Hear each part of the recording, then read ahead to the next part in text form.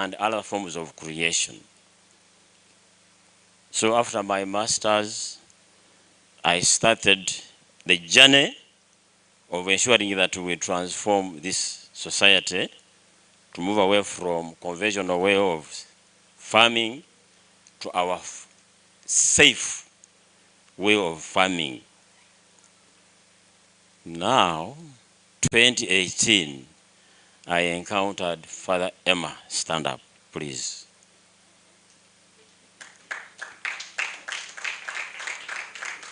This young man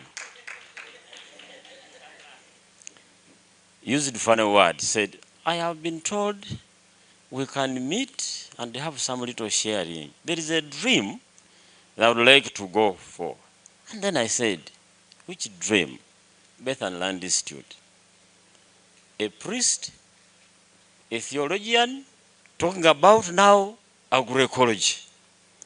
When I encountered with him, the first thing, he was more informed than myself. And I said, now, who am I? Finally, he silently handed me 2 books. And we had just finished supper. That was Stories from Bethany and Laudato Si. The first time I have never slept was that night, because I had to finish the 2 books. One was putting me back to the theological, the spirituality aspect, the story of Martha, Mary, and Lazarus. And then immediately connected them to Laudato Si. And then I remembered Professor Sechewa. One of his lessons was he gave us a drawing of a forest. And he was saying, you just see how this member is happy. I said, I think now I'm on the right track. Finally, I accepted to be part of the journey, to come up with a strategic plan, a curriculum for which Professor Sechewa and Dr. Stella pioneered. Actually, the people who are the consultants, we came up with it. Now, 10 years after Laudato Si, where is Africa? They asked us to write proposals, I think dissertations, whatever you may call them. I thought about one thing. I had to look around in Africa and realized there has not been any institution called Laudato Si Institute in Africa, except Bethany Land Institute. And what sparked me was, go back to the Bible, the mustard seed. The mustard seed of 3 men, Father Cornelius, Father Emmanuel, and late Father Loeza, a dream that now generates an institution, Bethany Land Institute. So I wrote some small text, but I'm not going to go through the text. I just extracted 3 overarching issues that we need to look at. One of them, to answer the question, is integral ecology is not theoretical. From what I wrote, integral ecology is not theoretical. And as we have heard from Laudato Si 1.1, where they say there is a new way of thinking, a new way of looking at things, an educational program, a lifestyle, and a spirituality, touches 3 key things: the heart, the head, and the heart. Practical in nature. And this is evidence that, and the reason why theologians have written books about how to incorporate integral ecology in the theological training of people who are going to serve as pastors, so that even Christians can live a life that looks at Mother Earth as a component of the system that we must not compromise. Because for sure, the relationship between God, myself, and nature is the reason why God created, beginning from where He began and ended with man. Without nature, we cannot survive. So, practically, you move away from the theory to the practice, because on a daily basis, we encounter with the ecosystem. I understand now there's no water. Everybody is not comfortable. There was no light. Now during the day, everybody is happy because the sun is there. Everybody is waiting in the next few minutes to have food. Where is it coming from? From the ecosystem. So that's the practicability of integral ecology, a system that is interconnected. From the definition of integral ecology in the scientific perspective, we have 5 key explanations how integral ecology is a science and very practical. Let's go. I know Professor Sechewa was a biotechnologist. He was at Kawanda trying to forge to generate new plant varieties. But naturally, the question of evolution, nature does it by itself. Plant breeding. Why do you waste my time to go to the laboratory to breed plants when they can do it themselves? We are now inviting ourselves to get back to the roots. The principle of integral ecology is the reenchantment. Can we remember that nature formerly is what it was, and therefore it should be as now to be able to live? But I may not finish all of them. I just come and hit on the question of the common good. Naturally, there's no any element in this world that has only one purpose. Have a tree, go into the source of the tree, it will have more than 3 services. It can have the food, the shelter, the medicine, and of course the provision of oxygen to all of us, and even controlling the ecosystem in the underground with the root system. So the principle of the common good is not a theoretical thinking. It's a practical way of looking at things. And therefore, when we are dealing with our ecosystem, we should always be very cautious that we are not independent from the system. Leaving that at that, our second point that I presented in that book is, that small document is a ray of hope. Pope Francis, 205 Laudato Si says, yet all is not lost. Surely human beings are capable of doing the worst, which we have done. Industrialization, the political instabilities, and we are using bombs to destroy people. In the names of urbanization, we are destroying wetlands for replacing them with towns and the cities. And we are now going into the fast foods of producing very high and natural products, ensuring that we think we are providing food. And at the end of the day, we have all realized, that's why we are here, that Mother Earth is crying. But Pope Francis says, yes, even if this is happening, let us not lose hope.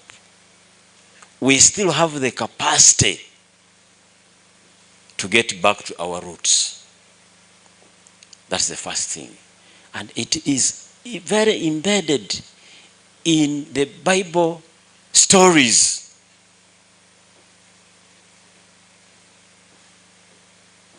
One case I would like to share with you in the Bible is when Jesus had time with the Christians, and he was teaching. They were all tired, and the apostle said, "Our Lord, we have spent long time here.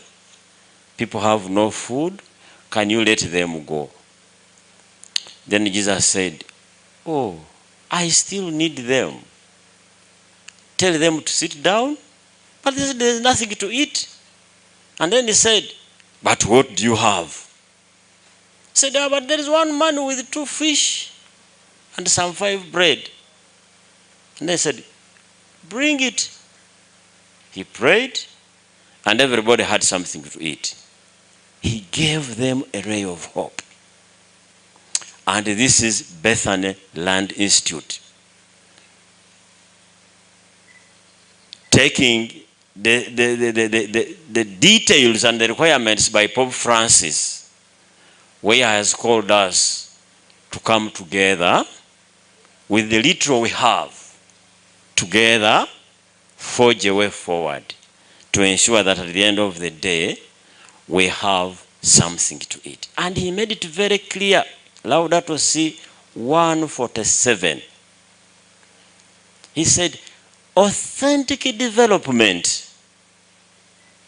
to ensure quality of life will require everyone's small contribution. Yesterday and the other day, we have heard this. The advocacy by the youth is an evidence that that's the best they can afford. There are organic institutions, that's the best they can afford. There are people forging policies, that's the best they can afford. And Bethany Land Institute is trying to give demonstrations to ensure that these things work out. So Pope Francis is giving us that ray of hope, that even if we may not do it all, the little we are going to contribute, like we have done this week, will contribute to this journey of ecosystem restoration. And it takes me back to 114, where Pope Francis says, and it was mentioned yesterday, we need a bold cultural revolution. A bold cultural revolution. This bold cultural revolution is evidenced by our decision to respond to what Pope Francis called us to. And this bold cultural revolution is actually being evident in the fact that at the moment, our coming here has been sacrificial. All of us have sacrificed time, have sacrificed resources to come and do the listening, like Mary did at the time of Jesus. But this time, Pope Francis is telling us, let us walk the talk. When you leave this place, I expect us to walk the talk. My third presentation to this effect is integral ecology is a call to action. A call to action. Pope Francis is telling us bold cultural revolution. In our tradition, if someone has given your command, you have to go big, think big. But for me, in my presentation, I suggested, and this is the principle of Bethany Land Institute, and it's actually what Prof. Francis said, that the journey of ecosystem restoration is not a one-day event, a one-year event, it's a process. A process of renewal. And he makes it very clear in Laudato Si 202. He says, yes, very many things have to change. But first, human beings. The question of the mind, the question of the heart, the question of the hands. And at the end of the day, when we go through this journey, we must start with a single step. And the principle we need to promote as members of this journey is, let us start small, start well, and now. And on this note, I would like to appreciate yesterday's presenters for having started. There are others who have not come here in the names of different institutions and having different names. For example, Regenerate Africa, you can have organic farming. All these are components of integral ecology. They have started small. But what is important is to align them with what Francis is calling us to, the question of spirituality. We can do other things, but as long as we don't embrace the relationship between God, ourselves, and nature, all whatever we're going to do may also go to a foil. We might be prompted to act the other way around. Starting small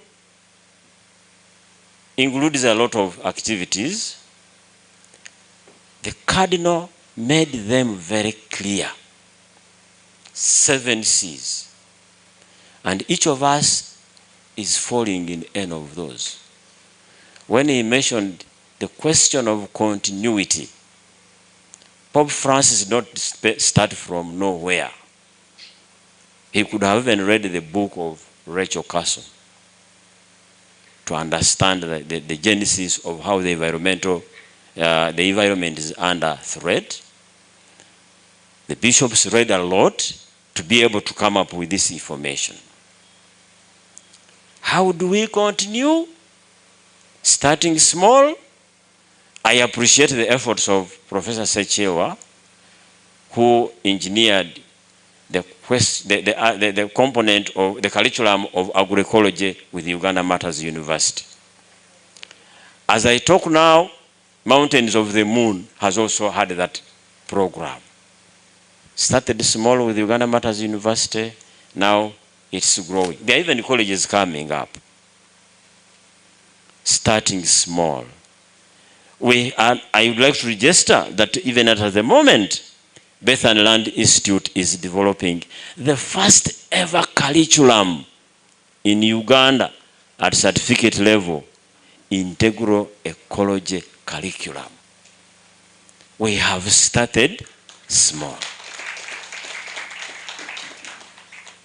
Start small. Bethany Land Institute is not blowing a trumpet before trial. We have decided to have our best laboratory ever. And that's the demonstration farm that speaks the language of integral ecology with regenerative agroforestry and food systems, the conservational model, and we're already thinking of other models that will come on board. Start small. Bethany Land Institute is promoting ecotourism and agrotourism to ensure that people now get to know what is happening. I have been told time is gone, because for me when it comes to time to talk, I feel like I should dance to my tune. But I want to conclude by saying those 3 key points. The first one is calling for elaborate and practical conversion. Can we all be converted and walk the talk of integral ecology? The second one is underscoring the ray of hope. Let us not lose hope, because we can do something that the next generation does not regret. And the last one is our commitment to action, starting small. Finally, in our culture, young boys at the palava every day before they become mature would be told that, you know, Sylvester, at the age of 10, 7, you will be circumcised. So be prepared for the pain. So, and we were told to be prepared for the pain. So in that period, we would never pretend or express any pain, even if it would be cut, until circumcision is done. So Pope Francis is telling us, 244, that this journey of ecosystem restoration, livelihood support, and ensuring food security is a journey of pain. But he says, let us go as we sing, that even if these struggles are amidst us, it should never take away our hope for joy. I submit. Thank you very much, Mr. Kule Sylvester, the Program Director of BLI. In our midst, we have the Reverend Father Matthias Joga, the parish priest of Nandere Parish, where BLI is found, and kind of the custodian of this land. Father Matthias. Friends, we can welcome a couple questions to Mr. Sylvester, who has beautifully expressed those 3 points. If you have any question for Mr. Sylvester, shoot up your hand and I will run this mic to you.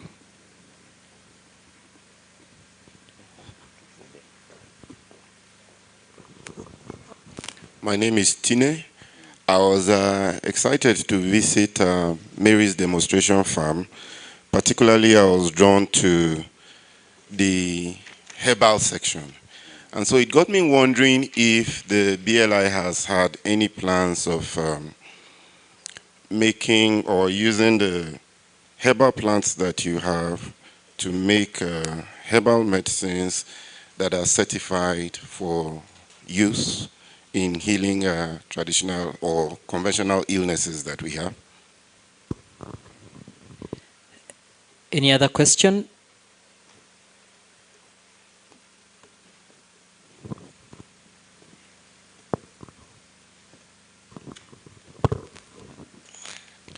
Geoffrey is my name. I work for Caritas Africa, Uganda.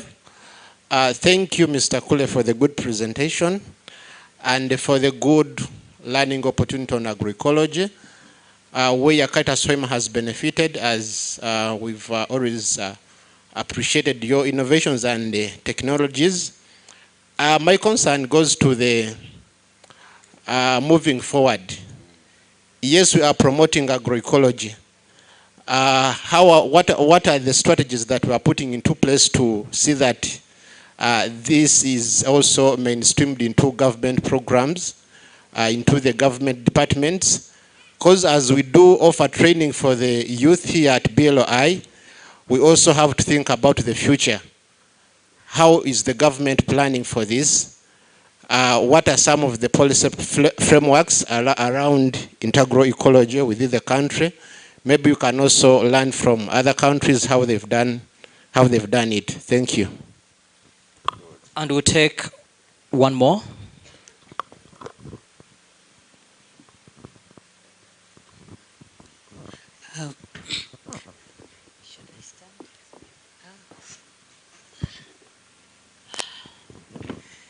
Good morning. Thank you, Mr. Hule, for the presentation. My question has to do with the awareness raising as well as advocacy. Since the work that is done here is very critical, I'm wondering whether you have actually plans to have platforms like African Union and UN where you can share these good practices and challenge the whole world to actually learn from this process, because it's a process which will be unfortunate if other people don't really know about it. Thank you very much. These are very good questions. Herbal plants, certification. Start small, start now, start well. Bethany Land Institute has made 5 years. From the planning session to the beginning, and today we are proud of the 5 years. But I am happy to inform you that our strategic plan 2025-2029 is very elaborate. One of the overarching goals is to ensure that this center becomes a center for research and education. And this implies that we are going to develop the infrastructure that will incorporate the component or even isolating the active ingredients from these herbs, document them, and then go through the process of registration, certification, until we shall reach there. So we are beginning, and I think that's the strategy we are moving on to. Geoffrey's question is, how do we inform government? I would like to appreciate that the church is the pioneer of social, economic transformation of any state. When this institution was launched, we approached government for support and also their presence. The same question was given to us, and how best can we have this be taken to the government docket. The simplest answer I'm giving is that we are beginning to enter government, one, through the Ministry of Education. First of all, to have the curriculum approved. The moment it's done, that is step number one. Two, we have enhanced our community engagement program. And the community engagement program is directly working with the local government. And so far, I would like to announce to you that we have now the support of the district community development officer. That's entry number one. And I think through this process, we shall inform government on the policy. We shall inform government on the way forward to adopt some of these innovations so that they are taken up as good practices for transformation of our society. We have not moved far in as far as trying to bring on board government before we have grounded ourselves, because we don't want to be compromised. That's the first thing, is that we can easily be compromised, but we want to first have our cases tested so that by the time we prove them, for example, the curriculum, when we submitted to NCDC, they told us, where did you develop this? And we mentioned the pioneers of this, Professor Sechewa, those people who have traveled around, the stakeholders around said, this has come, and this is where government is taking its direction.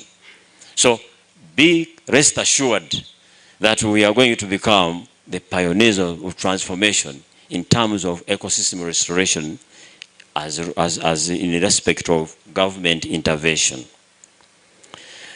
Awareness and advocacy. The question is, today is the first conference. And I think as I talk now, this is Africa. Africa is already here. We are beginning small. And why do we begin small? Because we need to ensure that where we are going, we don't have a fallback. But the question of advocacy, as of now, we want to build our website so that it can be accessed by a big majority of the world. And I'm sure when this website is enriched, we shall be invited, because we don't have the capacity to invite you in. And then we shall be invited to participate. Surprisingly, the last COP that took place in, was it Kenya? It was, what is the name? Azerbaijan. we presented a video clip about the resurrection of Lazarus forest. So I know we are going to reach there. Be patient. And Pope Francis is telling us the question of resilience and being patient is the answer to reach to cover this journey. Thank you. Thank you very much, Mr. Kule Sylvester, Program Director. Another round of applause for Mr. Kule as he makes his way off the stage. Mr. Kule has talked about a video that was aired at the last COP. We are going to play that video. It played a little bit yesterday. Probably didn't get as much attention because we didn't spotlight it. I will ask that it's played right now. In the meantime, the panelists for the first conversation, kindly make your way to the stage, please. The panelists for the first conversation, kindly make your way to the stage. We welcome those who spent the night at the great outdoors. So sorry about the hiccup this morning, but hey, that's the fun of these things. That's the fun of these things. Most welcome. I think it's not that video, it should be the next video or one of the other videos. I will tell you that that's it when it comes on. Thank you. And those who happen to come a little later, today we are focusing on lines of action and sources of hope. And our framing text from Laudato Si is 1:1:1. And it reads thus: ecological culture cannot be reduced to a series of urgent and partial responses to the immediate problems of pollution, environmental decay, and the depletion of natural resources. There needs to be a distinctive way of looking at things, a way of thinking, policies, an education program, a lifestyle, and a spirituality which together generate resistance to the assaults of technocratic paradigm. Otherwise, even the best ecological initiatives can find themselves caught up in the same globalized logic. To seek only a technical remedy to each environmental problem which comes up is to separate what in reality is interconnected and to mask the true and deepest problems of the global systems. Yes, that's the video. We'll play it from the beginning.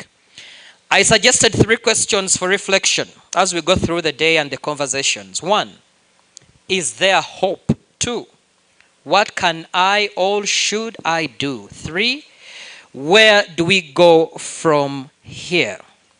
May we now play that video before we turn it over to the first panel. Appeal, he got excited. He found it, the vision is so wonderful. So he said, yeah, why? I'm going to give you land. In 2012, to commemorate their 25th year in priesthood, 3 friends, Father Emmanuel Katongole, Father Cornelius Sempala, and Father Anthony Zetcharureza, reflected on how best to express their gratitude to God for his blessings. They decided that planting a forest would be the perfect tribute, aligning with Pope Francis's second encyclical, Laudato Si. In the Laudato Si, Pope Francis laments environmental degradation and global warming, and calls on all people in the world to take swift and unified global action. At Nandere village, within Nyimba sub-county, a 95-acre deforested area owned by the Catholic Church under Kasana LUWEERO Diocese was identified as the ideal site for their vision. Paul Semogerere, who was bishop at the time, but is now Archbishop of Kampala, supported the priest's vision to restore the neglected land. Bishop Paul, when he got to know that they are answering the Pope's appeal, he got excited. He found it, the vision is so wonderful. So he said, yeah, why? I'm going to give you land. And then he directed them to different parishes to look for that piece of land. But when they came to Nandere here, they found it, this is the perfect land. To bring their vision to fruition, in 2019, the priests established the Bethany Land Institute. If you don't educate the people, they will cut the forest. you need to educate the people, to train the people how important is the environment. And that's how the institute started. Today, what was once a neglected and barren landscape has been reborn as the Lazarus forest, named after the biblical Lazarus, who was resurrected by Jesus Christ. The forest has grown to cover 244 acres from the previous 95 acres. After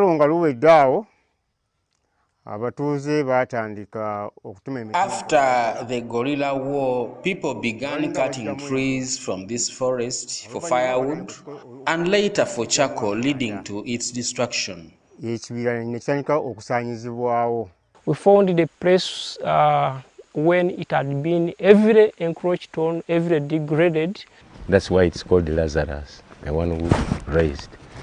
It was a bush, but now it's becoming a forest. Father Joseph Kakoza Nyanzi, the administrator of Bethany Land Institute, emphasizes that their work goes beyond protecting the remaining forest land. They are also reforesting areas that were previously encroached upon. We have planted a lot of trees in this forest. When we came here, when I visited the forest, it was almost empty. You had some trees at the roadside, but inside it was empty, and it was really dry. Their efforts include maintaining a tree nursery for indigenous species, which supports their planting activities within the forest and in the surrounding communities. The ambitious goal is to plant 1 million trees by 2050, not only within Lazarus Forest, but across the diocese. In the 1 million tree, what we mean is not going to be only in LUWEERO. It may include Nakaseke, Nakasongola. So we have started what we call an outreach program. And this outreach program goes to the whole diocese. And the diocese has more than 21 parishes. So we go to different parishes. So what we do, we raise the seedlings, some nitrogen fixing trees like Lucina, like Caliandra, and then we give them to the farmers. This campaign has already borne fruit, with the return of animal species such as multiple families of monkeys, a diverse range of birds and reptiles. Simon Nyombi, the coordinator of training program at Bethany Land Institute, says over 160 bird species now inhabit the forest.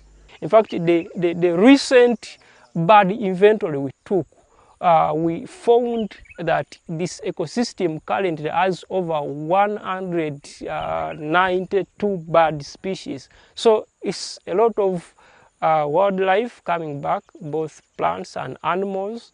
Of recent, we are able to find some snakes like cobras, tortoise, they are there in the swamp, you can find them. Edible rats, they are back in the swamp because there are less disturbances. Additionally, the once dried up water stream now flows gently through the forest, emptying into River Manyundo. The rejuvenated stream provides water to 6 villages. I am happy now to see now life has come back. There is a resurrection, and the stream that had dried is back. We realized that water had started flowing even in those areas that had dried up completely. So it is a sign of a restored ecosystem. Water has begun flowing again in the wetland, indicating that the ecosystem is being restored. When water is there, it gives life to the plants, to the birds, to the animals. So we need the water. Yeah, otherwise you can't have a good forest without water. So we are happy it's back. Initially, the local community resisted the forest restoration efforts due to restrictions placed on their access to resources like charcoal, firewood and timber. However, they have come to recognize and appreciate the forest's value. They now enjoy the regular rains it brings and the fresh air. At the beginning it was tough, but now they have come to know that the forest, to be here, it's good. Take for example, we are getting rains here. The air now feels different, signaling the forest's transformation from destruction to restoration. The restoration of the forest landscapes supports climate change mitigation and adaptation while enhancing the livelihoods of the people. The remarkable transformation of the Lazarus forest stands as a testament to the power of dedicated effort.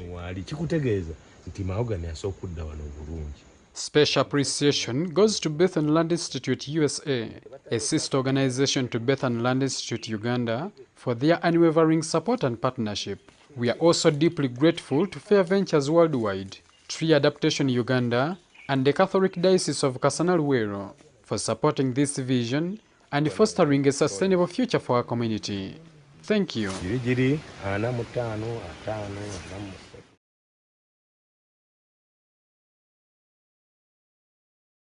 In case you have not realized, Africans are quite very expressive in voice and action. For example, a serious point is accompanied by things like otio. And now we turn it to conversation one, which is going to be led by Sister Sheila Kinsley, a Franciscan sister, Executive Co-Secretary for the Justice, Peace and Integrity of Creation, JPIC, Commission of the Union of Superior Generals, USG, and International Union of Superior Generals, UISG, based in Rome, Italy. Sister, you have 55 minutes with your group. Okay, we're going to make the most of it, I'm sure. I was the past executive co-secretary, so I just want to make that clear. It's really a privilege to be able to facilitate this group that is really going to be animated by hope for us to be able to go forward and being able to sing that joy in our heart. Part of that role when I was in the office, and I continue to be involved, is with the Laudato Si Action Platform, which is generated by the Dicastery of Integral Human Development, listening to the cry of the earth, the cry of the poor, dealing with the economy, education, lifestyle, spirituality, and resiliency within our communities. And you're going to find that with our speakers up here. We will begin then with our 3 minutes. It will be introducing themselves, talking about what they have learned in the work that they have done. So we will begin on this side with Father Joseph, and then we will just move along in our panel. So please, Father Joseph, we're ready for you to begin with the advocacy area that you've been working very hard with. Thank you. So thank you very much. I am Friar Joseph Kwame Blay, a Franciscan of the Order of Friars Minor Conventual. I come from Ghana. I'm also pastor. I worked in the same office with Sister Sheila about 3 years ago in Rome after having worked for my own order as a general delegate for Justice and Peace. So what brought me really into this environmental advocacy? I can say that it's a blend of two DNAs. The first DNA is our Franciscan DNA. As you've heard, Laudato Si is all about St. Francis. And St. Francis understood the entire universe as a house of God. And in the house of God, who lives there? You have the parents, siblings, and the relatives. And that is why Francis, seeing it that we are all creatures of God, you are either a brother or a sister to whoever. So in the 1989, Pope St. John Paul II declared St. Francis as the patron saint of ecology. And the reflection of Laudato Si based on St. Francis' Canticle of Creatures, but I have never let go my original traditional culture. So, putting this together while working in Rome as delegate for Justice and Peace and Integral Ecology, I could hear and I could see the cry of the earth, especially in Ghana, in terms of our waters, in terms of our arable lands, in terms of our forests. Everything was going. Yesterday, or even the day before, the Cardinal just gave a little touch of what happens in Ghana. Father Ugochukwu also mentioned just a little prelude. But because of want of time, if you just want to know the devastation that has happened in Ghana because of environmental havoc, mainly done by what we call artisanal small-scale gold mining, called in Ghana the common name galamsey, gather them and sell. Because Ghana is full of gold everywhere. I remember when I was very young, maybe about 5 or 6 years, about 50 years ago, we could pick gold nuggets, just little gold nuggets. When it rains very heavy, I picked some before. When it rains very, very heavy, you look through the gullies, and then with a small stick, we used to gather them. So those ones you gather, and then you sell. So now, let me go back to a little history that by the year 90... We want to be hearing a little more? Almost time? Okay. Yes. So now this devastation happened because those people who were doing it, at a point the government said, why don't we allow them to permit them? Because in 1890, the British have started industrial mining. And in 1910, they proscribed any form of artisanal mining in Ghana. So all those who were doing it were illegal. Then in 1989, the president, the head of state at that time, said, let us now make it legal so that they can enter into it. And that legalization has gotten out of hand. People are now mining in rivers. People are now mining in the forest, arable lands, wetlands, even reserve forests. They are all gone. It will just be enough to Google anywhere in Ghana, see any of our estuaries, go to the Tano River. We have polluted even our portion of the sea. You see, just Google. You see the portion of the sea that our rivers empty themselves. It's all red. The sea is blue. It's all red to about 2-3 kilometers. The Ankobra, the Densu, almost all our rivers are now not consumable. You can't use them for anything. They are beyond human consumption and even aquatic life consumption. And when he speaks the next time, he's going to give us advocacy efforts to move that. So thank you. All right. We have Tanea, and she's going to be having a video. So as she introduces herself briefly, they will have a video being used because she works with kids. So we need to bring them here. Thank you. Thank you so much, Sister Sheila. So yes, my name is Tinae. I am a Zimbabwean based in Botswana. I'm a climate justice activist and creative communicator. So my whole thing is that I don't really enjoy telling people stories. Well, I like to platform people to tell their own stories. And the reason why I got into this work is because I have a scientific background. And I realized that there was a gap between the ordinary people and the science. So I just started communicating this to people in my community because the word climate change is not really something that most youth in my country are using because it's inherently very dry. So it's quite an uphill battle. But anyway, I started working with kids because I became a mom myself, and I figured that we need to find the language to talk to children about this. Without taking up too much time, can I please have the videos? I just wanted to show you what I do, because I realized yesterday that when we were asking questions about what kind of content reaches the youth, that's what I do. I create content. I frame sustainability in a creative way. Yet another exciting segment of... Today the girls decided to do something exciting. We are raising awareness and a rated hit. Welcome to yet another exciting segment of...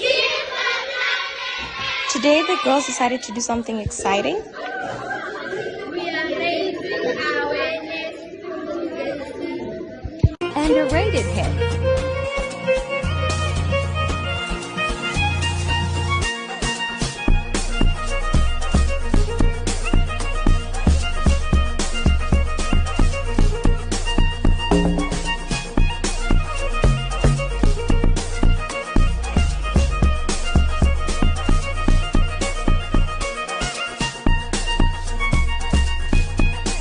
Climate action is awesome. Despite being vulnerable to climate change, Botswana has children that are capable and creative and want to be part of making a difference. As robotics, what we deal with mostly is global warming. We are from Caritas Senior Secondary School at Ramotsa. Here we have the Bridge of Life. So what the Bridge of Life does, it helps us during the time of floods. So when there are floods, the bridge, it has sensors beneath it that sense the water level under, in rivers. So when the water level rises, our bridge can automatically raise itself up to allow cars to pass without any disturbance. And then water can even pass without too many bridges recently have been destroyed, like the bridge between Ramosa and Taung was flooded, and then students couldn't be able to pass. They're like, what if not maybe we help our students to cross the bridge, go to school without any disturbance? And then we're like, this can help us. And then that's when we thought about this idea. Opportunity to be part of the solutions. So, at this time of year, you might have heard, or you might be hearing, or maybe not at all, about SB60. The SB meetings are happening right now in Bonn. You can think of them as... So, at this time of year, you might have heard, or you might be hearing, or maybe not at all, about SB60. The SB meetings are happening right now in Bonn. You can think of them as the climate action backstage crew, right? These crews are basically separated into two teams. SB stands for subsidiary bodies, basically the teams that work for the UN climate change boss. First, you have the SBSTA. These are the science translators. They take super complex climate data and turn it into information that everyone can use. And then second, you have the SBIs. These are the action checkers. They check to see if countries are actually doing their climate homework and following the rules. You might be wondering what they're actually doing in Bonn this year, 25. The SBs are covering the following areas. First, how do we measure if countries are truly adapting to climate impacts? Because maybe we think they are and they're not. And then secondly, how do we get money where it's needed the most to places that are hardest hit by climate change, the places that have it really bad? Third, who pays when climate change is unavoidable? This is called loss and damage. And lastly, how do we make sure that countries are honestly reporting their pollution without greenwashing? Because we know some countries, I won't say which ones, are very good at greenwashing. So traditionally, because they are quite technical, majority of people that attend them are climate change technical crew. But we can only hope that the attendees capture as many players as possible and in an inclusive way, because these are the discussions that set the stage for the next big climate conference and summit, which is the COP30 in Brazil. You see why it matters so much that all voices are captured at the SBs, to make sure that when we go into COP, it captures the needs of all actors. Next time you hear Bonn SB meetings, remember that these are the unsung heroes that are connecting the science, the money, and the action that our planet needs. We can only hope that this year is going to be favorable and that outcomes are going to come on time. Hopes and prayers. Hopes and prayers.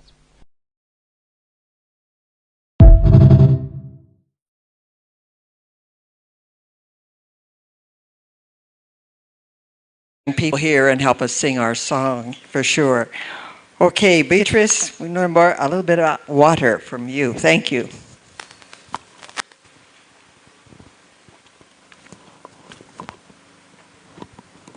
Thank you, sister. I hope I'm outdoor enough. Yeah, good morning, everybody. Apologies first. My voice is kind of disappearing a bit. Yesterday, Lazarus first decided to bless me with a flu. Yeah, so I beg if maybe at one point I get maybe to sneeze a bit. Yeah, but anyways, my name is Beatrice Wamboi. I'm a Kenyan advocate, specifically working on climate change and the intersectionality of water. And I work for Africa Water Ambassadors. This is basically a youth-led organization that works on amplifying water issues across the country from a youth-centric point of view. Allow me to take the next 2 minutes to give you a mental picture of how we started the youth organization. And this is back in 2023 when we did a campaign called The Journey of Water. And from where you're sitting, I don't know what that means to you, but to me it means that the water that we drink does not come from the tap, but comes from the catchment areas. So we work from the upstream. This is where the catchment areas are and where our water coming from, all the way trying to understand where this water is coming from, understanding some of the impact and some of the issues that some of the rivers and communities are also kind of like going through in terms of grappling with the impact of climate change, all the way to the middle stream and of course to the downstream communities. And when you look at most rivers, especially in Africa, most of these rivers do not have water in the downstream communities. And you find that most communities do not have access to water. And also this leads to most women and girls traveling long distances to fetch water because this water does not reach them at their proximity. And so when we were traveling through a specific river called River Ewasonyiro, this is in Kenya, in the Mount Kenya region. So we saw there was a gap, and this is because in Kenya, and I don't know whether this is the same case in other countries, the water sector is primarily dominated by the older generation. And we saw that because the young people, we say that we are the leaders of today and tomorrow, right? So we need to be part and parcel of each and every conversation that is happening. So we saw there was a gap, and we started this group immediately, and we started more so, it was like a WhatsApp group, and we were kind of sharing pictures of the campaign, what we were doing. And after the campaign, we decided that we are not going to get rid of this WhatsApp. We are going to move forward with it and create a youth organization where we'll be amplifying the water issues through the youth approach. So that's my story, and I beg to stop from there, and I will tell you more about it. Thank you. Thank you so much for sharing so deeply the work that you do, for sure. Okay, Beatrice, we deal with you in terms of, pardon me, not Beatrice, but Regina. Please, Regina, talk about your climate action. Thank you. Good morning, everyone. Good morning. What if I say we cannot eradicate poverty without addressing climate change? In witnessing young people, especially girls, being affected with climate crisis due to different effects. When we talk about climate change, as you know, climate change is a global agenda, and the climate change has been causing a lot of issues, negative impacts in our communities. Climate change has been leading to health crisis. Climate change has been causing gender crisis. Climate change has been leading to disruption to education. Climate change has been causing food insecurity. Climate change has been causing water scarcity. Through witnessing the different effects facing my community, especially for young women, we have been joining in hand to work very effectively by collaborating with local government bodies, stakeholders, individuals, even non-government organizations to initiate different environmental activities like tree planting, beach cleanup. We also provide education to the community. We use our social media platform like Instagram, LinkedIn, Twitter to raise awareness about environmental protection. But we cannot just be using our social media platform to tell people who have knowledge already. We have been working closely with the government bodies and non-government bodies, as I said before. We have been engaging with the community. And when you go to the rural areas, when you talk about climate justice, they don't understand what is climate. Climate illiteracy is huge, I can say, in my country. Let me tell you, it has not been so easy just to go and educate, raise awareness to these communities, telling them about climate justice. I don't know, they should do this, this, and this. It has been a quite difficult. We have been motivating them by rewarding them, like maybe give them sugar, rice, so that they can draw attention. When we are going to educate them, to raise awareness, they can draw attention and understand what we intend to them. And we have been using our own funds. It has not been so easy as you think. And you need to know that people are suffering out there. People are suffering out there, and nobody is to amplify their voices. I'm from a rural community, and what I can say, like, we have a homemade shop whereby different kids usually attend to a home place. So they can greet you even 10 times so that you can give them something for them to eat. Kids are going to bed hungry. You have to know that people are suffering out there. I would like to quote Laurel Kivuyo, a climate justice advocate from Tanzania, who said that, "You cannot tell a woman in my village to transit into an electrical car while she cannot afford food to eat." See, I can see, Regina, you are out there moving the groups to make a change because your energy is already becoming in this room. So thank you. We're going to hear more about how to bring hope the next time. Thank you, Regina. Okay, Sean, please. Good morning. My name is Sean Storr. I am From South Bend, Indiana, originally from Ohio. The poet and farmer Wendell Berry writes of the land that I come from. He writes of that region and the life of the people there, and the paper that I was working on for the project actually draws on a poem on hope that he wrote about that, so perhaps we could talk about that later. I live in St. Joseph County, Indiana with my wife Stephanie and our 6 children on our urban homestead, not far from our parish. After I graduated from Notre Dame, I moved to the lands of the Oglala Lakota and worked at a Jesuit school there in the 2000s. And in that theology department and in the community organizing work we did, it was interesting that God's providence led many of the people who were doing ecological restoration there to draw on the work of people from Uganda, Tanzania, and Kenya. And it was around that time that God's providence brought Emmanuel Kantangale's work into my view. I met Emmanuel later and studied with him a bit. And when we moved back to South Bend, Stephanie and I, we were involved in the Catholic Worker Movement. The Catholic Worker Movement was concerned with many of the things we've been discussing these last few days. As we walked through the forest and the farm yesterday, I was quoting the founder of the Catholic Worker Movement, Peter Moore, and he said, we need a revolution that is so old it looks new. We need to build a new society in the shell of the old, one where it's easier to be good. And Dorothy Day said, she was the other co-founder of the Catholic Worker Movement, she said that the only solution is the land. We were working in cooperative markets with the Catholic Worker, had the urban homestead. I was working for the Catholic Diocese of Fort Wayne, South Bend, where I'm the catechist for Catholic Social Doctrine.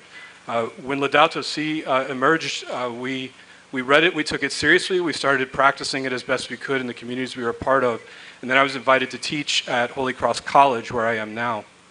At Holy Cross, we developed a tri-campus integral ecology class with Notre Dame and St. Mary's implementing that text. We began to require all students to read Laudato Si, and they became aware of the work of Bethany Land Institute, even from the time that it was being conceived, from before some of the initial steps. That has led to a reality at the college now where we have an integrated curriculum for all students where they are trained in Laudato Si, read in continuity with the broader Catholic social tradition, and also studying the work of the Bethany Land Institute. I was telling Ivan, our students, all of the students at our small college are aware of the work that's being done here, and they're inspired by it. They need the examples of that. Now at our college we have a mixture of students in the classroom. In a classroom of 10 to 30 students, we have students from a variety of parts of the African context and different parts of the global south. We also have a number of students from the region that our college is in. Interestingly enough, our region was the place where the modern contemporary field of ecology started to respond to the devastation of industrialism along the southern shore of Lake Michigan, and then to the devastation of the agricultural lands there. So I think my time is up, but we'll talk more soon. Okay, Father Peter, we're going to go into the research area, so we're waiting for you to share what you've been doing. Thank you. Thank you. Thank you all. It's a pleasure to be here this morning. Peter Rajic, originally from Slovenia, at the Laudato Si Research Institute, together here with Amishi Agrawal. Really a pleasure, and thank you, Father Emmanuel, for inviting us. BLI and the Laudato Si Research Institute have been collaborating for a number of years. I've joined LSRI recently, and I'm really amazed by what is going on here and beyond. Our main focus at BLI, so I made myself a member of BLI. Do you accept? That's it, that's my presentation. All right, sorry, I have to say a few more words about our work, which is mostly focusing on ecotheology. And we produce a lot of materials in ecotheology, mostly through Celia Din Drummond, our director, and other collaborators who organize conferences that are related to integral ecology and ecotheology. Last year in India, we worked on indigenous languages and cultures and ecology. We had a conference organized in Mexico on common good, working with cooperatives. Then we organized a conference with Baylor University, and Father Emmanuel was there. We talked about hunger and food and land and loving our land. And besides that, we help environmental defenders We work with those working with extractives or against them or with them if possible. And there is other research areas that we are engaged in. We have just published a book together with Father Josh in the Vatican on Laudate Deum, if you're interested, and it's now online. We have an online library also available. Please do consult it. My current work is to build a network of researchers in integral ecology, so everybody's welcome. Please join us. It's not just about those in academia, but also those in practice and policy. And one of our goals is to map out projects in integral agroecology. We have started with Africa. Amishi is working hard on that. Please do talk to Amishi. Tell her about your projects or even aspirations. We started with the Jesuits. I'm sorry. You have to start somewhere, right? Right. But it's good to move across the continent and beyond. You know, church has a lot of land, and we see a great example here. There is so much more land out there that we could transform, and this is not just symbolic. This will have real impact on climate and the environment if we follow the examples such as this one here. We also have a small group of theologians called Loving Our Land and Neighbor Group, also most invited to join us there. We are present at COPs, Biodiversity COP, Climate COPs, hope to see you in Belém. Very happy to organize events with you in Belém. Really do talk to me or Amishi and others so that we can work together there, even if you're not present in person. And lastly, we have now a big aspiration in building a so-called integral ecology digital library. We work with a consortium of libraries, about 200. Do join us if you're interested, because there is a lot of knowledge to be preserved due to the threats of climate change and beyond, and working with artificial intelligence and other media so that we can preserve the knowledge, the wisdom, and so on. Thank you, Father Peter, for sharing the wonderful work that's being done there at your university there. So you can hear already the wonderful things that have been shared in terms of a new direction and providing hope. So the second part, we're going to focus a little bit more on the hope aspect, and we're going to be given, starting with Sean over here, dealing with what are some of these virtues that are necessary. And they have a short time again, 2 minutes to share. Thank you. In the early church, the people from the villages and the cities would go to the desert and say to the ascetics, the desert mothers and fathers, give us a word. So I'll try to give you a brief word. There are a number of ecological virtues throughout Laudato Si, but when we think of hope, it's interesting the way the conference is presented for us, the combination of patience and hope. In the opening poem, the opening song at the opening ceremony, those two things were paired together. And I think that as we think about hope, it's helpful to think of the way the psalmist presents it, which is to be practiced amidst challenge and anxiety, to be stretched like a measuring line. It's something that orients us toward love. But as I think about Cardinal Turkson's wonderful address the other day, I thought of an eighth C. And I thought, well, Christians are people of the eighth day of the resurrection. So I humbly submit this eighth C, which I think is an important virtue that has been emerging over these few days. And that's, the word is canticle. Think of the number of times over the last few days we've heard someone speak about singing. Augustine talks about creation as the song of God. And Sylvester mentioned before, as we walked through the gardens, what was being communicated there, it was speaking the language of integral ecology. It was singing the language of integral ecology. Father Io was mentioning the struggle in terms of hopelessness. Music, the Psalms present us two ways. They present us joy, Psalms of joy and praise, and Psalms of lament. So even when there is the temptation to struggle to despair, there's something about music that allows us to order time and space the way that this kind of farming does, that allows us to imitate the life of God and to drive us forward together.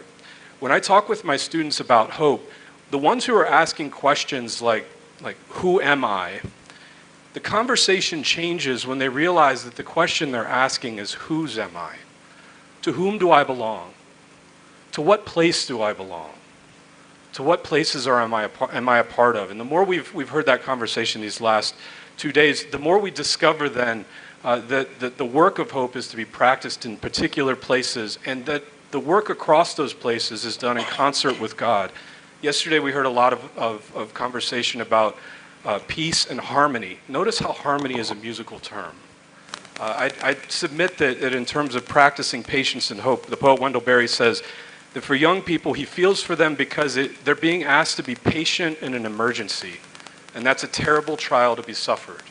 But to practice hope and to point to examples of hope, whether that's here in Uganda at BLI or in our small city of South Bend, when students witness people practicing hope, they see care being exercised. And then that care becomes something they want to imitate. And just like what we do when we care for land and it responds, when we extend that care to young students, they're ready to respond. They're hungry for these answers. Barry says the young ask the old to hope. Tell them at least what you tell yourself. And so I'll leave it there since my time is up. Thank you for bringing us into this whole realm of hope in such an effective way. Father Joseph, you're dealing with advocacy, and you have ways of saying there's hope in some essential elements that you would like to share with us. Thank you, Father Joseph. Thank you. So thank you very much. That is true. I think Laudato Si 13, the Pope says, yes, we know things can change. And that is the ray of hope. And my findings, there's no much time. So from my dissertation, the findings that came out is what I am translating and transmitting to the people through advocacy. And for me, in advocacy, I have just an acronym that advocacy becomes the real lens for the people. And what do I mean? By doing advocacy, that's teaching them the findings that I have so they can avoid the consequences that has happened in other areas. You help them to build resilience. That is the R. And then you educate and enlighten them. That is the E. And then you arbitrate or adjudicate. Sometimes you have to arbitrate for the environment. It cannot talk for itself. That is the A. And then you use legality. I don't like legalism. Legality in the sense that in every country there are laws. So sometimes you think I'm doing activism and this, you must go according to the law of the state. That is the legality. And then in doing that, you are building leadership. You are building the youth. As I'm here, somebody wanted to do something. I said, go, my people are there. So you are giving leadership. And you empower them. That is the second E. So the youth, the people, the local people get empowered to know their right, that they can say no sometimes. And then you build networks. So through the networks, at the end of the day, what are you teaching them? That we are stewards of the environment. We are stewards of nature. So you are also building or inculcating stewardship into them. And for me, that is what advocacy does. So there's the real lens. So advocacy becomes the real lens. And through this, as I speak, not to maybe boast, but in my district or even in my region, my town, almost like here, is the only place where our waters, our forest is still pristine. If you go there, you see the people swimming in the rivers. We have about 66 rivers, all untouched. All the surrounding towns and villages and the regions, they have all been devastated. Forests gone, rivers gone, wetlands gone, arable lands gone. But through the advocacy, the people, they themselves have now seen this as their own legacy, and everyone is a real lens in the binoculars which they are using to watch so that these devastators do not enter our land. Thank you. Thank you. You can see how he's moving people to make change. Thank you for that hope. Okay, Tanea, can we hear you again talking about hope for the young people? Thank you so much. Thank you. So just building on the videos that you've seen, I frame hope through the lens of co-creation. The young people that you saw in my videos, they're the ones that came up with the content that we ended up, you know, they're the ones that made the suggestions. They're the ones that we have workshops. So really just co-creating with young people and giving them a platform to actually create a whole product. I think that's one of the things that gives me hope. And then one thing that I've always seen with young people is that, as you've seen, they're very ready. They're modeling solutions at a level that they can, but they really need to be platforms. Like I said, my whole motto in life is that I amplify, I connect, and I also empower. So I amplify the stories of young people who already have the idea and the mindset for a better Africa. And I empower the young ones with the language to describe what they're feeling and experiencing with climate change. And I also connect with like-minded people to collaborate. I think this is also borrowing from what you said, that I collaborate with people outside of the climate space, with people that are working in mental health, just so we make sure that we're having like an intersectional conversation, which also speaks to, sorry, I have to organize myself because, yeah.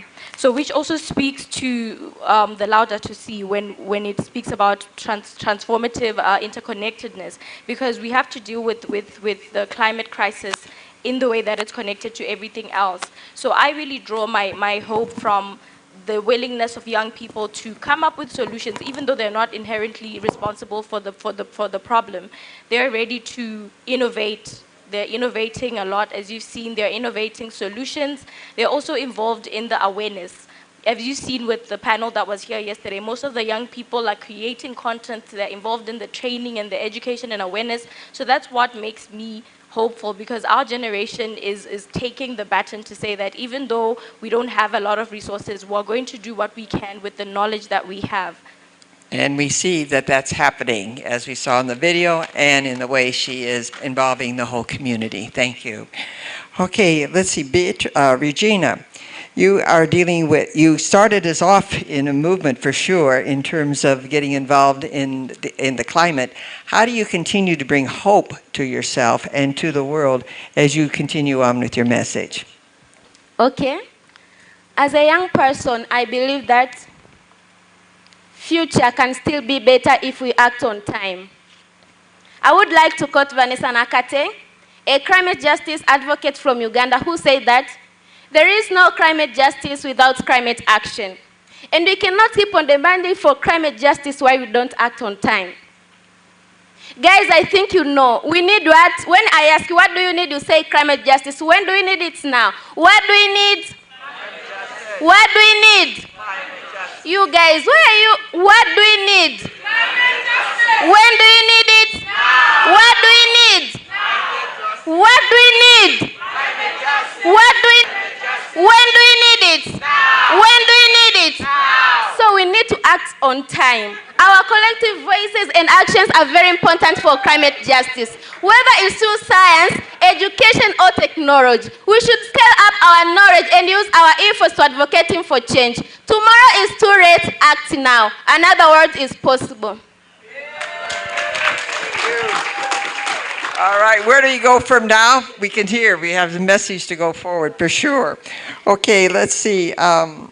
That's Beatrice. Beatrice, can you take us forward with the young people that you're working with in Africa, please? Yeah, can you hear me? Okay. I think from where I draw my, drawing my hope, I would like to draw my hope from the young people that I work with, and I do not represent the young people per se. I do work with the young people, and when I stand on this panel, I speak as a young person. Looking at our water resources, and Father mentioned that our water resources, the wetlands, the rivers, they're drying up, they are reducing at an alarming rate. But where is the hope for our communities and our futures as a young people who are today leading the movement that we are working with? Allow me to mention just a few things that I have observed while I work with the young people that I work with. And I was working in Kajiado County where, as I mentioned, I was going through the journey of water, and this specifically was, for this case, I went through the journey of Nutrish. And while I was walking along this river, I came across a young boy. And this young boy, the young boy was collecting water from a specific, let me call a pond, quote unquote, a small natural place where the water was coming from, but the water was not clean. And when I was looking at this boy fetching this water, I felt hopeless. I felt guilt or privilege knowing that I do have access where I come from, I can access water, but the young boy have walked a long distance to fetch this water. And in the next few minutes when we were just conversing with him, because I wanted to understand what are some of the challenges he was going through, he told me to follow him. There's a specific area he was going to fetch now clean water. So in this other area, he decided that he's going to, it's still the same environment as the other one, like there's still that water in the small pond. But so he decided to kind of draw the water from that specific area. It was dirty water. And naturally, there was water beneath that specific environment, and it was coming up, it was clean water. So I felt hope, and hope for the future of the young people that even living there, because the specific area that I went was, this is a dry land. Primarily, basically, when we so many rivers, it still dries up with the impact of climate change that we are seeing right now. So for me, I draw my hope from that young boy, and I feel that for the work even moving forward, I always draw my inspiration from the fact that besides having the dirty water that this boy saw at first, he was still able to get clean water naturally from where he was coming from. But the problem is that he's still working long distances, so it's still a lot of work to be done as young people and even as a generation with us, that we need to kind of look at how we are also addressing issues of water from a holistic approach. Allow me to finalize by saying that how we look at water is not the way it's supposed to be.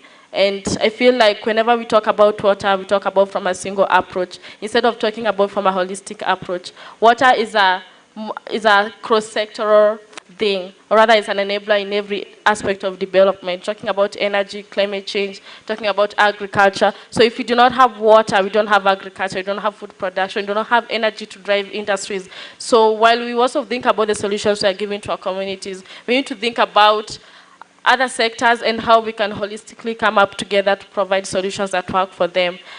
Another aspect, as I finalize, sister, is the intergenerational dialogue. Yeah, so so as you can see from the panel, this is the intergenerational dialogue, right? Yes.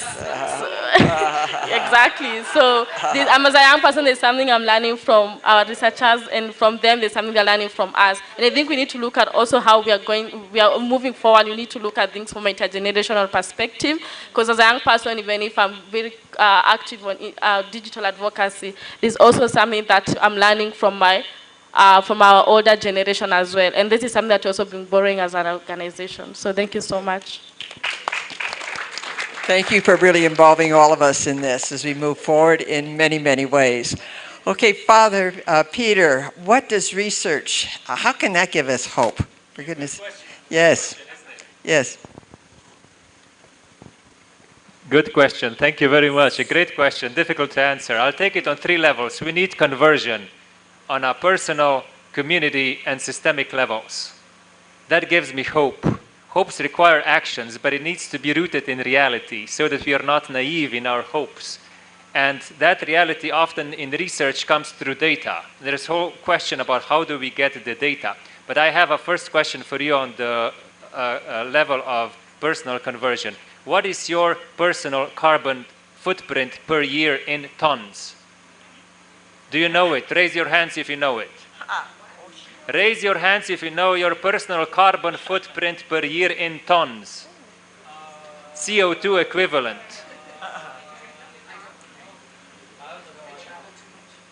All right, 3 people.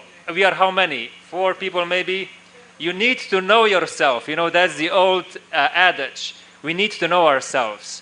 We can only spend 2 tons per year per person if we want to be below the 1.5 degrees Celsius as agreed at Paris. That's science.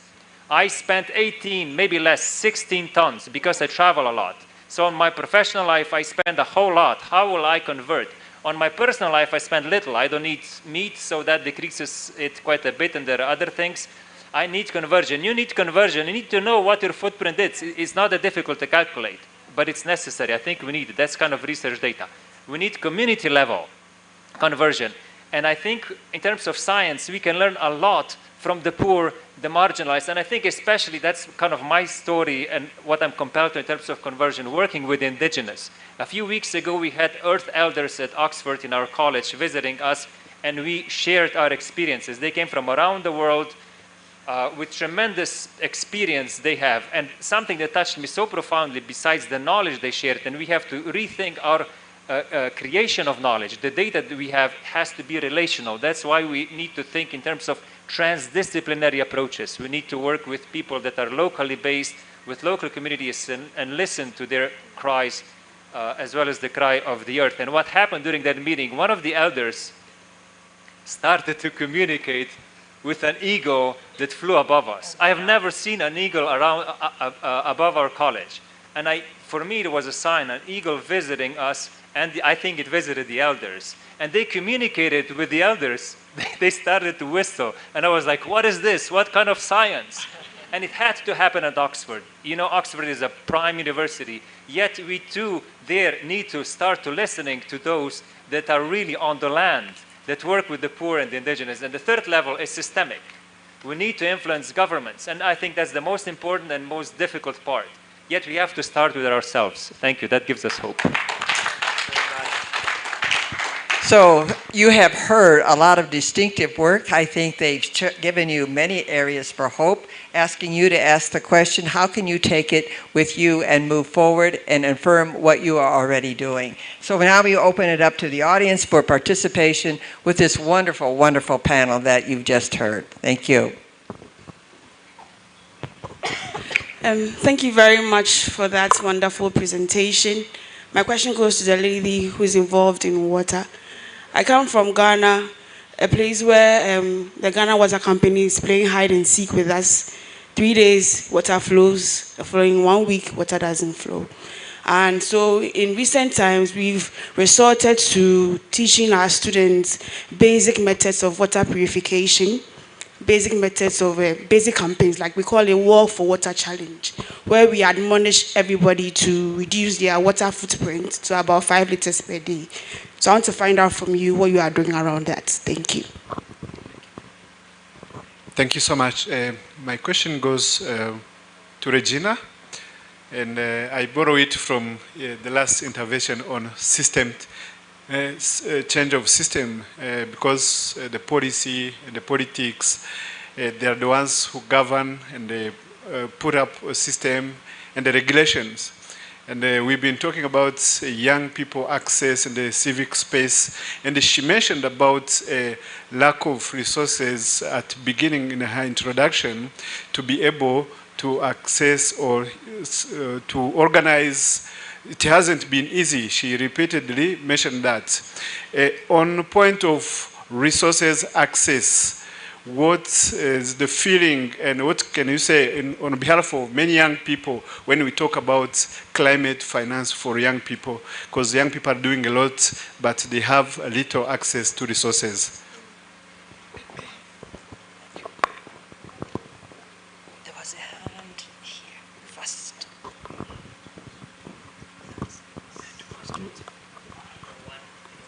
Well done, panelists. My question goes to Tinay and Father Joseph.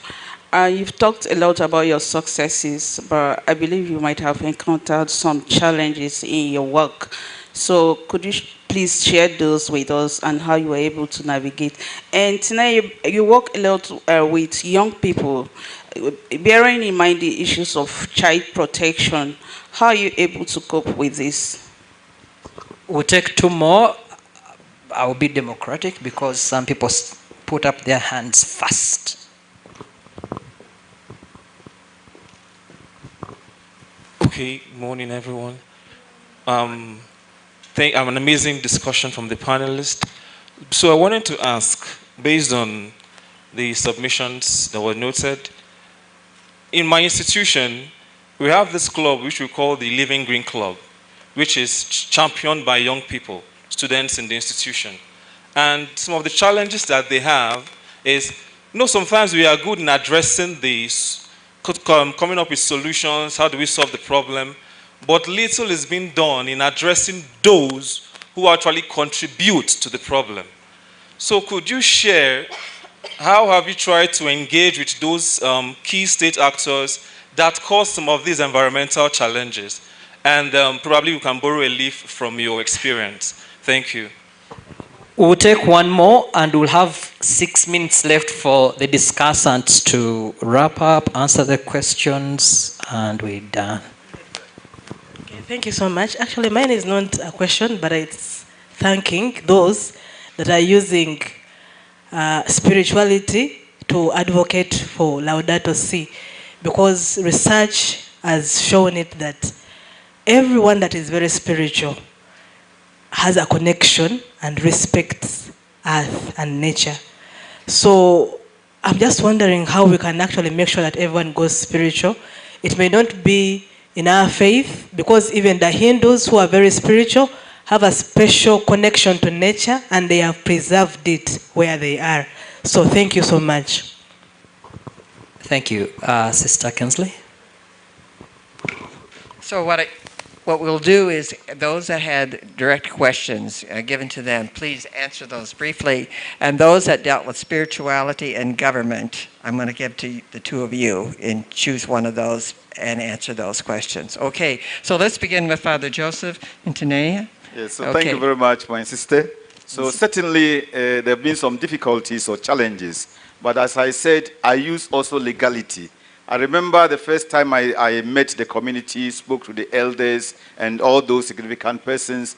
The initial attempt of galamsey or mining, illegal mining in my time was being sponsored by the mayor of the area.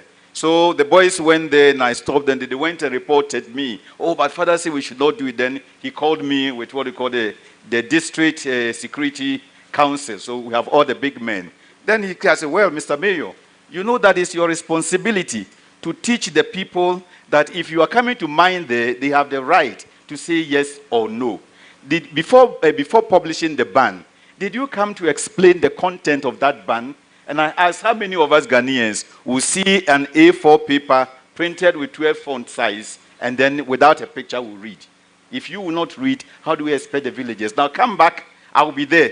Explain to them, I'm coming to bring mining. These are the benefits. These are the consequences. If the people accept and they say yes, I am only one. And that was the end. He couldn't come. Yeah, and you could see where it would be the end. Yes, yeah. And there have been many of that. Sometimes my team who are advocating, let's call them activists, sometimes those who are rather protecting the country, the security person would turn around and then cause the arrest. Once it happened, I was in Rome, so I wrote a letter to them. Mr. Magistrate, do you know that you cannot arrest somebody when you have not sent him an arrest warrant? Then say, oh yes, Father, but they have been informed. So they are not been informed. Can you give evidence? Can you give evidence that they were informed? Then that again changed the narrative. So if you know the law, and you know your rights, and then you can stand, at least in Ghana, the law sometimes works. Yeah. Yeah, thank you. All right. You can tell by his voice, they listen to him. Okay. Okay, Tanea, at least begin with the protection for the young people and also the other question as well. Okay, thank you.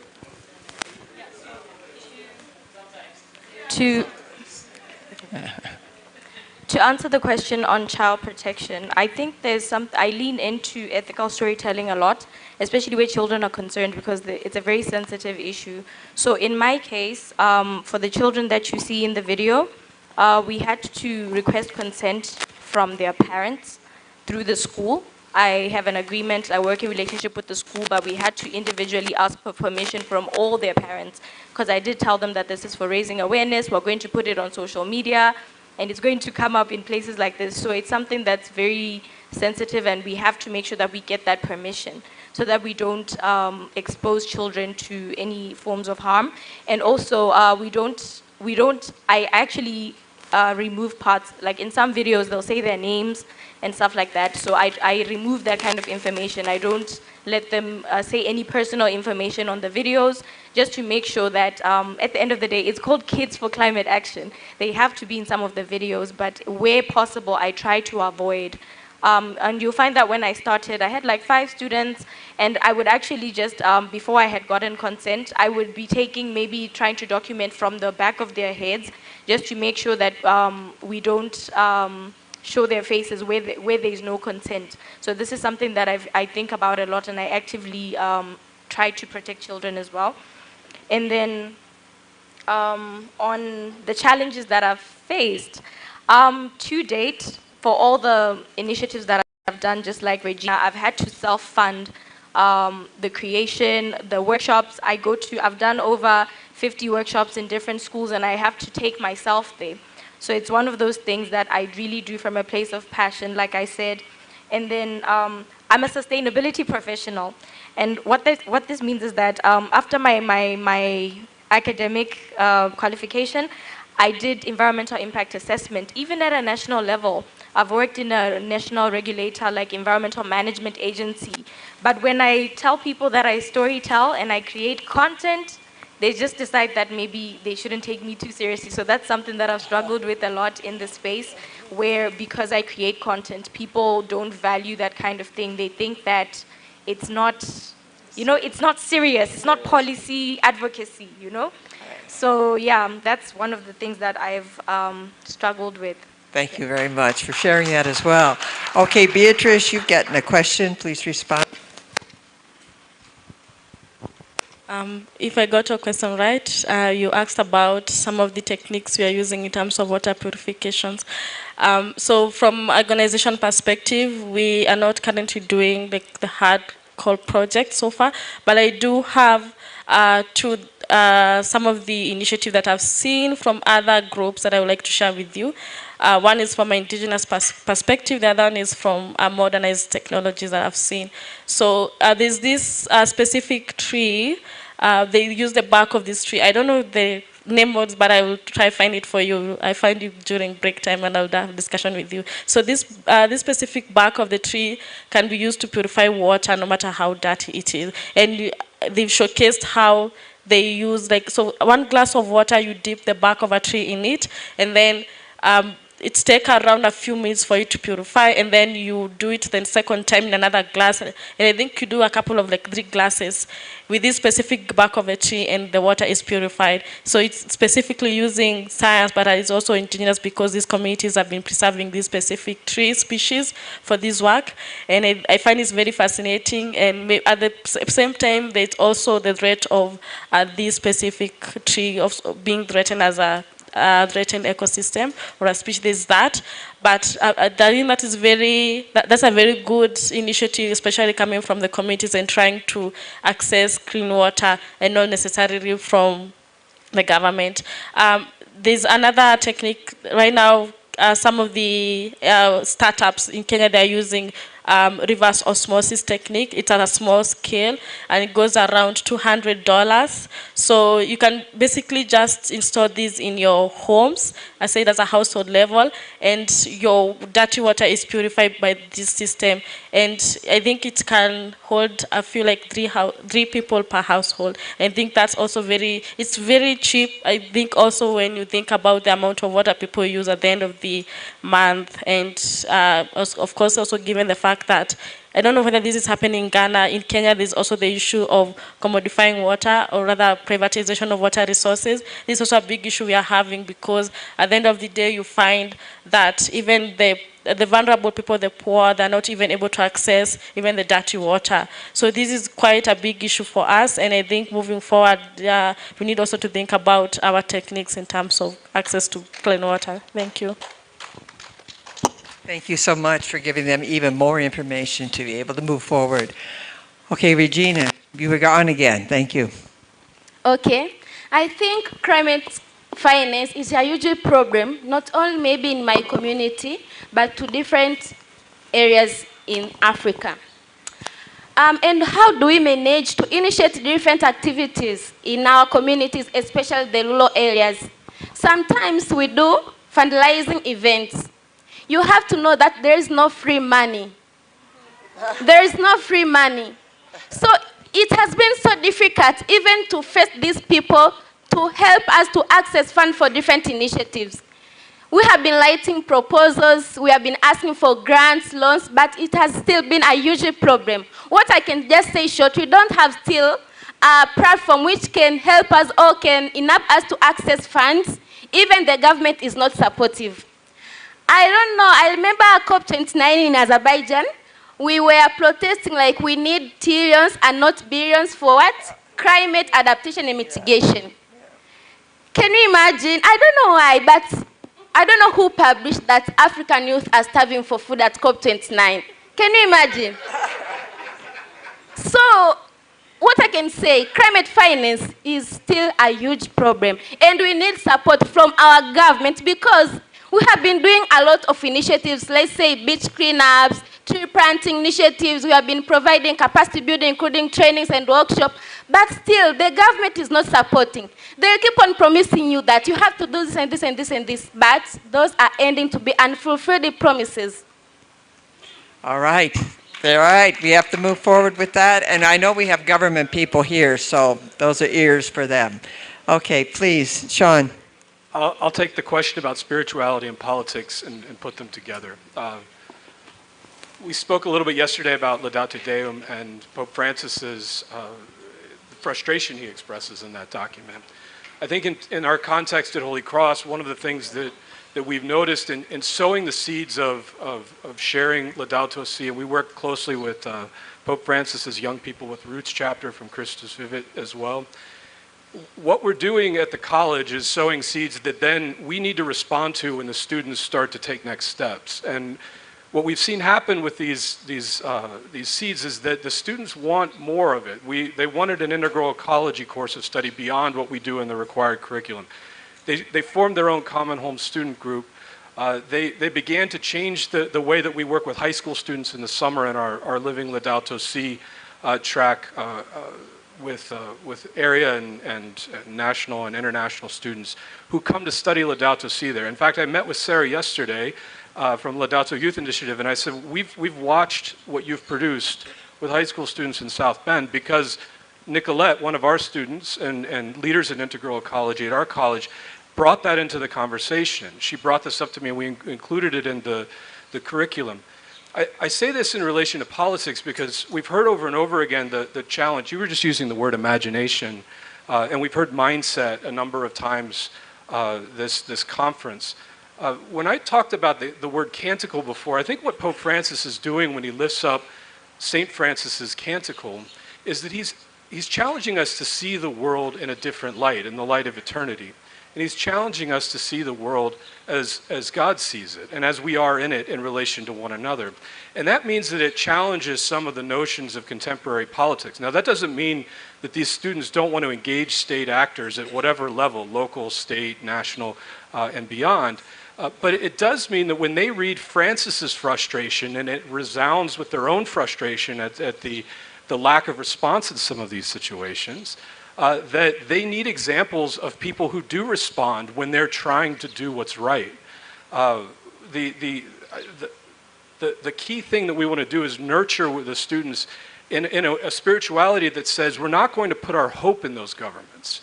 We're actually going to try to imagine politics in a different way. And we're going to see politics as the art of the possible. And that might mean doing something political that looks different than what the state can imagine.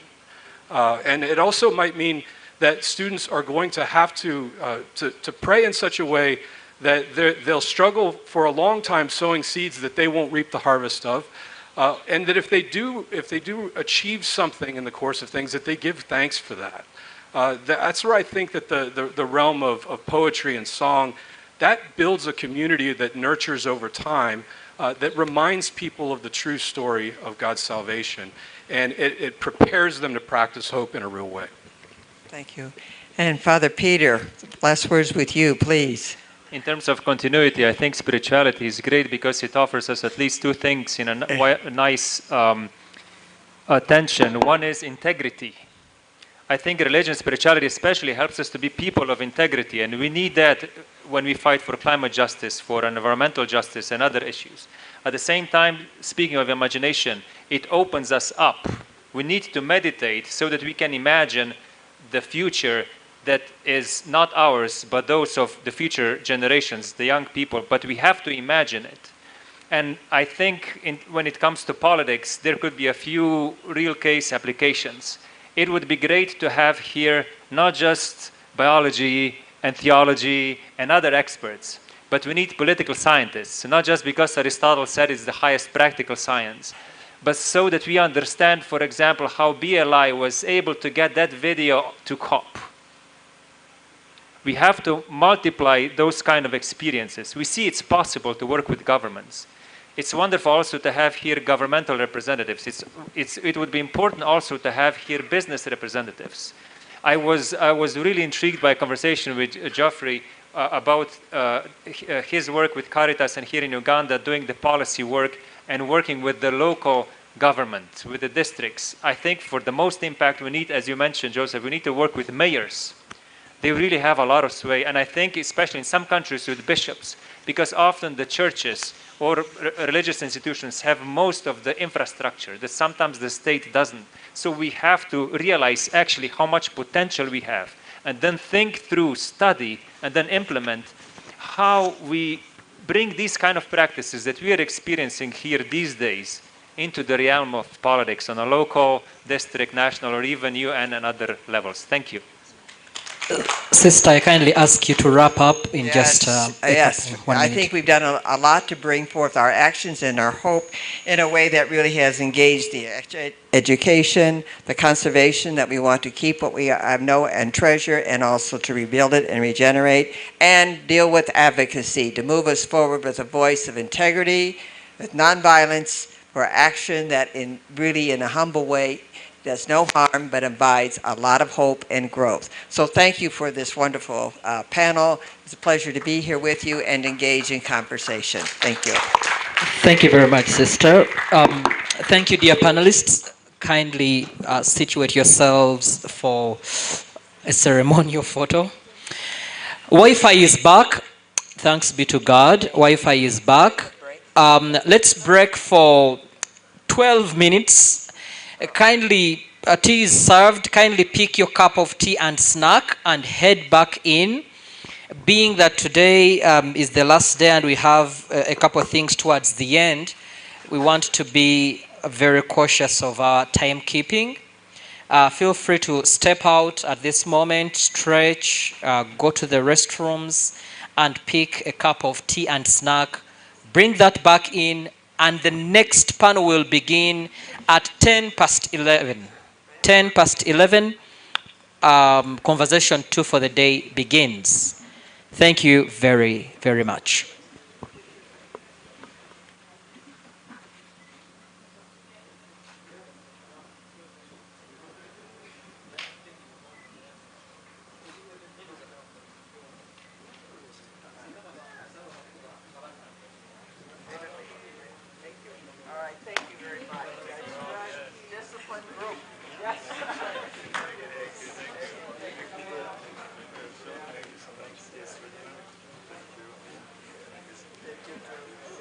Threads of oppression, common threads of oppression. Second, we repair, we heal our people, fight for each other, fight for each other. Third, we demolish, we take back the power to the people, solidarity, truth and love to the people, solidarity to the people, solidarity to the people. We are all bonded by love. We are all bonded by love.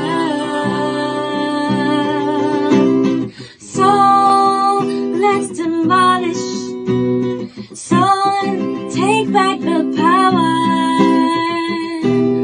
Take back the power.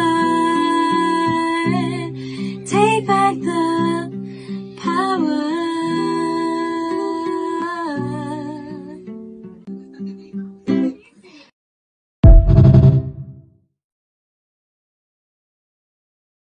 Sustainable development. The discussants will have 50 minutes because they are 5, the others were 6, the previous discussion. And this discussion is going to be led by none other than Bethany Little. Bethany, wow, that's a beautiful name. How did your parents give you that name, Bethany? Well, you can speak through You can speak through the microphone. Let's have a conversation. Hello. I had just said, actually, this place was named after me, if you didn't know that My already. goodness, wow. So Father Emmanuel needs to be in for this. So Bethany Land Institute literally belongs to you. You should have the sureties for this place. I agree. Wow. Well, Bethany Little is the program manager at Justice Transformations to Sustainability Initiative from the University of Notre Dame in Indiana. And she's going to lead a panel in a discussion for the next 49.5 minutes. BLI. And two, we have chatted amongst ourselves about how to keep us on time. That if anyone starts to run a bit over, I will reluctantly yet firmly come in and move us along. Now, as we open a panel on practical action and sources of hope, we recognize that effective solutions must first be grounded in their context. So, to begin, I'll invite across climate change, gender-based violence, and other areas. I'm happy to be here this morning. One of the greatest challenges to my work is the continued destruction of lives and property in a state called Benue State in central Nigeria. Most of you may recall that on the 15th or so of June, Pope Leo did send condolences to a state in Nigeria where over 200 persons were massacred, were burnt alive, some were cut open. This is part of a larger sustained attacks by headers who visit violence upon farming communities. And amongst the many reasons that have been advanced for this continued violence on farming communities, tensions over the use of resources has come up prominent. So what we see in this context is a situation where herders who herd cattle from the northern part of Nigeria are increasingly settling in the central parts of Nigeria. Before now, when we were much younger, we will have a situation whereby the herders will migrate to the southern part of Nigeria. 100% of the farming communities that are killed are Christians. And we begin to think about how do we address this challenge. And so it became necessary to provide trainings to the young people on Laudato Si to enable them better appreciate what these challenges are, what climate change is, what the issues are, and how best they can begin to take actions to address climate change.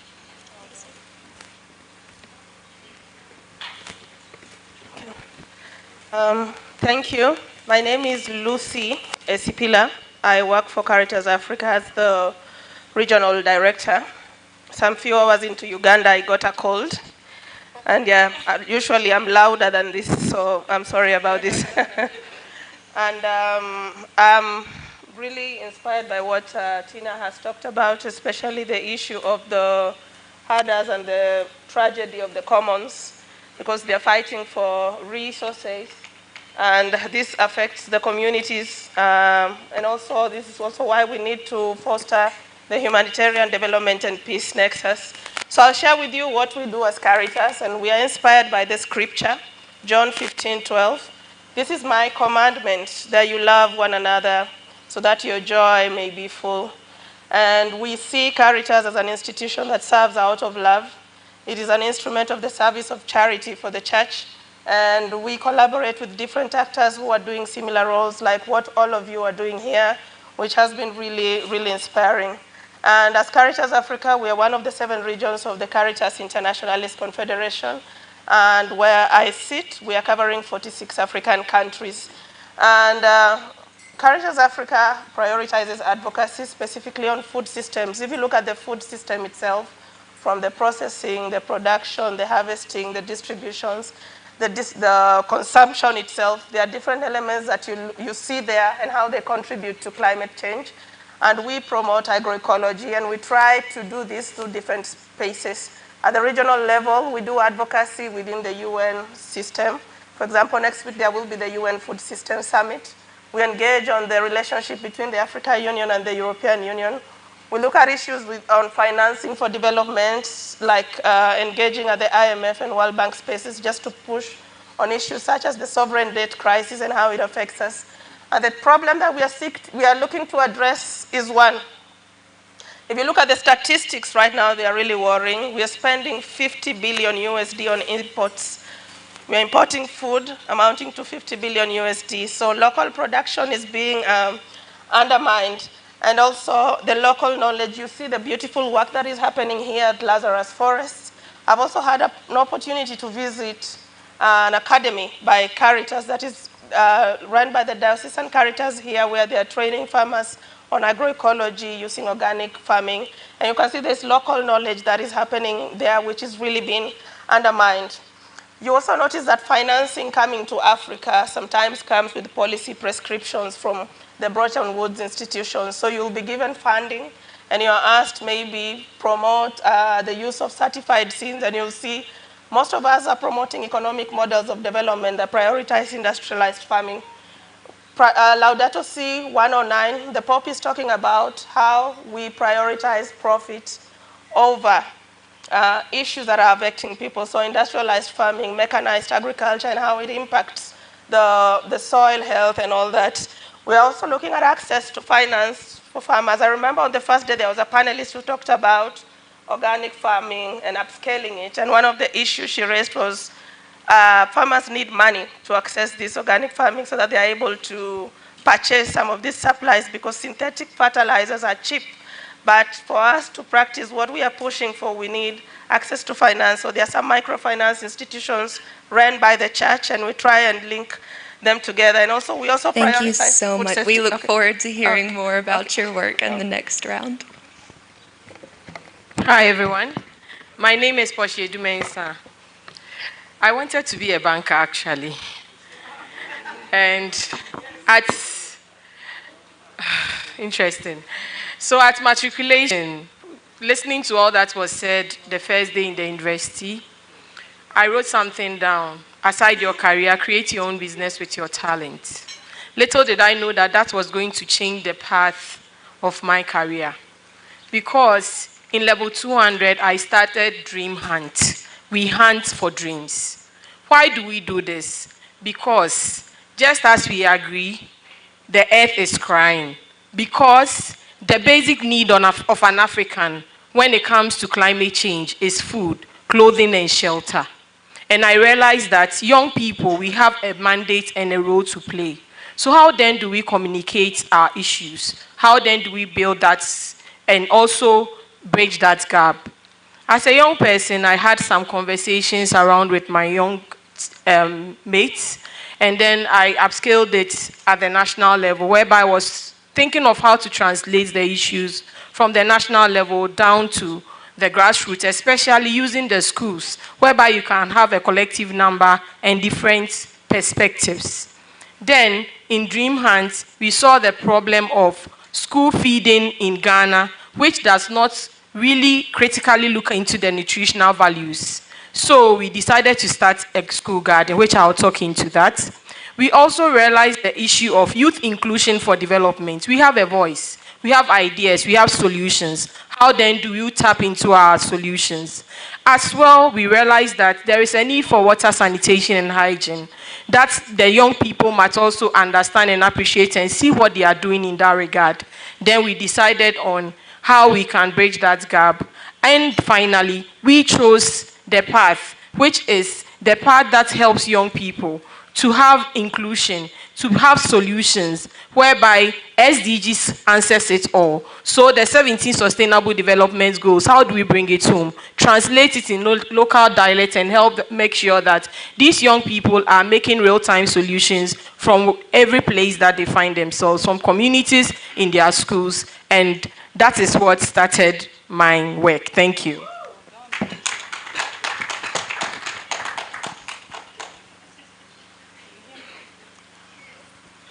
I don't know how this works. Okay. Hello, everyone. Good morning. My name is Gloria Nanka Essien. and I run a culture integration and consultancy practice in Nigeria. And thank you, Father Peter, for saying that the business people are important in this conversation. So I'm glad to be here.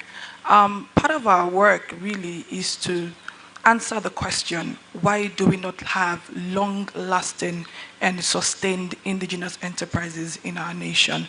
Right now, we are doing really amazing things here in Bethany Land Institute, but how do we ensure that these are really transferred to the next generation effectively? Now, part of our work was based on personal experience as well, identifying that within the work structure, there is a huge difference and huge gap between the vision of the organization and the behavior of the employees. And that means that the output and the results is absolutely lackluster. And the question is, what is causing this divide?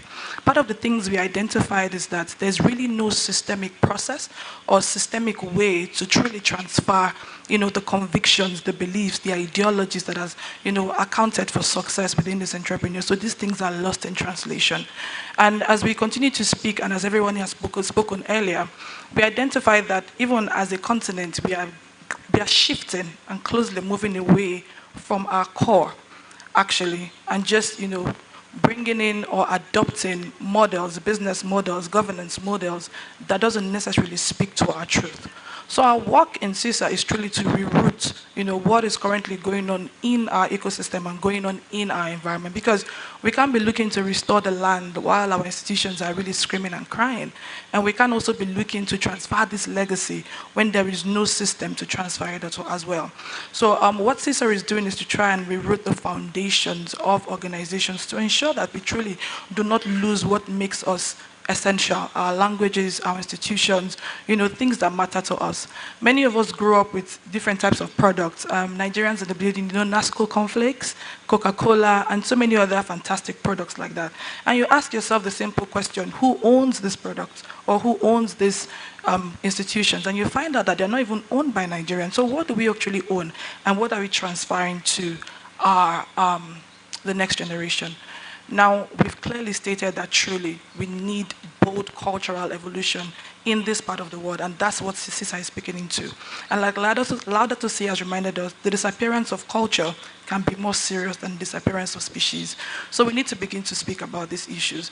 Now, on a cellular level, you would find that once the founder leaves an organization, the organization actually dies. And even with families, when the head of the family leaves, what happens? Their way of life is actually deteriorated. How can we begin to account for this? And why this matters is because we cannot just be restoring the land and just forget our institutions. We really need to ensure that our economy and our institutions are not collapsing. And these are the sort of issues that we'll be discussing as we progress.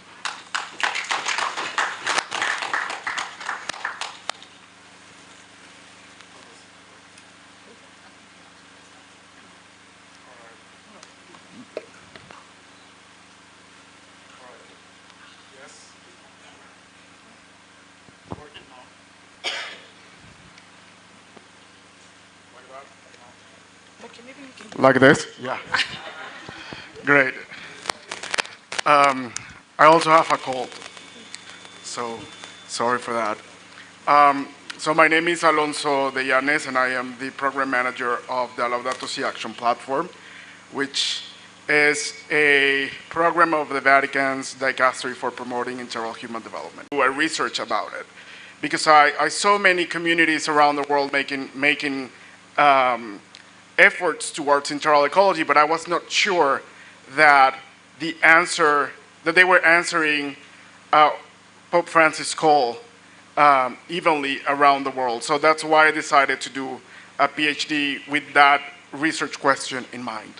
And then when looking what participants from the platform were doing, I realized that the plans that were submitted through the action platform were also very uneven. I mean, that was something expected because of the disparity between regions and cultures and charisms, but the question about transformation was still there. And are we actually transforming? So I took ecological conversion as a catalyst to start evaluating how communities around the world are changing. And then there was a great opportunity that Sister Sheila here brought to the platform participants with UISG and Sowing Hope for the Planet to give mini grants to platform participants. And then the platform decided to focus with women religious in Francophone Africa and in Brazil. And then we need to hire one expert in the region that was able to actually make outreach to call to these women religious to tell us what they were doing. And that person was Sister Natalie, who you listened to her yesterday. So she did a tremendous work doing outreach for the platform in Francophone Africa. And then we had different projects about energy efficiency, waters and sanitation services, food, and the examples that I will be talking about today are a direct result of those efforts that the platform team, Sowing Hope for the Planet, the Laudato Si movement as partner of the platform, and Sister Natalie made together to see how these projects will gonna become a reality in countries like RDC, Benin, and Cameroon. Thank you all so much. Now, we have heard from our panelists on the what and the why of their work. So now we're going to move into a conversation on the how. How do you organize? How do you mobilize? How do you manage? And so I'll invite whoever wishes to start to tell us a little bit more about how you, in your work, operationalize the principles of Laudato Si into action.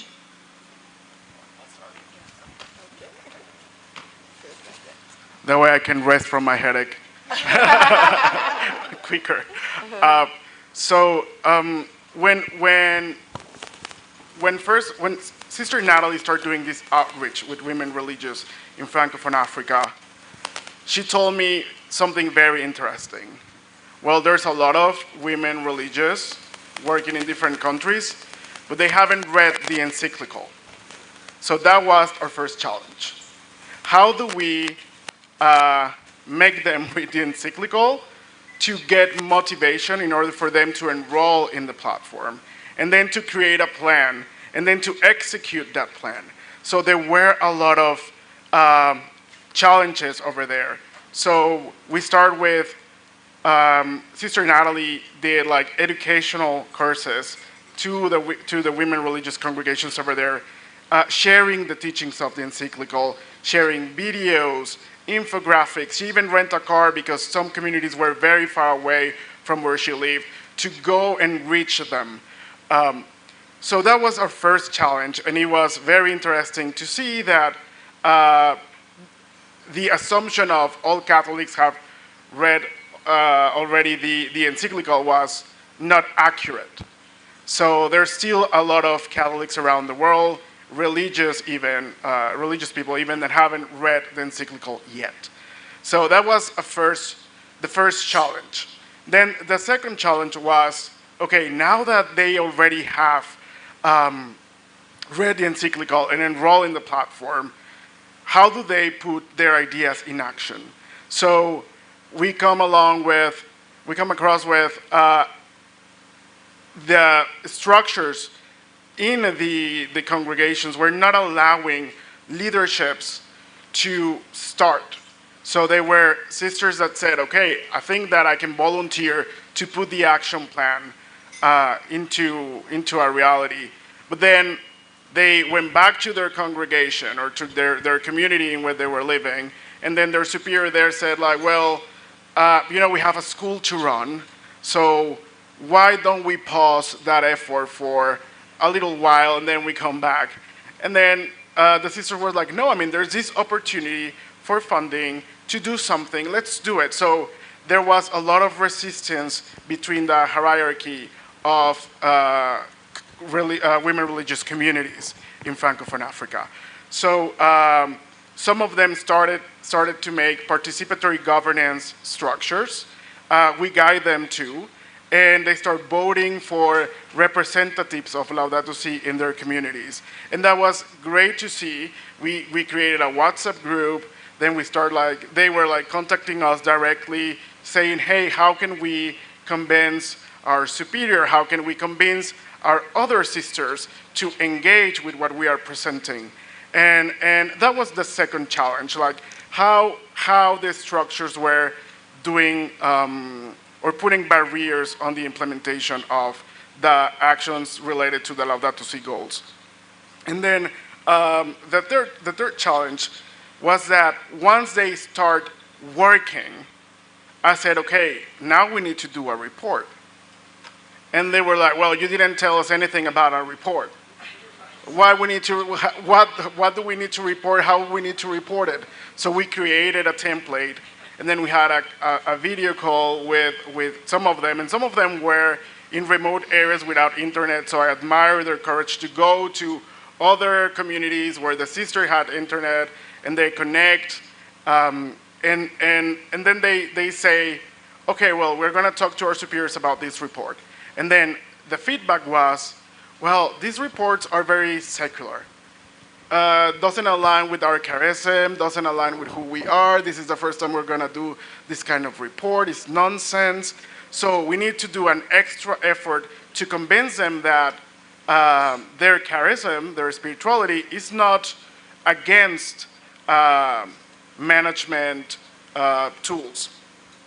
And then also, the capacity of the communities to escalate. Thank you so much. I know, I'm so sorry. But we'll give someone a chance to respond and to add, and then see if we have time. All right, so our models are a little different from Alonso's, so here we go.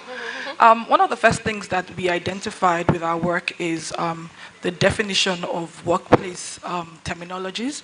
A lot of times we have adopted, like I mentioned before, models that don't reflect our lived reality. So if you do not understand the concept of something at the root, how exactly are you going to deliver the exact result?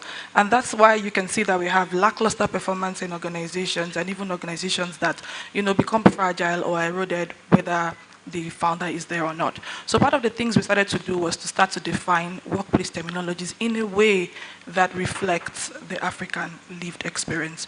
So one of the terminologies, of course, is culture. And culture, if I ask the room, most people will say culture is the way of life of a certain set of people. Well, in Africa, that can be chaotic, because think about it. Nigeria by itself is a multicultural environment. We are a multi-ethnic environment. And so if everybody brings a little bit of all of their, you know, behaviors into a pot, for instance, in the social environment like work, what happens is chaos. So it's important that we are able to isolate exactly what we want to see in terms of results in a way that everyone understands it. So the way that we define culture in CISA is that culture is the behavior that brings the vision to life. Automatically, what that does for you is that there is a vision and then there's behaviors. So that means that once we isolate the behaviors, I tend to leave my own behaviors in the room before I get into the organization, which makes it easier to pursue something, to pursue a shared vision, right? Now, the other thing that hello. The other thing that the next step for us was basically to identify how our cultural heritages affect our behavior in the organization. Because like I've mentioned before, we are a multi-ethnic environment, so people bring in all sorts of behaviors and, you know, ways that affect their lives and their way of life, right? And this can easily affect the experiences within an organization. And you know that once you have a collection of experiences, it leads into your belief system, and that automatically leads into your behavior and then the sort of results that you have. So then we had to start auditing the sort of experiences or even the cultural heritages of people. Now in Nigeria, for instance, we are very big on respect. You hardly have a young child, you know, being spoken to by an adult, give a rebuttal, unless you want to get whooped, right? Do we agree? Aha, okay, I just wanted to make sure I wasn't the only one in that boat. Right, and so that can automatically translate to a boss not willing to listen to ideas from his team members. And that can also lead to a team member who is timid to speak to their boss, or who even just needs to be screamed at or yelled at to get some work done. And we don't want that in organizations, because if we keep having repeat cycles of that, what's going to happen is lackluster results. And of course, this whole concept of having long-lasting, sustainable businesses will be a myth. So that's another thing that we do. Now, I've mentioned before that culture is the behavior that brings the vision to life. So for us, it's important that we are able to adjust the thinking patterns of people within the organization to fit the mode of what it is that is our shared vision. And I'm so glad that, you know, Father Eo was able to share with us some of the excerpts from students who had attended, you know, the Bethany Institute, and just seeing how their mindset and their thinking patterns changed overnight. So don't think that we can't do this. We have actually had success doing it. And then 2 other things that we have done is to develop 2 products. I'm very mindful. 2 products that have helped to sort of focus on the African lived experience. One of it I'll quickly talk about is Zira. Now, Zira is a psychometric test. I know that we've done all the beautiful John Maxwell's and all the other Myers-Briggs and all, those are really good concepts. But again, we had to bring it home, right? We had to bring it home. You would even not understand that something as simple or as trivial as being the second born in your household can affect exactly how you approach work. So Zira helps you to identify, you know, what your archetype is and the sort of training needs that you need, or even the sort of career pathway that you need to take to ensure that you're successful in an organization. And of course, lastly, is to systemize all of this in a way that the organization can continue working with it as a program and then eventually lead to long-term success. I'll stop here.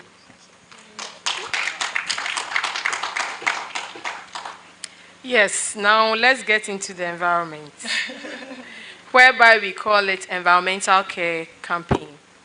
It's a cycle in the school because it has a lot of things that comes together.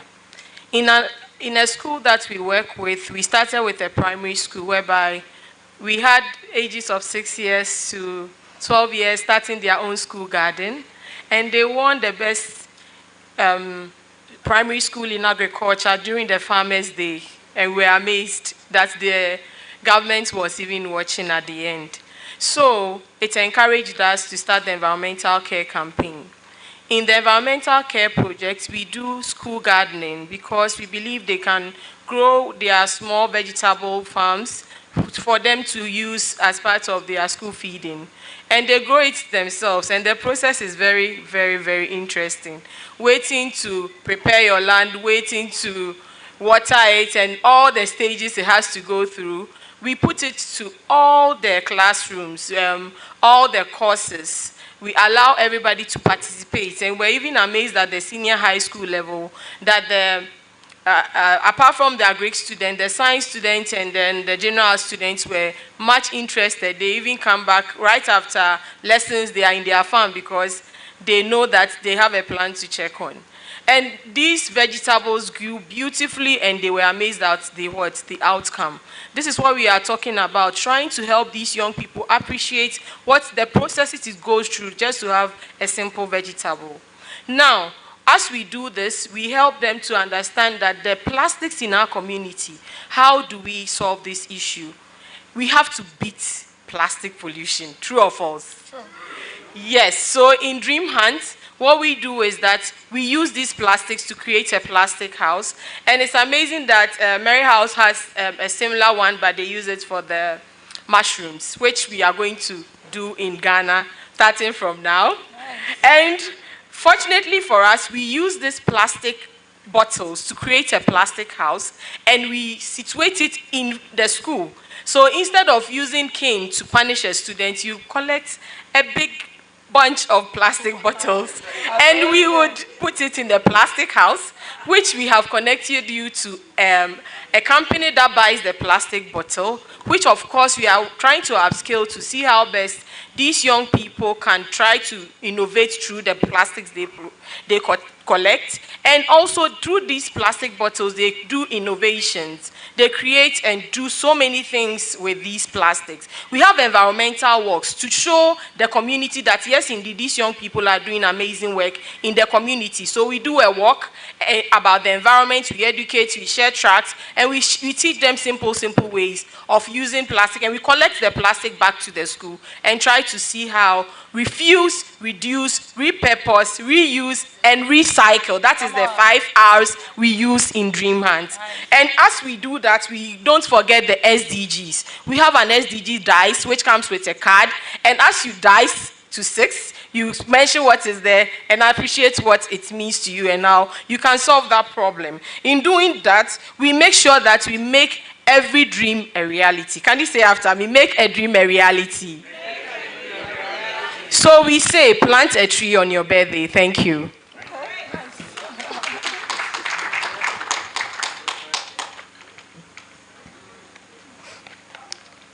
I have so many things to tell you, but I only have 4 minutes. And so there are a lot of things that Caritas is doing. As I mentioned, we have 46 member organizations. In Uganda, we have Caritas Uganda, and we have Father Hilary here. And we have also the Diocesan Caritas of Kasese, my good sister there, Maureen is there.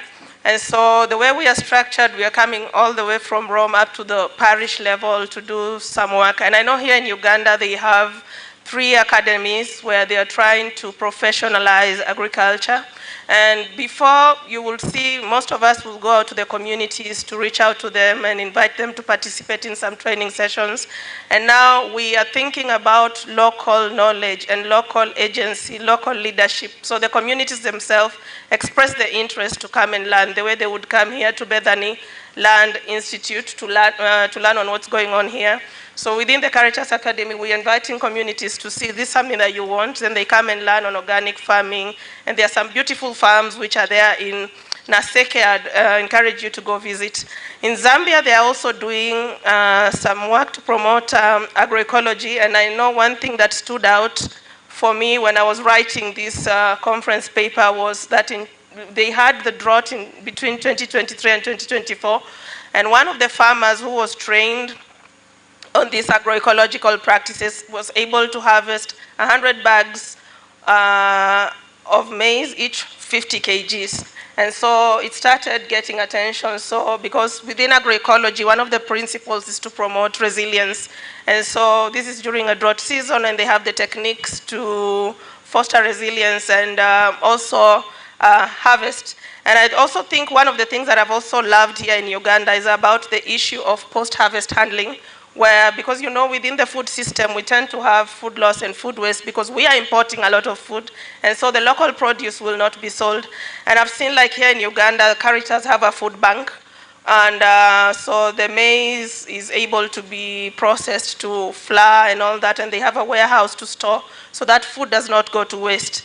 In Niger and Mali, with the support of Caritas Belgium, also this work is being done to promote these issues on agroecology. And I was really loving what my sister here has talked about, recycling plastic, because this is part of the principles that are being promoted within agroecology. You mentioned here during one of the discussions on how government have been involved. Like in Zambia, I know there's a national agroecology strategy that is being discussed, and Caritas Zambia, together with other stakeholders, have also been engaged. The document is in draft form, but at least there's dialogue that is going on at government level. There are also other spaces to engage, like when I know yesterday my sister from Malawi mentioned on the UNFCCC, going there and traveling with government as party, so that you are able to engage in all these spaces, because observer badges come with limitations. And so if you're able to participate, especially in the born intersessionals, and engage with the subsidiary bodies, when they're making these technical documents and you feed into that, these are some of the strategies that we use to lobby within these particular spaces. Thank you so much, Lucy. Yeah. Yes. Bethany, all the time. I know. It's horrible. So my work was closely tied to what Caritas is doing. It was in a bid to protect the food basket of Nigeria. So the state of actions that are required to address this challenge. And so seeing to it also that it was the Christians who are always killed. we decided to say, let's look at this thing from within ourselves. Let's not retaliate, but find ways of addressing the root causes. So we developed a curriculum based on the Pope's encyclical, which we implemented this 5-day training for 50 young people drawn from the Catholic Diocese of Makurdi and amongst other denominations. The good thing is that we did not just limit it to the Roman Catholic Church.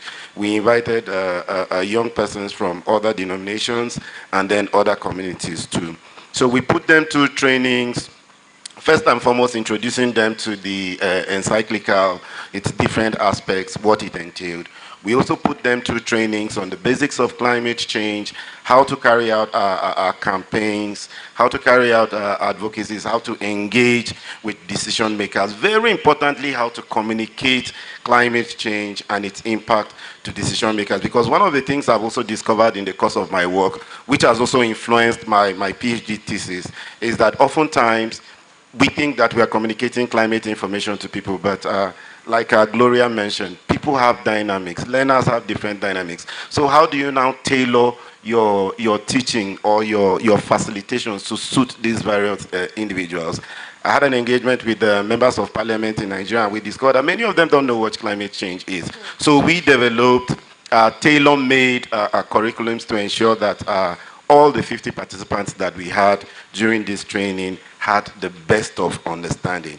And interesting to know that we did an assessment of the training which we organized in 2022 this year, and that is what informed my paper, to see the level to which these 50 young persons still retain the knowledge which they gained in 2022. And it was interesting to see to it that their knowledge retention was okay. We did not find any difference in the knowledge retention of male and female participants. That goes to show you that the methodologies that we adopted in facilitating those sessions were gender sensitive. What we also found out was that participants who implemented follow-up actions, who planted trees in the Catholic diocese of, in Catholic churches around Daudu. Some of them went out to other states like Nasarawa, which are the surrounding states. Some went as far as Lagos in Nigeria to plant trees and carry out these interventions. Those who carried out post-training interventions had better knowledge retention gain as compared to those who did not carry out any of those trainings. And what we also found out was that participants are more nudged or motivated to carry out follow-up interventions which are consistent with their action plans when they are close follow-up mechanisms. And these follow-up mechanisms may not necessarily be financial, but once they know that there is that person who is going to call them routinely, maybe after 1 month or 3 months, to ask them what they are wearing, what they have been doing after that training, they are more motivated to carry out those interventions. And these findings are... Thank you so much, Tine, and thank you all for your graciousness with our very short time. We have time for a few concise reflections and questions, and since we have a bit less time than we planned for, our panelists can respond to them and then end with one final thing that they hope the audience will take from this panel. Thank you so much, the panelists. My name is Lucky Mukasa, and I'm a farmer. And my question goes to Caritas. Caritas has a well-elaborate structure, and I'm sure it's one of the platforms that can easily go down to farmers. With one of the biggest challenges farmers have, having grown up from a farmer family and being a farmer too, is dependency. Dependency on seed, dependency on fertilizer, dependency on everything. And each dependency, every time their money is going out. And that's how they lose money. But Ugandans here who are 30 years and above, 20 years please don't talk. 30 years and above, I would request to see or to hear from you if you still remember how your garden looked like, or the garden of your parents the garden of your grandparents, how it looked like. Right now, it's completely different. Because I remember my grandparents never needed anything. They had their own seed, they never used fertilizers, they never used pesticides. So, what strategies do you have? Because for the transformation, this is what we need. Thank you. Lucky, those who are 20 and below tend to call us ancestors. Just to let you know. Any other question? So Lucky, we are ancestors, my friend. Excuse me. Hi, so my name is Christina. My question kind of goes to all of you, but specifically those that are working in integrating youth with indigenous values and how you're bringing that more forward. There's been this large movement of people, as we've been conversing about, away from indigenous values and knowledge, and these values and knowledge are so key to the work that we're doing in reconciliation with the land, with the earth, with each other. And this is especially true in younger generations. And then we have this connected issue where people are moving away from their own land into cities, into centers, which are good and they're so beautifully rich with people.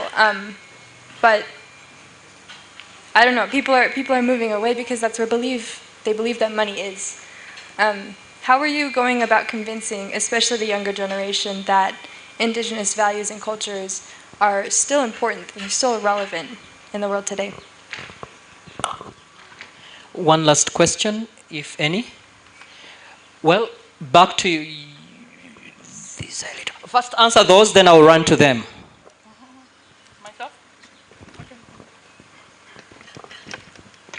All right, so to answer your question, think about the trees that you see on the outside.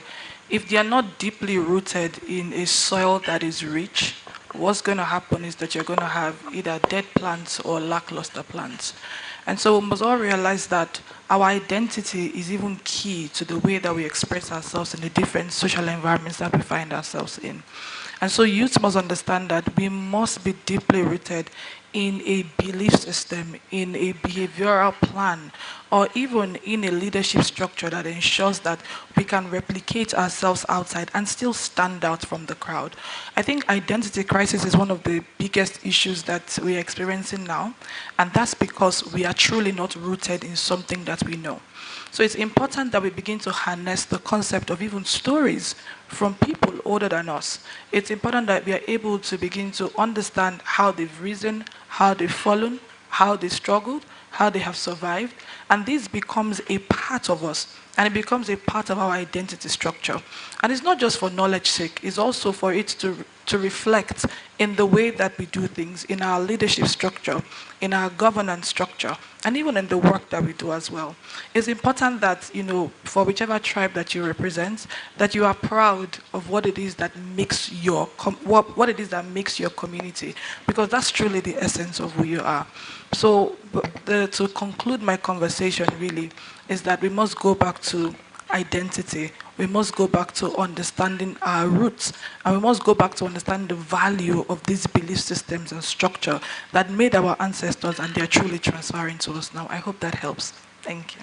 Yeah, so that's why in Dream Hunt, we just don't end it there. We have a youth inclusion for development where we have the chiefs and we have key stakeholders on a platform like this to engage with the young people. We are also raising young environmental advocates that are going to be stewards, and we are going to raise them as ambassadors between 6 years to 18, because we realize that the indigenous knowledge is one thing that they need to adhere to and be champions of. So through that and being part of those solutions, and in Africa, back home, I realized that most of us get to hear about climate change only when we get to the university. So when we catch them young and add this indigenous knowledge to it, it will amaze you at the outcomes that we will have. Interestingly, one of the youth inclusion closure, we had the chief telling them, "I'm retired now. Do you know what I'm doing? I'm back to the farm." And it sent a very strong message to these young people. And that is what has really helped us. Thank you. Thank you. So I will respond to the question from Mukasa, who is a farmer from here. And sorry, once again. Yeah, you've raised an important concern on input dependency, that we are buying certified seeds and also we are depending on chemicals and fertilizers which affect food safety. And also what we are doing is to promote awareness on seed sovereignty so that we have the knowledge on the local seed and how to continue to use it. I was in Zambia for the seed festival where they were promoting the local seed, and I was happy to see government over there present and also supporting this work. And you've asked what are the strategies. We have done a lot of research. I know this conference has produced a lot of paper which we can use to engage with different actors. There is also the policy dialogue. When going to these international spaces, it's good to start from the district level all the way at the national level. And we need to raise awareness on the effects of these harmful pesticides and fertilizers that we are using, the GMOs and the impact on the local seed. There's a need for us to work with media and also continue with initiatives such as this so that people know and shift towards these organic methods. We have 2 more questions here. Yeah, thanks so much. My name's Bethany. When we talk about Laudato Si and all that goes along with it, I think we all agree that this is a great idea to be implemented, and all of us are doing a lot of work in our little ways. But on the other side, my challenge is that whatever we are doing in various countries, when I compare with the populations in the countries, talk of 200 million people over Nigeria, in South Africa over 60 million people, in Uganda somewhere 50 million people, in Kenya 60 million people, whatever we are doing, and out there we are hearing of cries of poverty, of hunger, of more sufferings. Are we able to scale up whatever we are doing? That's my question. Thank you. Jesus started with 12 apostles. Thank you. My name is Audrey, and my question is to the Dream Gardener. Sorry, I don't remember your name. What would be your one motivation, how you engage those young people? Because we want to catch them young, but our young, for the communities where we work, already working in the garden is what they do most, and they are tired of it because it denies them going to school and all these other opportunities. So what is your one best test point that you use to try and trap them? Because, I mean, they are tired, they're exhausted from it, and they actually do not want anything to do with gardening. Yeah. So we could answer that and wrap up within the next 5 minutes so that we move to the next thing. So I'm responding to the question on scalability. Yes, it is possible to scale these interventions when we foster very strong collaborations between the countries.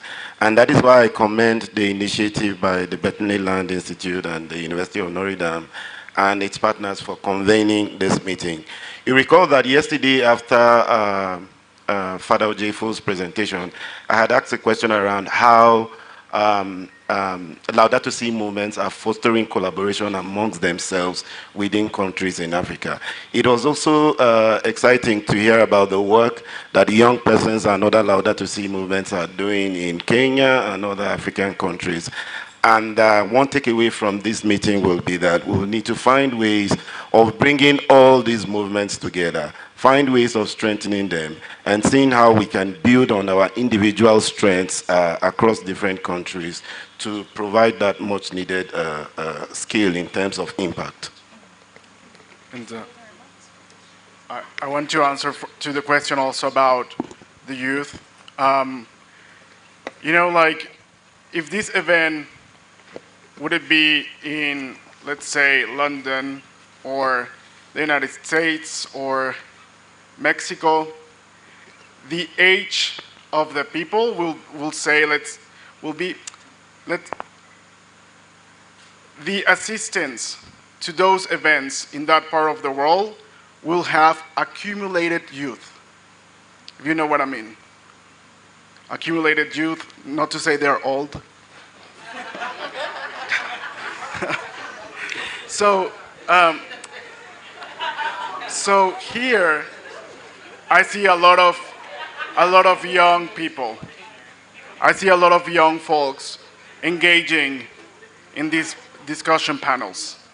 And then the fact that many of you are here wearing traditional costumes.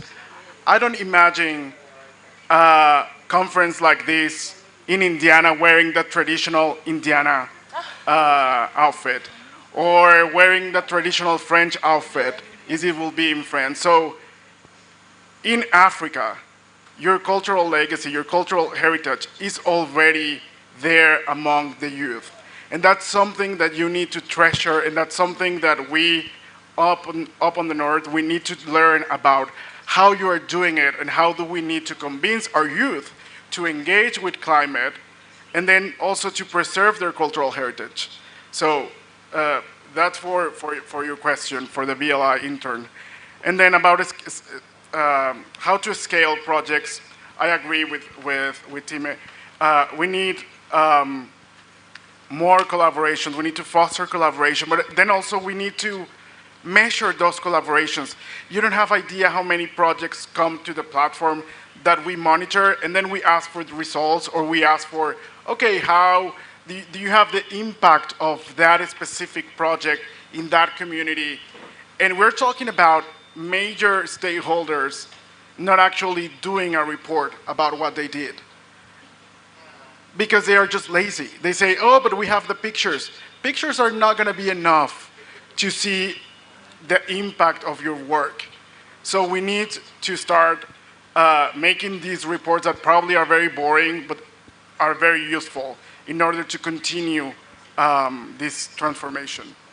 Thank you. I think we'll have to close with the response to this final question. So, thank you very much for that question. I think climate smart agriculture has answered that question. It's making it much interesting. You can see beautifully how we have arranged plants in this room. And we use that to identify with these young people. They use car ties, they use the plastic bottle, like amazingly we saw, irrigation plants, water systems to help them. And when we started, we were also... Thank you. I don't know if Alonso wants to take that. Interesting. Well, it was for me. I mean, I don't even know how to respond that.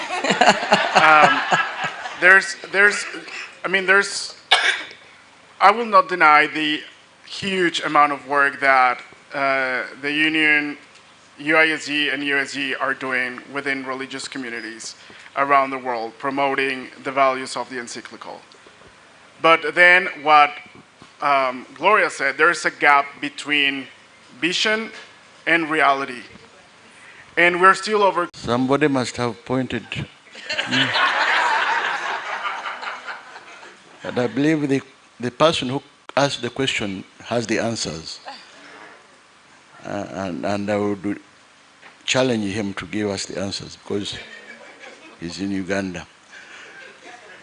I think I would like to appreciate the regions are doing a lot about ecology, Laudato Si, but as the isolated individuals or congregations. But I know that the local religious people are very much involved in this kind of work that we have been talking about. And they are also encouraging and teaching others to do it. What we need to do as an institute is to involve them. And I think we didn't. We just have to reach them and encourage them to be part of us as a group, as a team. But as I said, that man has the answers because he knows where they are. Thank you very much, Your Grace. I think it goes back, Bethany, to the point you made beautifully, and the whole panelists, about collaboration. And maybe BLI can be that convener. I know from facts that BLI convenes a pastoral formation program where it brings together all seminarians finishing philosophy for at least a month of formation. Maybe something like that for the religious. A round of applause to our panelists. And as they set up for their ceremonial photographs, I will ask the panelists for the very last panel discussion to kindly slowly make their way to the podium, please.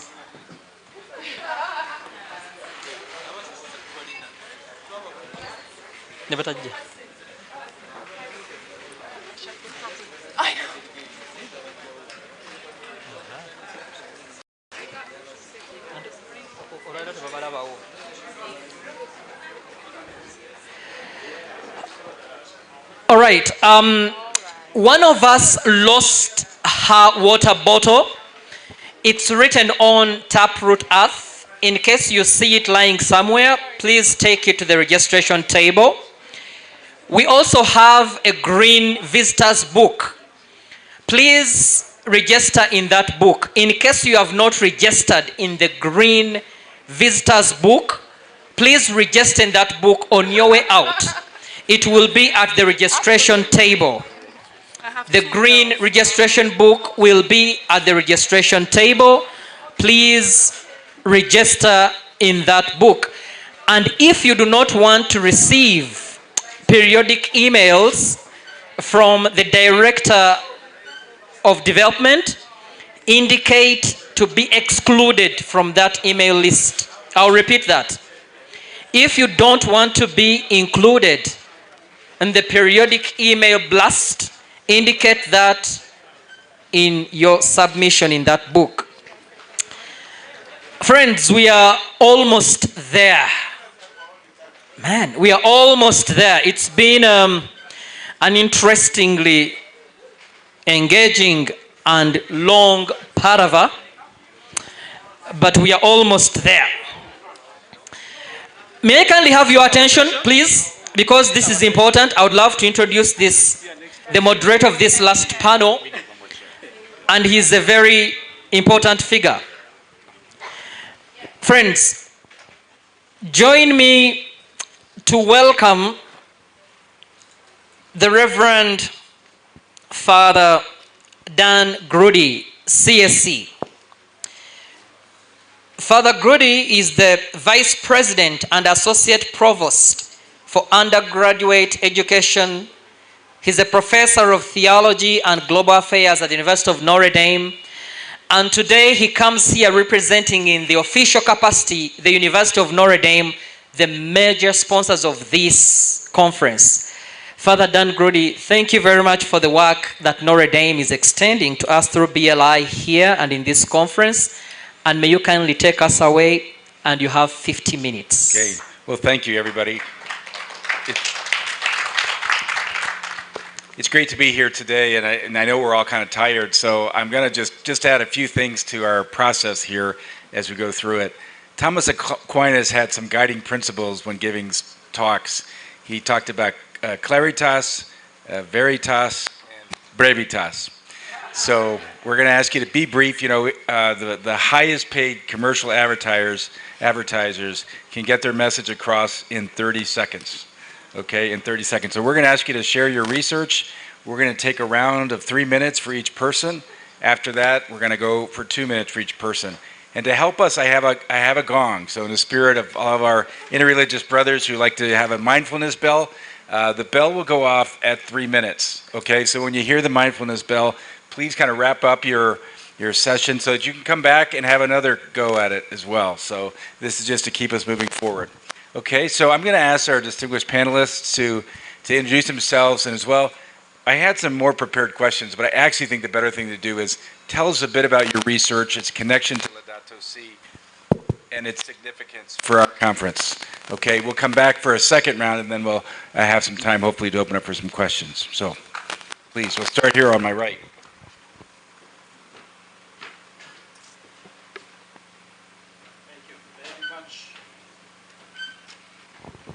Thank you very much. My name is Charles.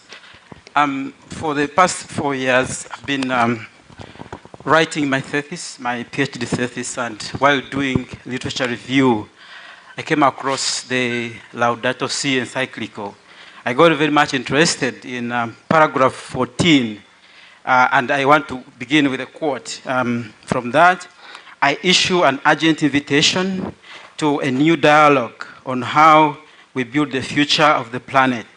We need a conversion that unites us all, because the environmental challenges we are facing and its human roots concern and affect all of us. So that brought to my mind that universal solidarity is very important, but also supporting the global environmental movement is critical, and building citizenry movement and associations is very important. So I work for a network of networks, which is called Alliance for Food Sovereignty in Africa. We are based in 50 African countries, and we have members across. One of our biggest members is the Pelham Association, Participatory Land Use Management in 14 countries, and there is a Uganda chapter, Pelham Uganda country chapter, which is an association of 74 members. So I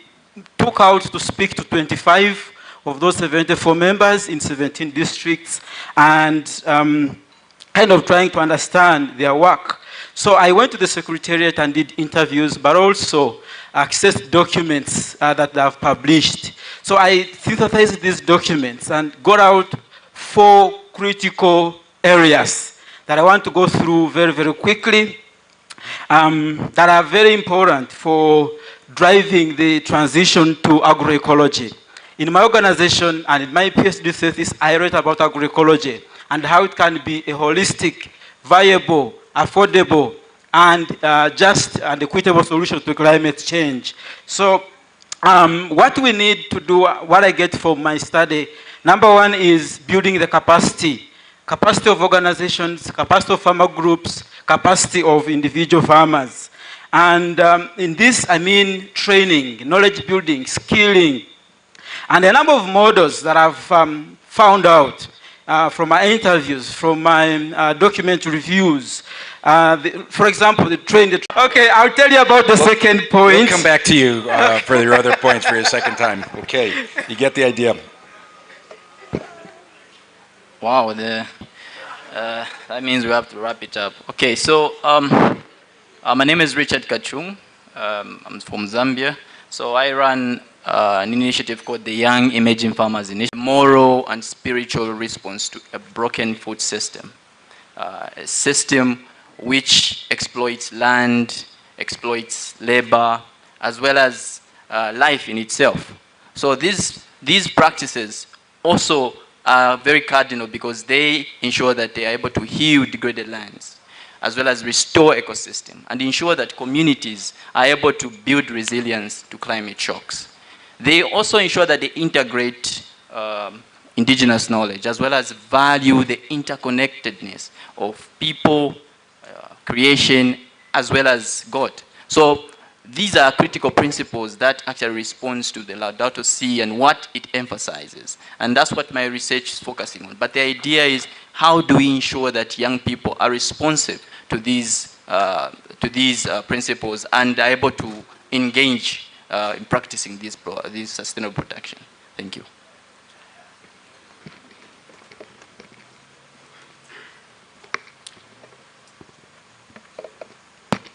Yes, good afternoon. I'm Nicholas Mogavi, and I'm coming from Makerere University, Department of Sociology and Anthropology in the School of Social Sciences.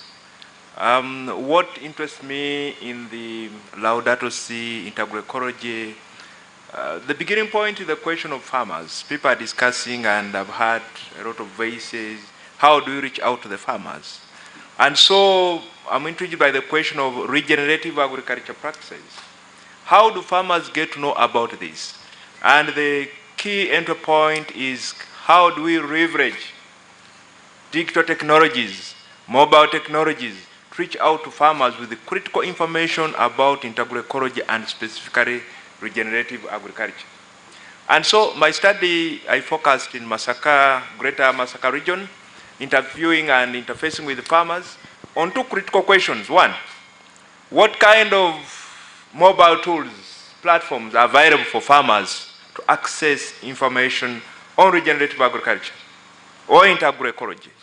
Two, what kind of content, message, information is disseminated to these farmers? Yesterday, a young man gave a very serious statement that individuals or young people who have tools but without knowledge causes confusion.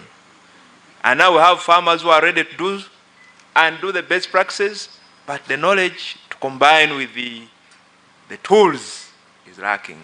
So one of the things, central points, that farmers are not farmers. Farmers are social farmers. Entangled in the structures of farmer groups, village saving associations, farmer cooperatives, and they tend to leverage their capacities to learn from each other, peer-to-peer learning and all that.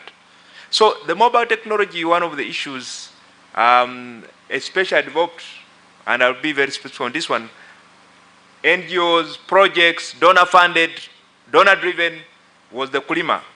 Kulima comes from the Uganda word to till the land, to dig.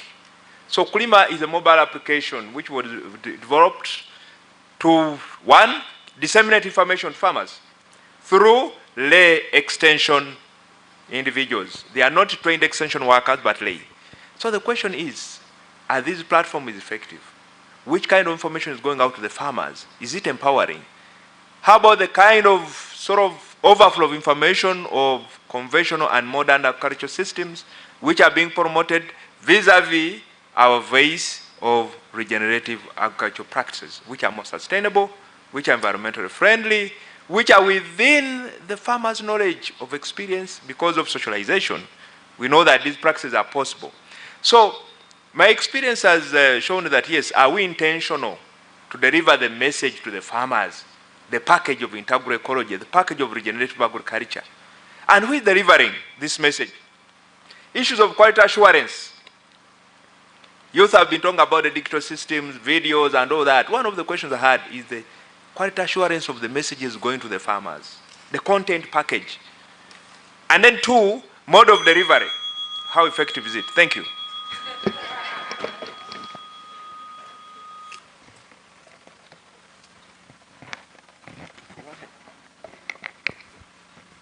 Good morning, all. I am Samson Afolabi from Nigeria, but I prefer the name adoption. We'll get there later. I'm an agricultural extension and rural sociologist, and also a farmer. In fact, basically a farmer. I work with a Glorious Vision University in Nigeria, and that's a faith-based university. And something wonderful is happening in Nigeria now. Opportunities exist for private universities to come up, and it's helping us reshape the nation. I have to drop that word. Most of my research work since about 40 years ago has to do with smallholders. By smallholders, I mean smallholder farmers. In extension, we don't call them peasant farmers again. They are not peasant farmers. They are smallholders. In any literature, it's with smallholders. We are talking of smallholder farmers. So I've worked among them. I've been working among them. Then among the youths in tertiary institutions for agripreneurship. Specifically with the universities, that started since 1993.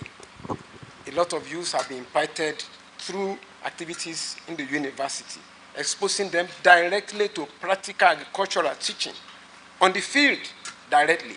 And a lot are entrepreneurs now as the system goes on. We didn't even go on to encourage them or promote them to become entrepreneurs alone. No, into value addition, so that as you produce your egg, you don't just say you want to sell the raw egg away. No, you produce your cassava. Not that you sell off the cassava. What do you do with the peels? So even into the value addition. And that's also part of my areas of research as well. I also research into climate change, which is the in thing now. Whether you are an industrialist, whether you are a theologian, climate change is affecting everybody everywhere. And another area of my research is indigenous knowledge on climate change adaptation and indigenous role in agriculture. And what brought me to that is, when you see this one now, they say it's modern. They say it's modern. But in my studies, which I started in 2022, among some farmers in Nigeria, I discovered that there is nothing modern now that these fathers, these ancient ones, globally have not been doing. So, thank you.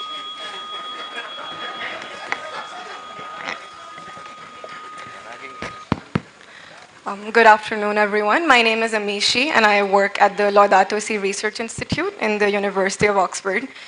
In relation to my research actually brought me here to Uganda in the West Nile region in the northern part of the country, where a lot of the refugees within Uganda live. So one thing that we might not all know is that Uganda hosts the highest number of refugees in all of the African continent. And as part of the Ugandan government's very progressive refugee policies, these refugee families are actually given a small piece of land when they come to Uganda. And that automatically makes them what we just heard about, smallholder farmers. But in the debates on agriculture, regenerative agriculture, agroecology, these people are often left behind. And in another debate, they're actually pretty invisibilized as well, which is how climate change in Uganda impacts the marginalized people within the country, including the refugees living in Uganda. So for my research, I focused on how climate change is impacting a particular group of refugees living in Palurinia settlement in the West Nile region. And I particularly looked at what the United Nations is doing about this. So what they were doing about this was teaching them something called climate smart agriculture. And my questions basically tried to understand, is this responding to their needs, or is it ignoring some of their needs? Is it supporting them in some ways, or is it failing to do so in some? And that is really what made me passionate about and brought me to work in agroecology, because I think what agroecology adds to the space of regenerative agriculture, climate smart agriculture, sustainable agriculture, is a focus on the people who are doing the farming and the conditions in which they are farming. So if these refugees do not have access to stable housing, despite living in Uganda for more than 2 decades or 3 decades, their ability to practice agriculture in a way that's good for the environment will also be impacted.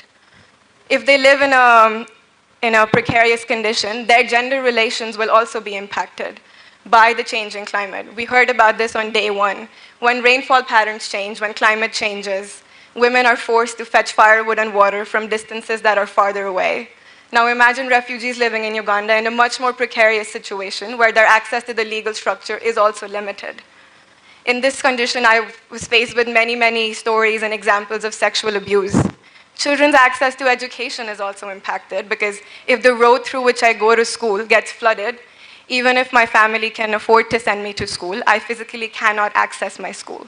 And I think what agroecology does is bring all of these enabling conditions into the picture, which is why it's not called ABC agriculture. It's not just a type of agriculture, but it's about creating a system in which people can farm in a way that's not just good for them, but also good for the earth and good for the people that eat that food. And I think agroecology inherently offers us a very direct way of implementing integral ecology because it responds to the cry of the earth and the cry of the poor. Thank you. Thank you very much for my fellow panelists and our team leader and the audience. There is a lot that we can talk, but time is not our best ally. I'm Professor Charles Sechewa. I focus on agroecology research. I supervise PhD students, and I also conduct research in the area of agroecology with the communities in Uganda and Tanzania. Why am I so passionate about agroecology is that when I look at how development has taken place in Africa, I feel we have a missing step. And I believe that that's why we have integral ecology, we have regenerative agriculture, we have organic agriculture, we have agroecology, sustainable agriculture, all those coming on board at one time in our life. We have been copying and pasting and not contextualizing the knowledge that we have been absorbing. The transformation is also slow. And why? It's because we have not been intentional. A lot of knowledge and eating safe food and practicing environment-friendly agriculture, we would be there. But we attend big conferences, we go back home, we don't eat safe food, we don't practice what we have learned and shared, and that is it. So in my next talk during this panel, I will give you more details about what I do. Thank you. I request that the musician, the DJ, puts on a song in the time left, just to show you that we can use music to cause transitioning and transformation. Thank you. Well, thank you all. So what we'd like to do next is just take a second round, but because a lot of you are doing research and also making impact on the ground, we'd like to hear from each of you how you build this bridge between your research and impact. So we'll start with you, 2 minutes.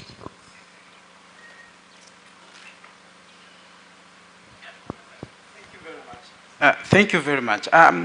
When I was writing my research and thinking about it, especially this very paper that I've published, I came up with a model, and I'm calling it the crack model. So this is one model which I think can help, translate whatever knowledge we build, we develop into real impact. Looking at PELAM, their main agenda is policy advocacy.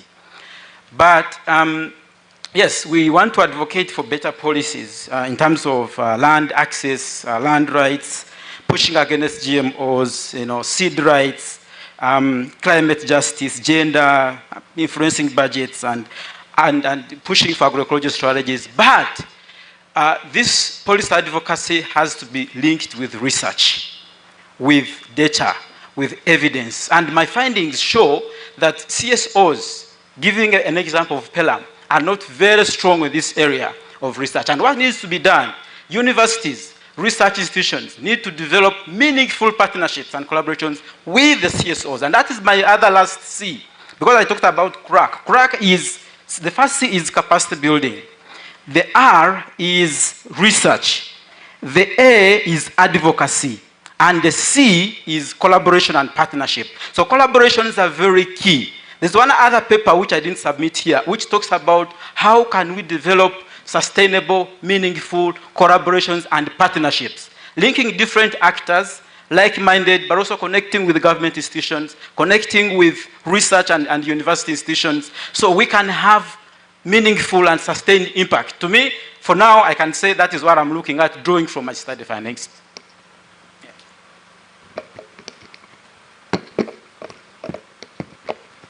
Okay, so I'm not necessarily a researcher, but I've kind of studied research.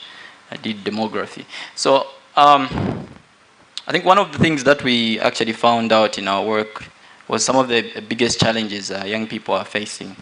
The first thing, which is always the elephant in the room, obviously, it's an obvious case, access to credit, decent credit.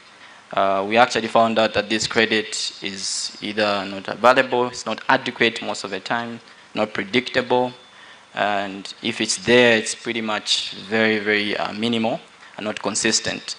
And we also found out that most young people were dealing with serious issues, even though not majority of them have access to land, but land tenure was quite difficult, even when we claim it's easy to access land in Africa. But in my country, there is an issue of customary land, which is in the hands of traditional leaders, and there's no very stiff, very guaranteed tenure where a person can maybe have title, because we grappled, I think, with too much land policy issues. There was nothing actually in place in my country for some time.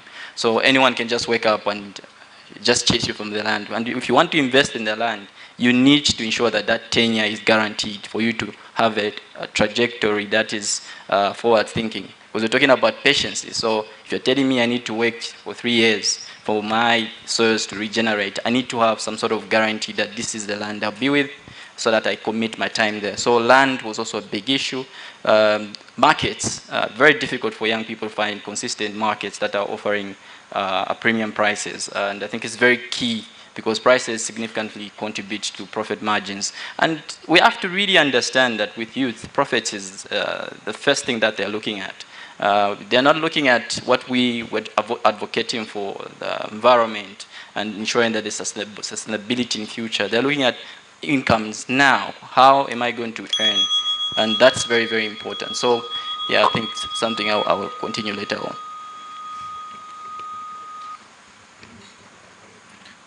Thank you. No doubt that technologies are here to stay.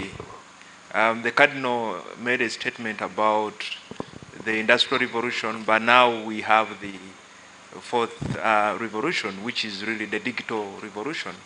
Farmers are not blind to this. They are using mobile phones for mobile money transactions, for calling, for guidance, for ordering and payments and all these kind of things. So the question is, how do we leverage these technologies to intentionally convey, disseminate agroecology messages, regenerative agricultural practices and knowledge?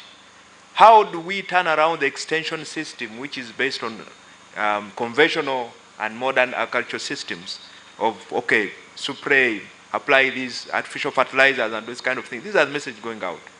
How do we turn around that kind of system to tailor the messages of agroecology? Above this is the question of farmer-led. Farmers leading themselves through farmer groups, but also through the lay extension agents. Lay extension agents are fellow farmers, but who are simply trained on something. Two challenges. One, agriculture is not static. It keeps changing every single day, either disease outbreak or difference in the soils and those kind of things happening. Meaning content must change every time. Who is there to update, quality assurance, ownership, and intentionally convey the updates of the information. Most of these come as projects and they go. There is also information asymmetry. A lot of revolution of digitization is happening and information is too much. What should a farmer distill or not distill? Because they are at the verge of making a decision for adoption, another thing comes. They have not adopted, but again, I think of adoption. You remember that curve of Rogers, the adoption. Some are still saying, will it work? Another innovation comes, another system comes. So the last aspect, which is critical, which somebody mentioned, how can government buy in to mainstream agriculture extension, focusing on agroecology messages and packages? How can we turn around this? Because the government is the mandated to provide extension services. That's the mandate. These are only supporting agents as development partners. But where is government in terms of this agroecology? Actually, this is the key message. Then lastly, okay, fine, thank you.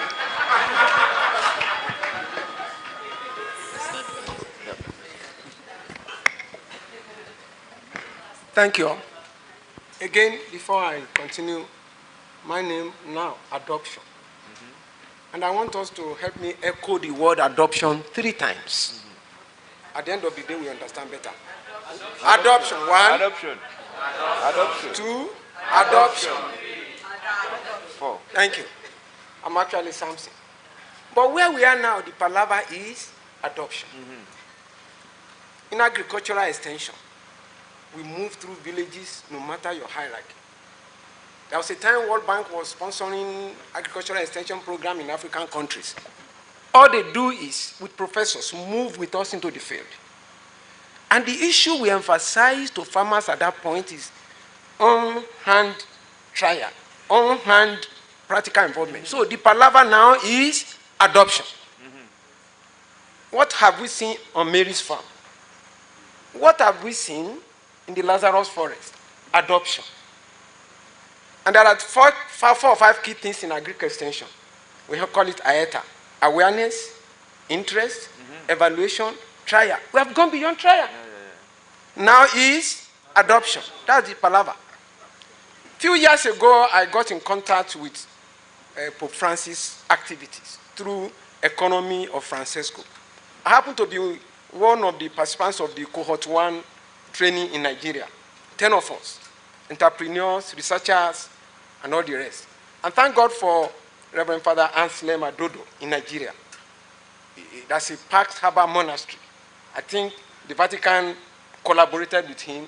He organized that training for us, and it was a wonderful 5 days training for us. 9 others are there in Nigeria doing great things. Now, to come to my point, economy of Francesco began to emphasize organic agriculture, things like mushroom farming, how you can plant your crops and talk about the medicinal value and all. And now when it comes to Laudato Si, and I was to be in this conference, I look around again, I see that all we are saying is to adopt. Adoption. And here we are, adopt. Thank you. Thank you for this question. This is a very helpful segue. So in terms of impact, I think it was really my research that helped me understand the value of agroecology that makes me passionate and driven about my current work with the Laudato Si Research Institute, which Peter briefly explained earlier. So we're now trying to build a map, a network or coalition of faith-based agroecology, integral agroecology actors on the African continent. And this is a way of building the kind of meaningful collaborations and partnerships that my co-panelist already talked about. Because while there are many wonderful examples, we're at one such very, very wonderful example here at BLI. We need these actors to speak with each other, to support peer-to-peer learning, and to build on their strengths and weaknesses.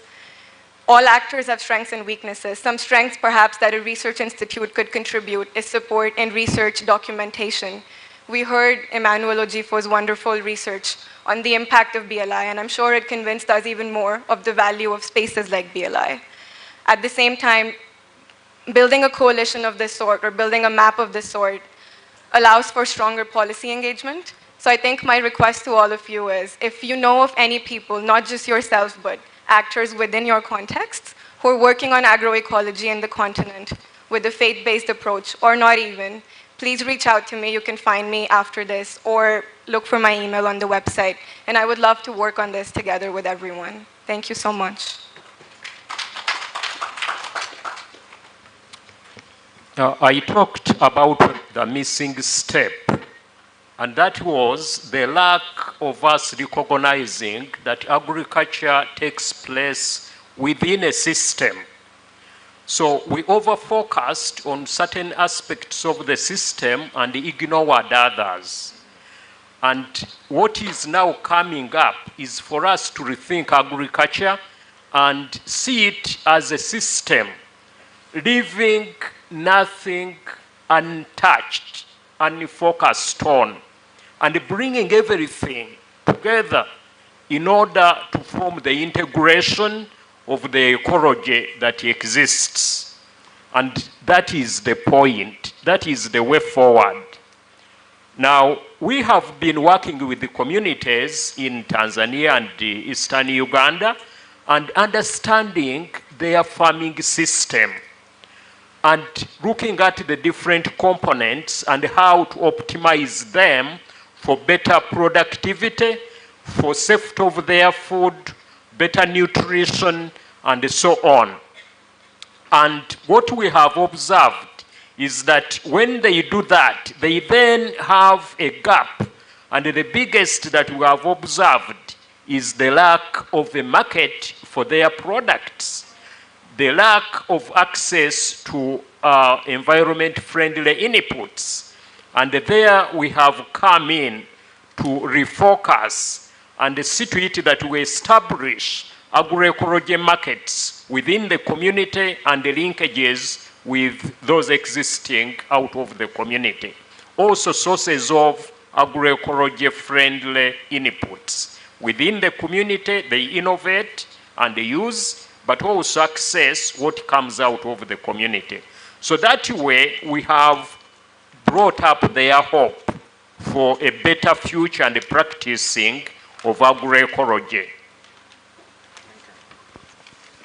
Okay, thank you, everybody. Thank you for your disciplined and concise comments. I think there's always more to share after this, and as we know, the in-between spaces at meals and after we leave here today are good times to follow up. But we have some time for some questions, so why don't we open it up to put a few questions out, and then we'll have some of our panelists respond.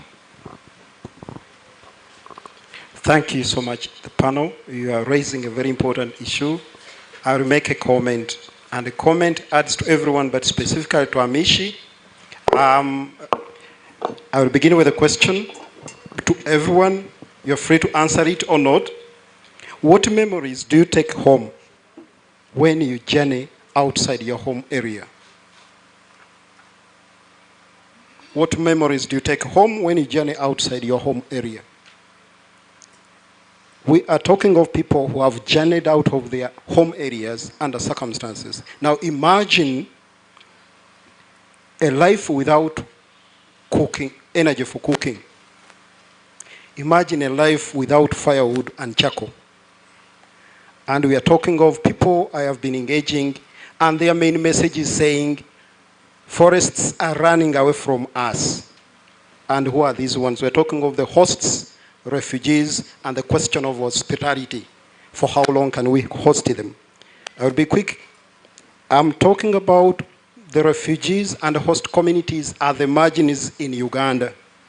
And they have been there for 1 day, 2 days, 100 days, many years, and they have to use wood. And I'm talking of the main challenge of energy deprivation. And it is along with the wonderful conversation of water, energy, and food.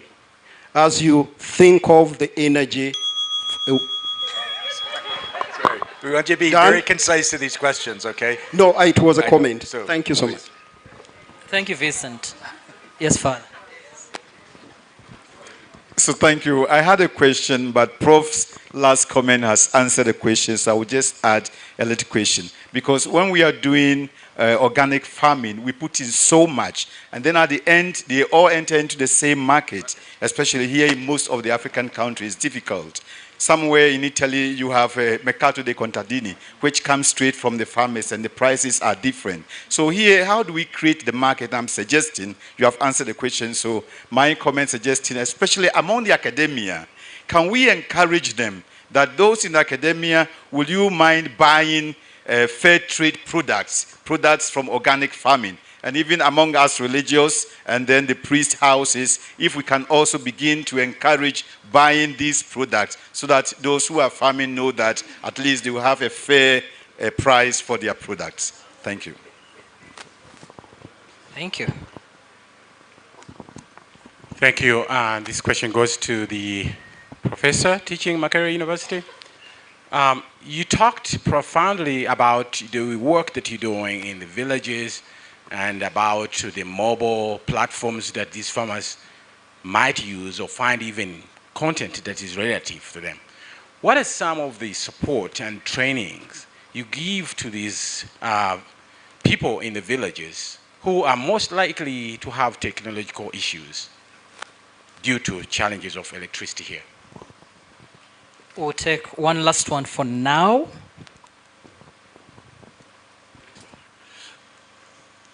Maybe a comment on system, scale, and history.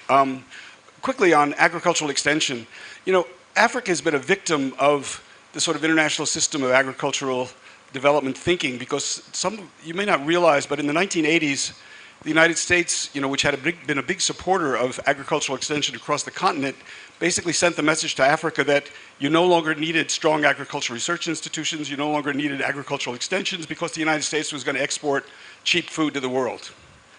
So the consequence of that is you don't have the infrastructure that you might have had that not happened. So this is just something to keep in mind.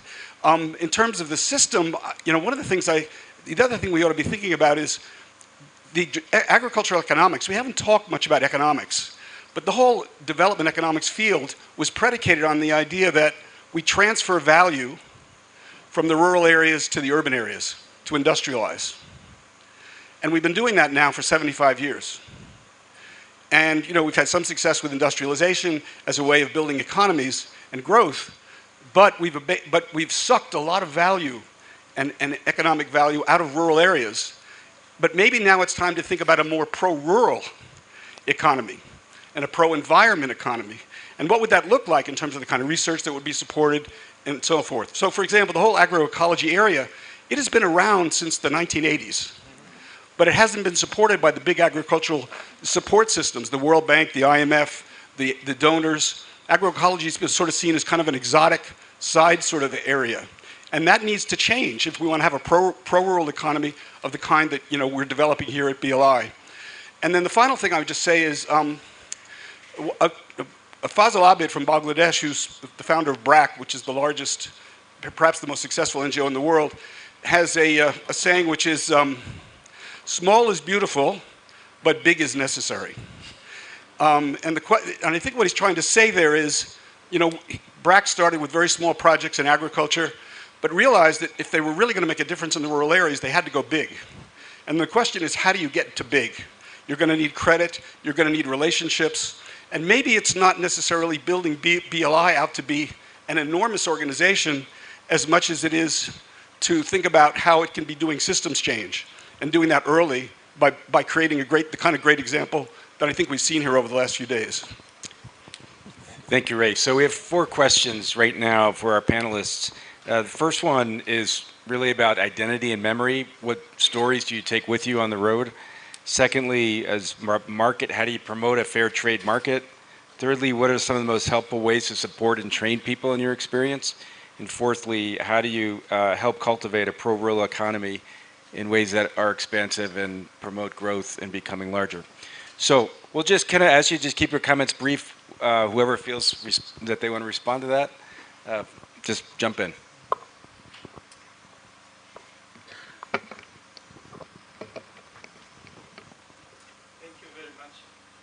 Thank you very much.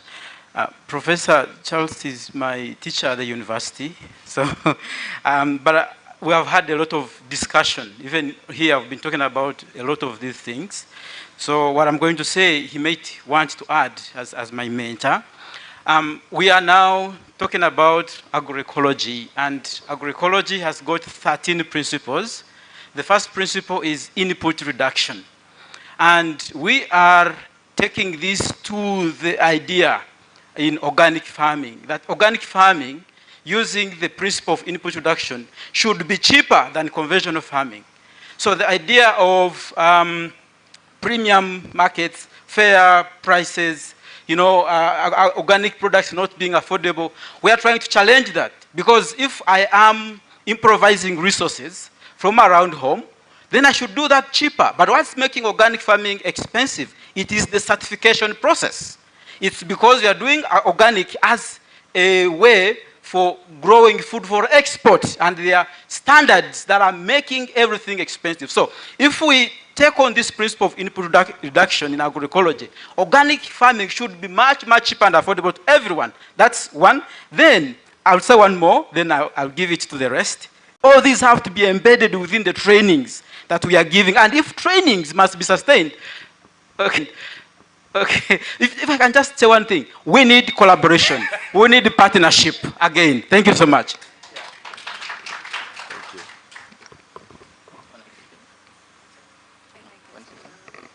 Fine. The question asked about support to the farmers.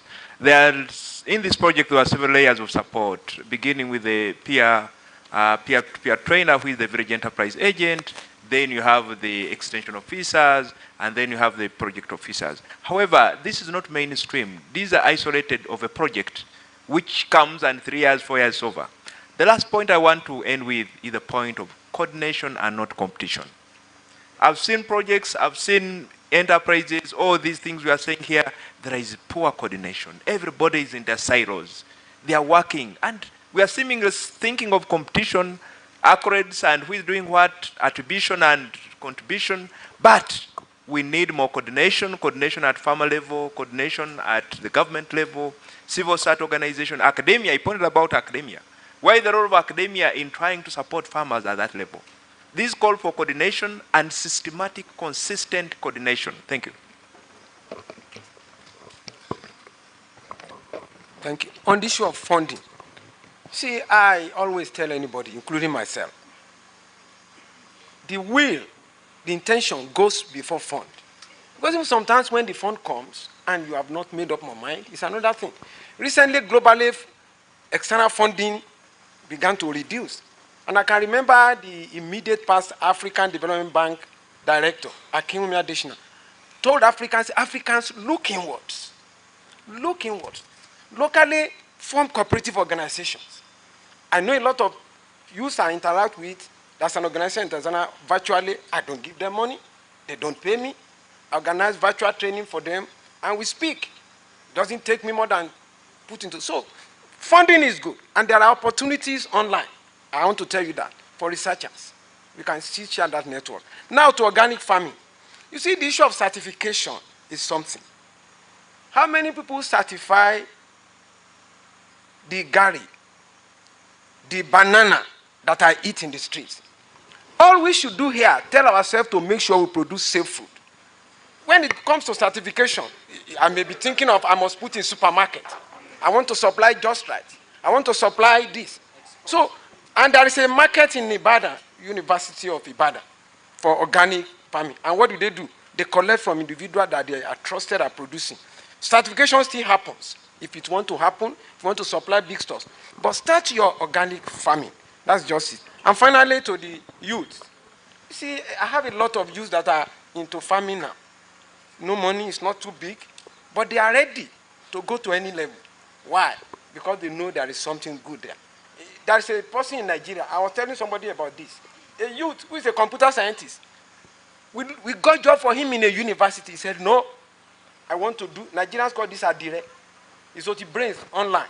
He said, I want to be doing this. And he's on that full time. He refused the job. And he's surviving. Yeah, and I'd like to point out that actually I'm wearing a shirt from him today, so my fashion today is courtesy of Samson. So thank you, Samson. Thank you so much for the questions. I acknowledge the first comment. Thank you. That was very helpful. I would like to link the second question on encouraging fair buying with the fourth question of building pro-rural economies, because I think encouraging fair buying is a part of this broader idea of building pro-rural economies. And I would like to highlight, particularly since this panel is around agroecology, that you are indeed right, agroecology has been around. And just to emphasize, it doesn't really come from the academia or the policy space. It actually comes from popular movements based mostly in South America. It comes from a movement of landless workers saying we don't need people to tell us how to farm. We need our land and we need the right conditions to be able to farm in the ways that we know how to. We don't need to be told exactly how to farm. With that, I would like to give a concrete example that shows the values of not just these concrete projects, but also narratives and stories. And this example comes from the work of one of my co-panelists' organization, the Alliance for Food Sovereignty in Africa. So alongside doing very concrete work on supporting farmers to practice agroecology, they also have a campaign called My Food is African, which promotes pride and awareness of our own foods. Because it's not just about buying organic food, but also about buying and consuming and taking pride in the right kind of cultural foods that all of our countries are very, very rich in. And I would just like to end with guiding you to some resources if you wish to follow more of the agroecology work. Of course, the Alliance for Food Sovereignty in Africa leads the civil society movement for agroecology in the continent. At the same time, Slow Food and La Via Campesina lead this work on the global level. And I think as part of listening, we need to listen to the popular movements that lead this work and have done that way before the UN and the FAO jumped on board the agroecology train. And I would also like to point lastly to the Nyeleni Declaration, which first came about in 2005, then met again in 2015, and is actually meeting this very year. So if any of you have an interest in agroecology, that really is the global space that represents the voice of the people for agroecology. So if you wish to listen and learn, I would highly recommend following their work, which is happening this year as we speak. Thank you so much. Well, can I just add on that? We're coming to time, so we'll come back. We'll have one last word to say, but Charles, if you could just say the last word here. Lastly, I would like to say that agroecology, integral ecology, is a way of life. If we embrace it as our only way of life, and we transform ourselves, then we become a market for it. and we become practitioners of it, and certainly we shall change the world. But as long as we keep ourselves aside and we want others to do it, we shall not succeed. I would like to say that that is the power of agroecology. There are policies in place, and Laudato Si adds strength to those. Thank you very much. We'll give you 30 seconds. Yeah.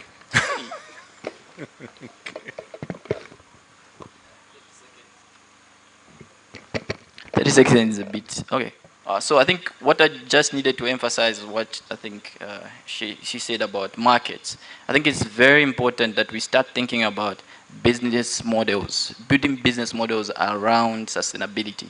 And that's what we've been doing, engaging 50,000 young people in Zambia. I think the issue is, in as much as we are promoting sustainability, we understand the value, but if there is no value to what people are seeing, and especially young people, I re-emphasize the importance of ensuring that young people lead this process, because those are the majority. They'll get you the number for policy, and they'll ensure that they will help you transform because of the innovation.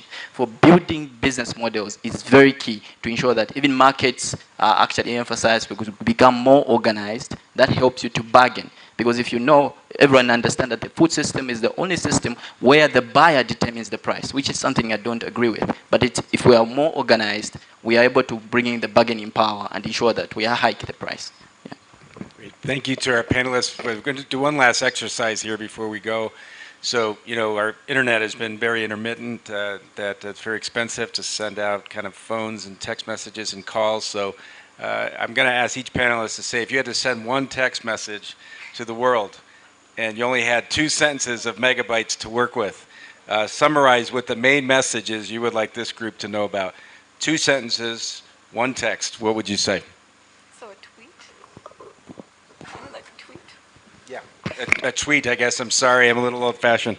So some kind of a tweet. Yes. Thank you very much.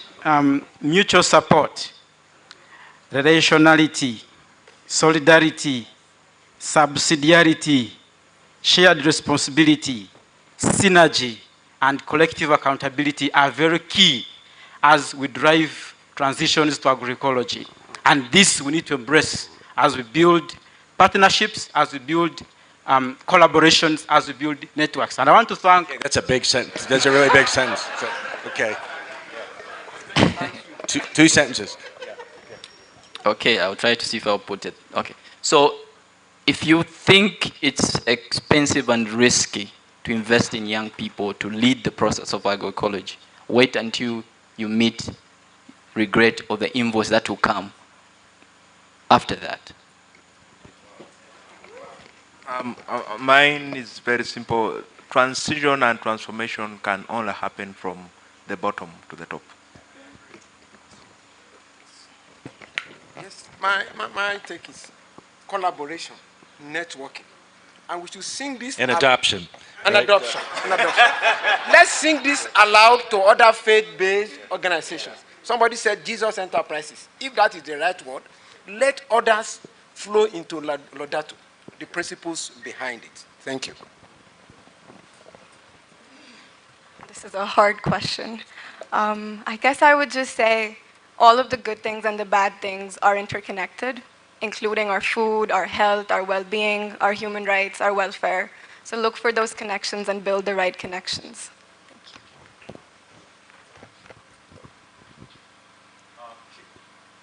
Change the paradigm, transform yourself, and then together we shall cause an effective demand. Great.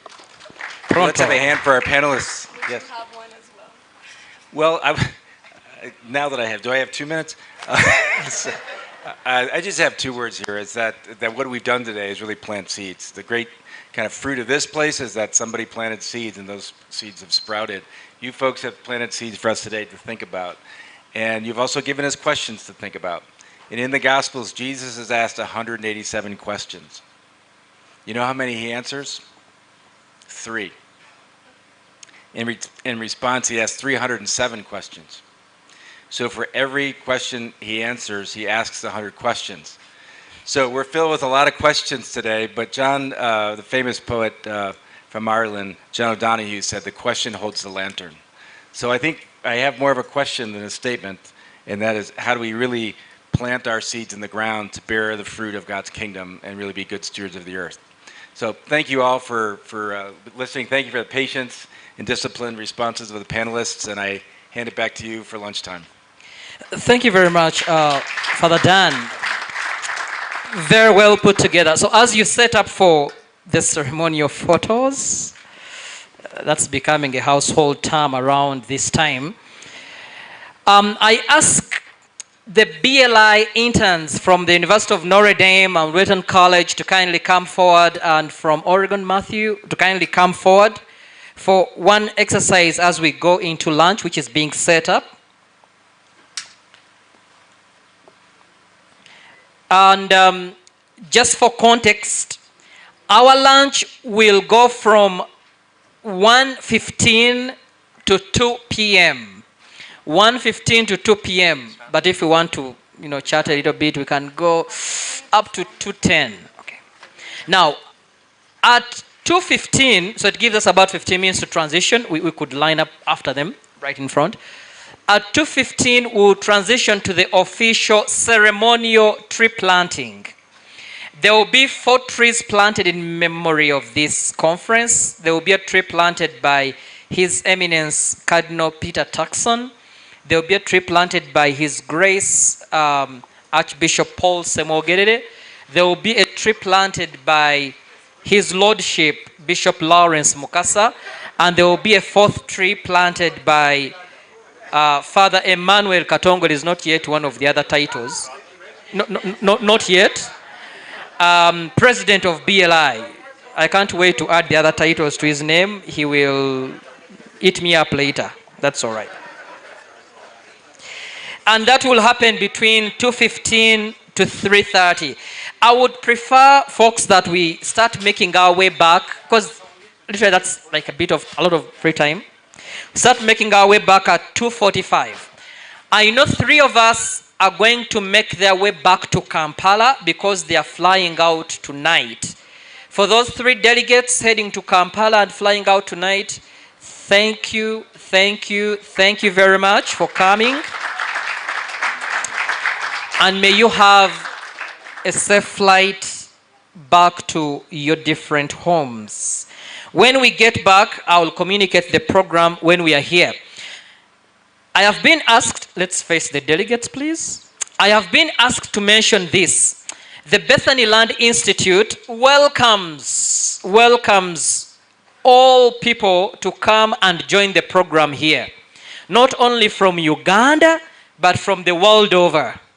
So if you have folks who want to come and be trained in integral ecology for a 2-year certificate in integral ecology, you know where to send them. But also if you have folks who are interested in shorter courses, we also have those 1-week courses, 1-month courses, 6-month courses. But at the same time, if universities want to establish collaborations with BLI, that can also be arranged in some kind of internship program. Right here we have this year's interns, and on average every year Bethany Land Institute receives about 6 interns from Wheaton College. So Christina, far right, is from Wheaton College in Illinois.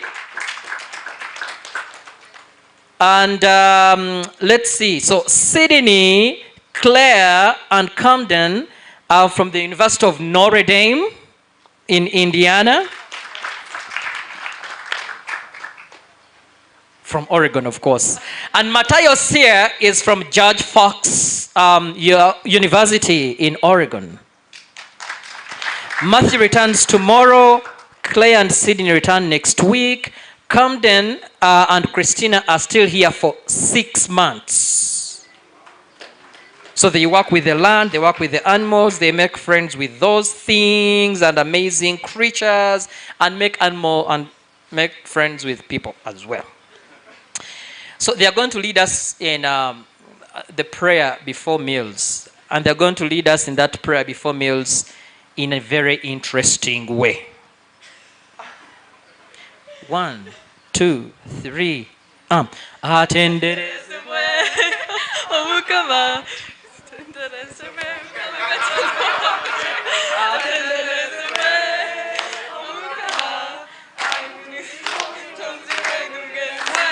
atenderezebwe omukama.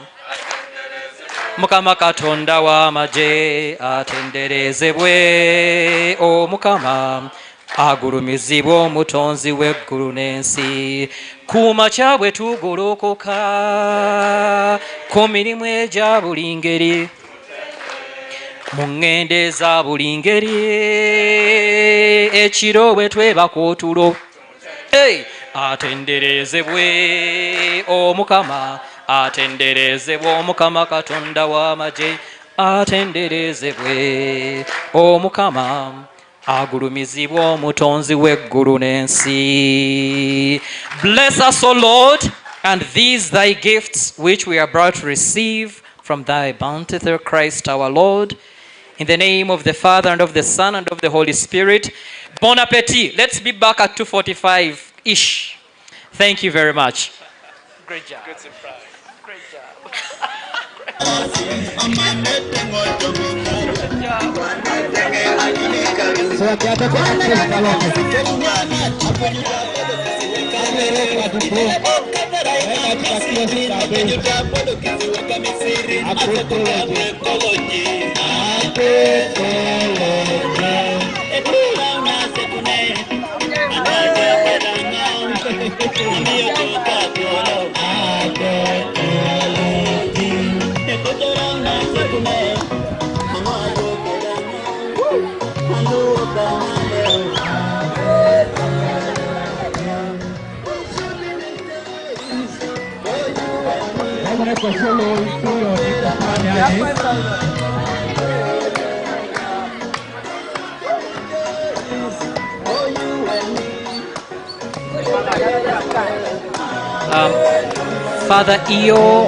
Father Eo, Samson, kindly come and give me a hand. Father Eo and Samson. Father Eo and Samson. And a couple BLI ushers, kindly come to the front. A couple BLI ushers, kindly come to the front. Together with Father Eo and Samson.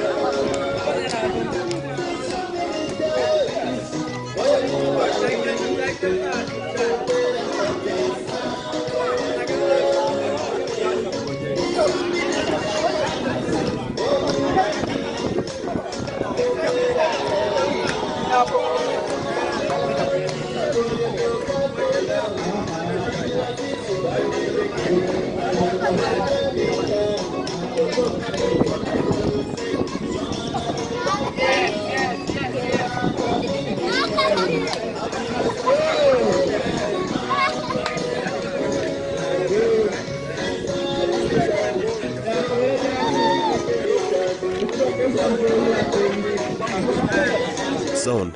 It's an outdoor classroom for BLI fellows who are trained in sustainable land use and ecological spirituality.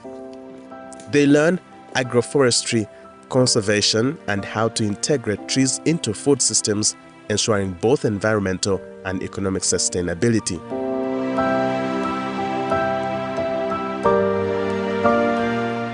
BLI offers a one-year residential program for fellows, young Ugandan men and women selected from different regions of the country. The core of Bethany Land Institute's mission is the principle of integral ecology, the understanding that people, nature, and the economy are inseparably connected, and nowhere does this come to life more meaningfully than at Mary's demonstration farm, a working model of regenerative agriculture.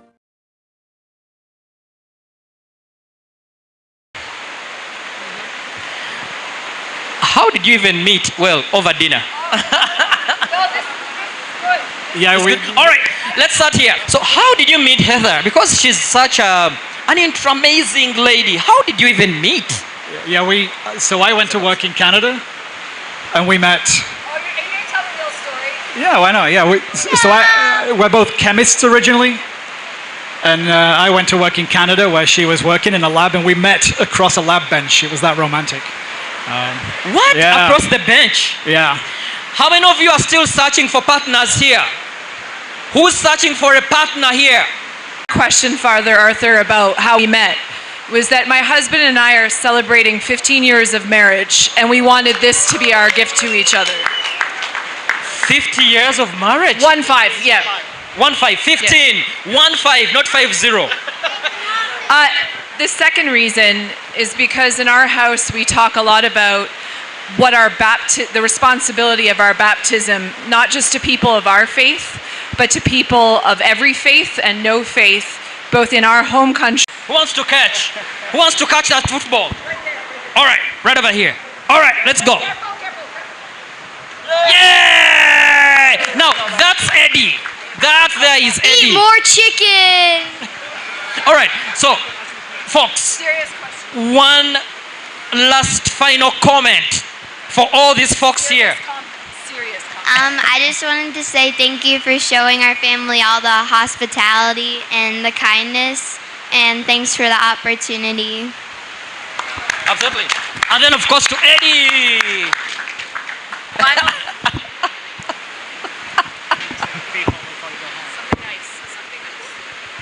Keep your culture. Keep your culture. Woo! Thanks, Eddie. And last but not least, why choose to come with London on this trip? Well, Langdon invited me. Ah. So he knows that I've traveled a lot in my professional life and personal life to partner with organizations like BLI in Latin America and all of the Americas and Asia, and it changed my life and helped me find my God-given calling. And that's how I ended up studying integral ecology. And so Langdon knows this. And earlier this year, he was reading a book series where when the kids in this family become 12 or 13 years old, they take a trip with their father. Wow. And so he turned to me and said, Dad, when are we doing my trip? That Father Emmanuel Katongole invited me to join an ecological pilgrimage and conference here at BLI. And I said, well, that's the Lord speaking. So that's why we decided to join along, to listen and learn and see what this means for his life and my life and our life together. Amazing. Lyndon, one last message for everybody in this room. I really liked the food here. Everybody was so kind. The farm was amazing. All the animals, just like the way that they were able to like not be in a huge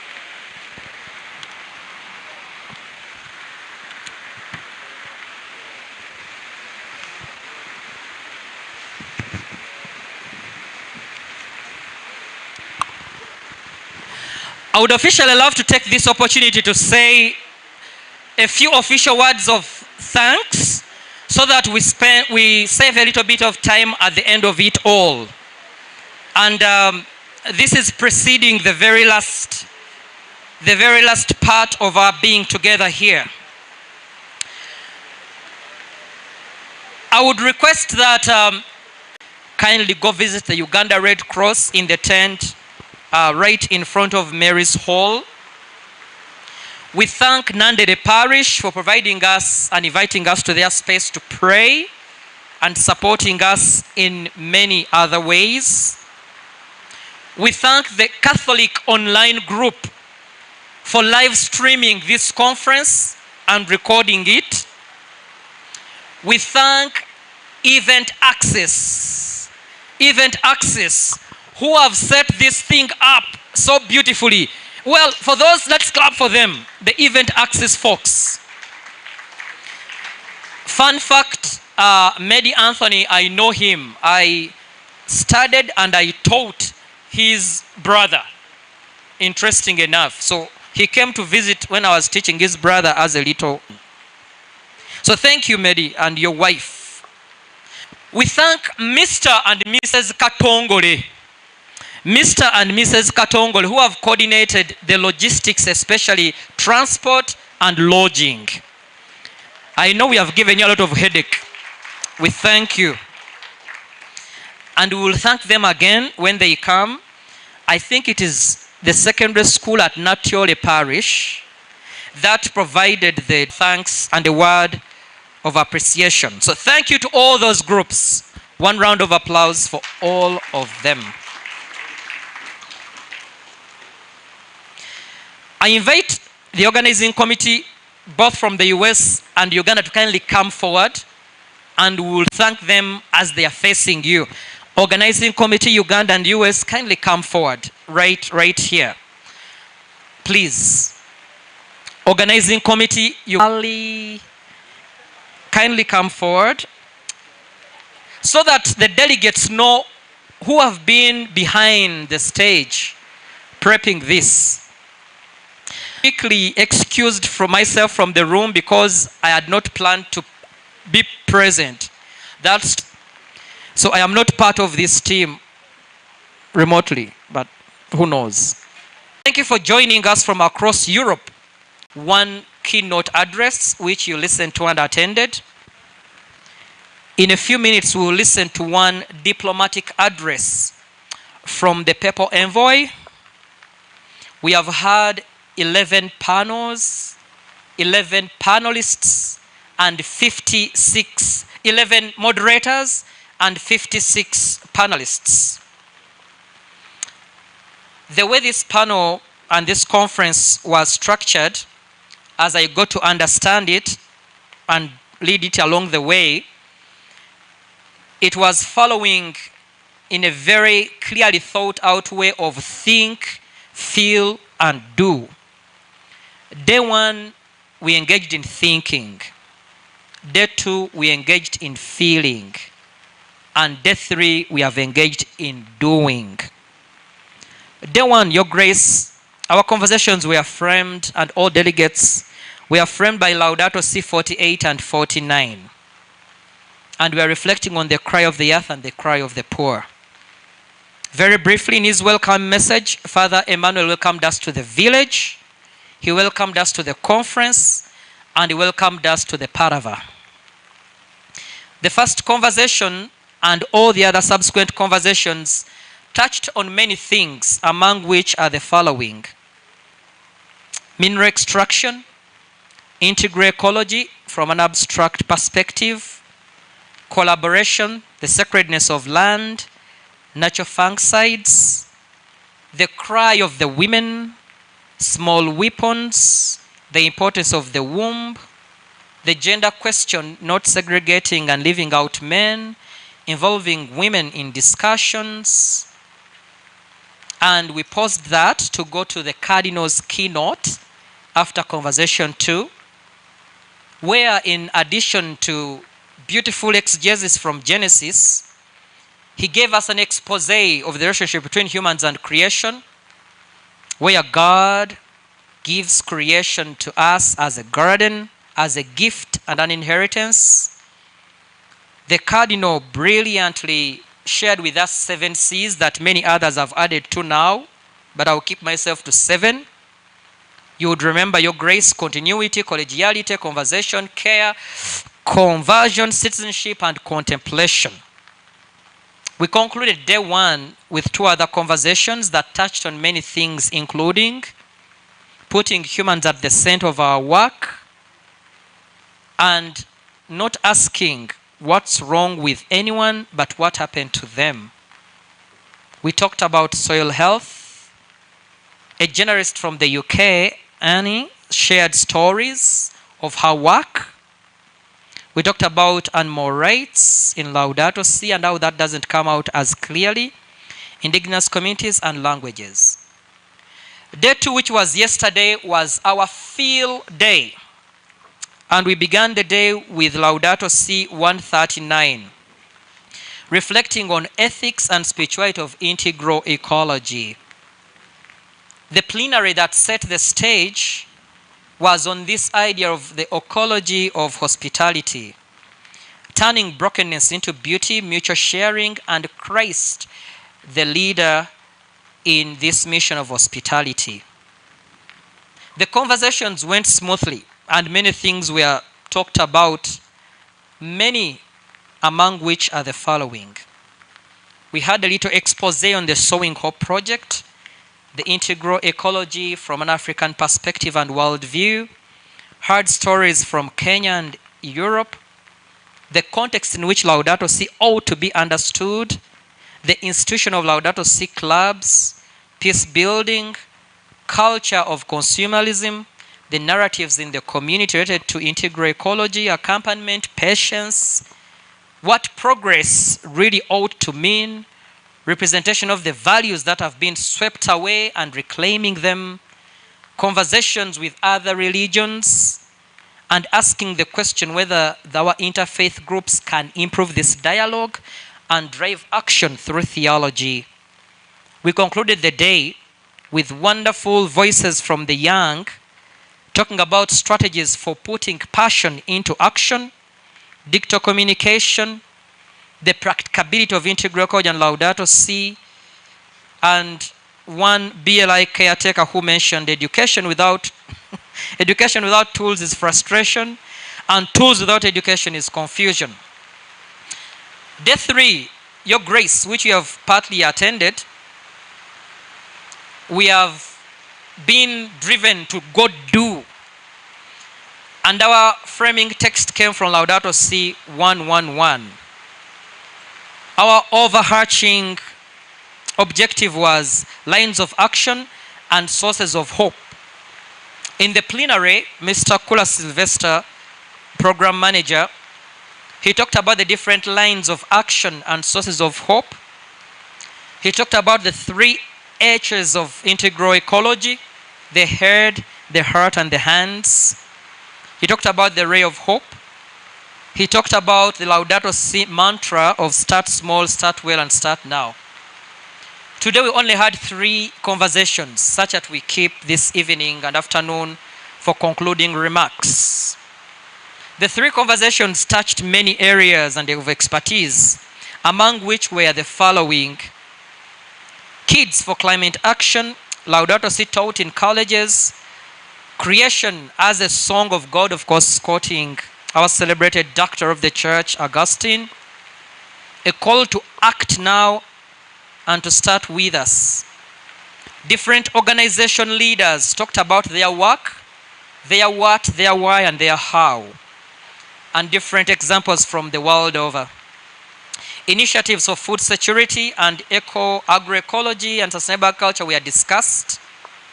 Agriculture's food system and markets and inputs was very well elaborately discussed. And one amazing key takeaway that were made to reply many times of adoption. In case, friends, you didn't know what I was doing, I was kind of giving you a summary of what we have done the last 3 days. So in case you missed some notes and much more. Everything we have discussed here is going to be compiled and presented to us in a publication. I would love to pause here and see whether Professor Drew McAntonio is here.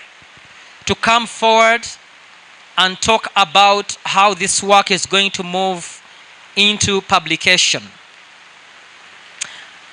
Oh, he's still outside. As he comes, part of the continuation of this work and what we've discussed is in the Sowing Hope project that Father Eo in a minute is going to come up here and talk about that project and the working group at the University of Notre Dame that can act as a convener for all of us here to keep this discussion going.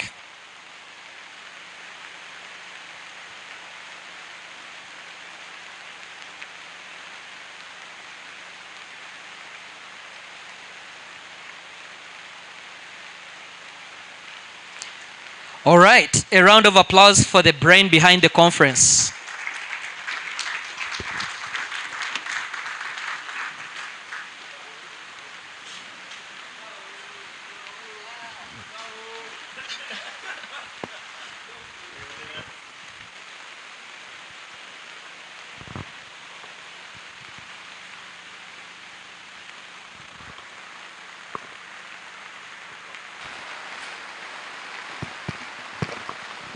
Your Eminence, Your Grace, Your Lordship, I will speak briefly for just 5 minutes. I hope that Father Katangole will continue from where I stopped. Yesterday I was supposed to do a presentation on the Integral Ecology Working Group at the University of Notre Dame, and that's an initiative of the co-founder and president of Bethany Land Institute. The Integral Ecology Working Group is a platform that provides an opportunity, an avenue for scholars who are part of this working group, but we also have practitioners in the field, people who are actually doing the work on the ground as far as integral ecology is concerned.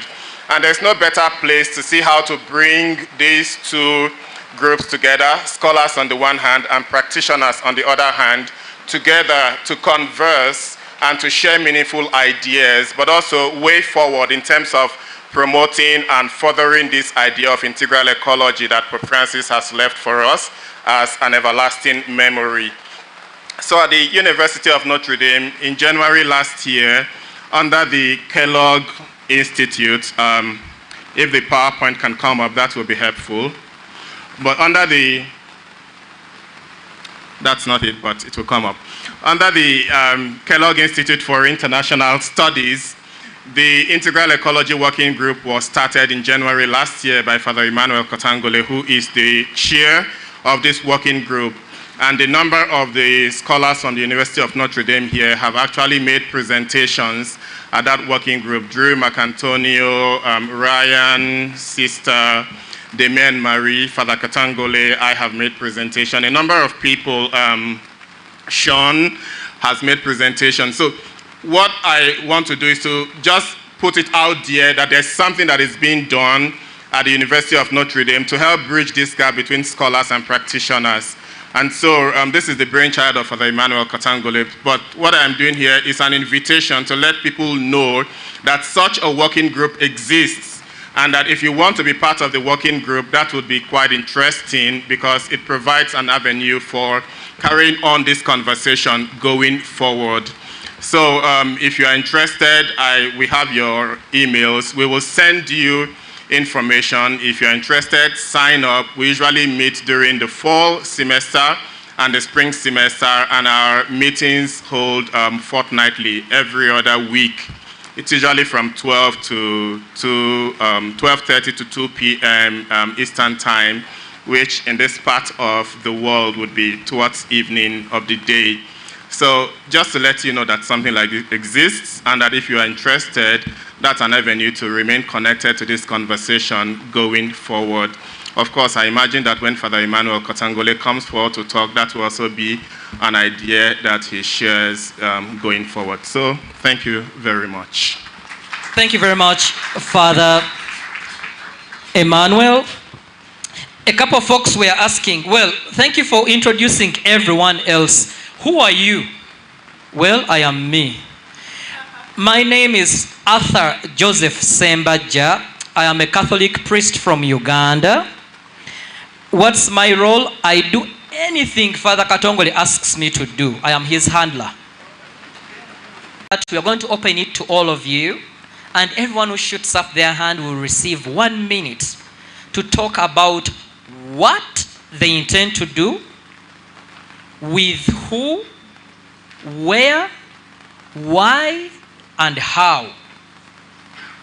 So think about it as an individual statement from this conference.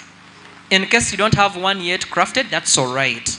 But those who have one crafted will pass around the mic to hear what next, what we intend to do, with who, where, how, and why. That will be the second lap.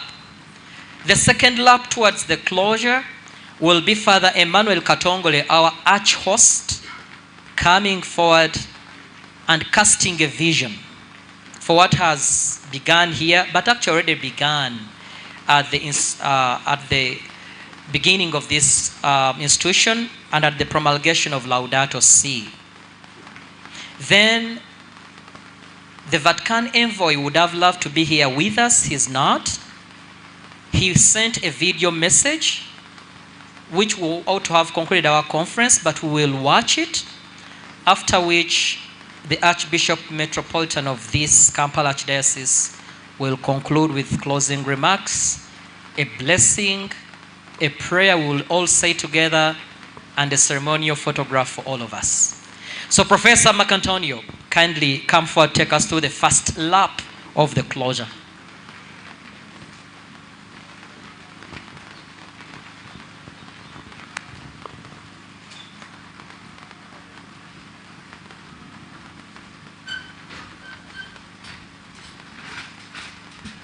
All right. AJ is definitely underselling his role here. So I am going to ask everyone if you could give one more round of applause for the gentleman sitting there who came at the very last minute to support everyone. AJ's also been at the foundation of my integration into all of BLI, along with Father Emmanuel, because of a program that we collaborate on called Regenerating Ecologies and Economies for Livelihoods. But that's a whole other story. What I'm going to talk to you about is the volume that will come as a research output of our experience here. Unlike most volumes, though, we are getting a bit creative with it, where we'll have a section of reflections so that everyone who wants to can participate, which Father Emmanuel will be curating as his role as an editor of the volume. I am also one of the editors. I'll ask Heather Foucault-Cam to please stand. Heather is our managing editor. You will receive several more emails from her and nudges as necessary. So please, a round of applause for you. And we have some other editors, EO, Father Emmanuel Ojiefu, who we all know, but he will be one of the other editors. And Father Emmanuel, of course, and Ellis Adams in the back. If you can raise your hand for us. Thank you. So we have a very strong editorial team. Most of you have already received feedback, except for those who might have submitted a little bit late or have yet to. But we have a strict timeline we're going to need to follow because we have to have this to our publisher by December 1st. For that, if you had not seen in the instructions that were given, the publishing house for this is Springer Nature. And so it'll be both in print and digital formats, and I'm working on an open access fee so that anyone can access the volume once it's published. That's not a guarantee, but something we're working towards. The volume itself, the timeline that we need to follow, so many of you have already received feedback, and some of you have even already incorporated that feedback and sent it to us, which we're very grateful. But for those who have not done that yet, we do need to receive your edits to the feedback that we've given you by August 15th. The next return will be, and then we will give feedback to you again on that submission by September 15th. So if you send it to us August 15th, we will work with them and then send them back to you for final revisions on September 15th. The expectation then is you will incorporate that last round of feedback into your final document and submit that back to us by October 7th. It's a short turnaround. The hope is that by that point, it'll be minimal changes or revisions that need to be made. But it's also because we've taken on control of the external review process, which is very good because that means we can likely get many more pieces through the review process than we might have otherwise. So we will have to send it for external review to at least one reviewer per chapter, which we will coordinate it as editors. And then we will have it, that's why we need your final feedback by October 7th. And then we will work through the external review process and final collation of all the individual documents to submit it to Springer Nature by December 1st. The title, for those who may have missed it on the sheet again, is Integral Ecology for the Anthropocene, Africa and Beyond. And it's one of the first whole books focused on integral ecology and with a wide array of academics, scholars, practitioners. As you can see from the diversity of folks here, it's going to be quite a diverse volume as a result of that. And then we will look to have a volume launch. We're still working through the ideas of when that might happen. Depending on the time that it's published, it might happen in Rome in March with another event that's happening, or it might happen at a conference that's being held on the Anthropocene this summer in July. But those are all still things that are in the works, but just to at least mention them for your awareness. The final thing I'll note is on the different sections of the volume, and then I'll ask if there's any questions.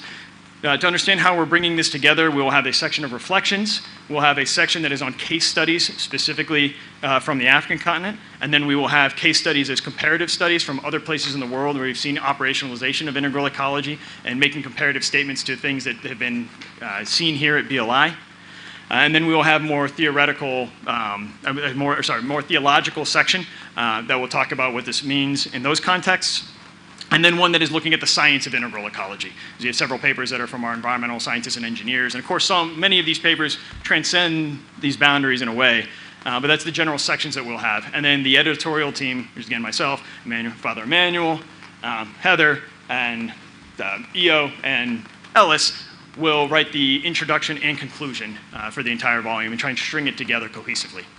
So that's the overarching plan. If there are any questions, I'm happy to field those. Do I get time for that, Art? Okay. Any questions for Drew? My primary 6 teacher told me if you teach anything and you don't receive questions means 2 things. You are either a very good teacher, that the students understood everything. A hand of applause for Drew.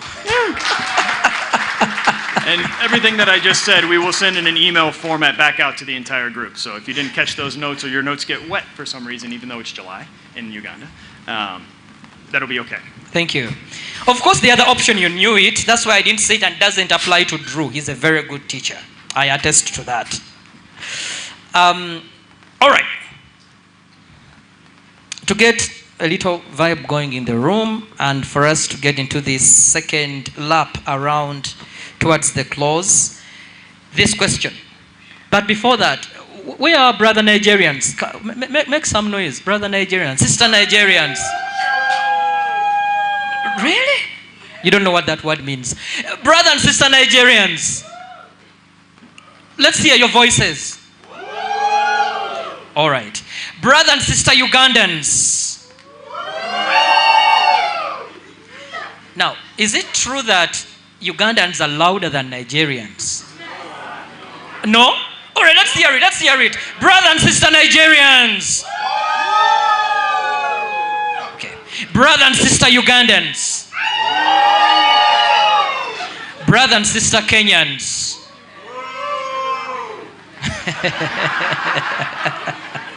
All right. So someone said that brothers and sisters from the US don't know how to, get excited. All right, brothers and sisters from the United States of America. Now, let's do that again as if Notre Dame is winning the national championship. Brothers and sisters from the United States of America. Woo! All right, good. Here's the question. We have been here for coming to 3 days. What next for us? When we leave here, what are we going to do? We don't have to, but we should. Any ideas? What? For whom? Where? Why? How? In 1 minute. Very concrete things. 1 minute. I saw a hand go up really quickly. Of course. Well, all right. Thank you so much. I'll be so quick. It has been a very amazing time. And it has been a very great season of the year, especially us coming together for 10 years after Laudato Si. Where is Africa? So first, I'm representing Laudato Youth Initiative. But of course, I also got a lot of sisters here from different organizations.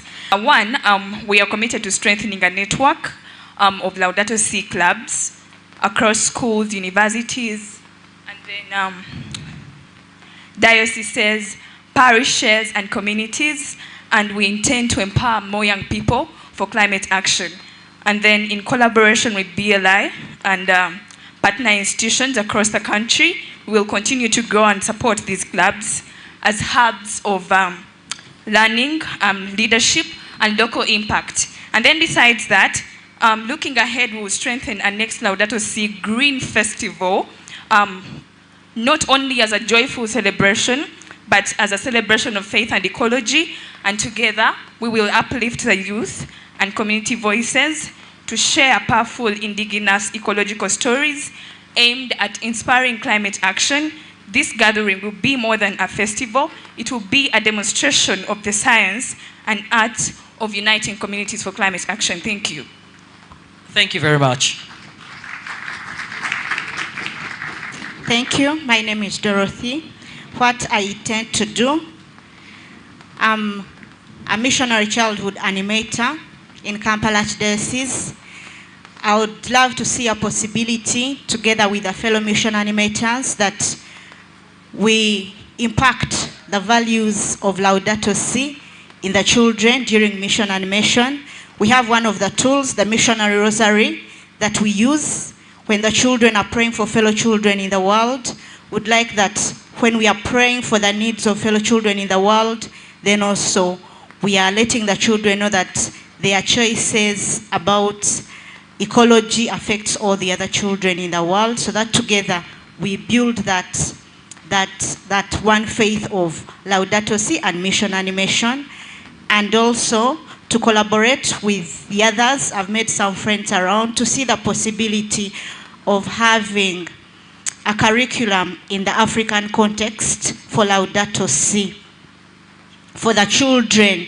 Why do I say the children? Because we shall have the youth who are more empowered in Laudato Si, and also the adults, still through the mission from Holy Childhood to St. Peter's the Apostle, then to PM. Of having all stakeholders together from different dimensions of the integral ecology to talk about issues and the solutions.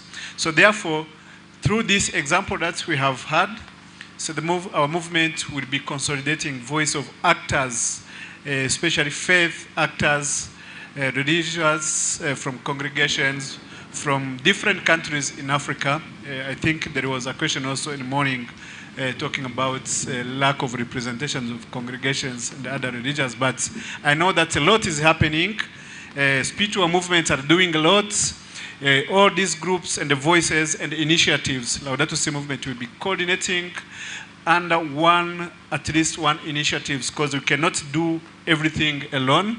But at least I have noticed that there is a need also of giving a focus to advocacy, especially on the aspect of energy transition, so that it can contribute, as others will be doing agroecology, the energy transition can contribute also for Africa development and also achieving climate justice and the livelihood for communities. Together we shall do it. Thank you. I'll go from one side to the other. Thank you. What's next? Being a dancer myself, so we'll be co-creating a production called The Dance of the Last Forest. And I welcome people to share stories from the forest, which we'll incorporate into that production. Thank you. Remind us of that dance again. Remind us of that dance. Of the last forest. Ta! Ta! Ta! Ta! Ta! Ta!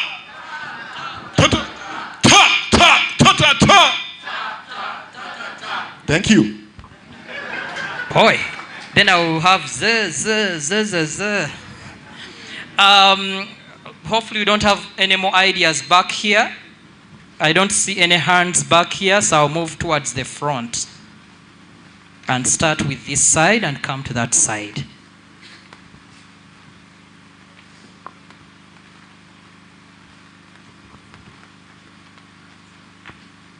Hi, everyone.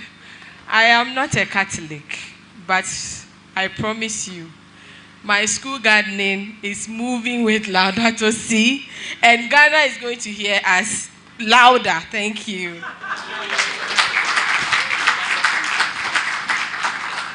From here, I am going to continue developing a program, an initiative that we have earlier started on, and we want to launch in Ghana next week.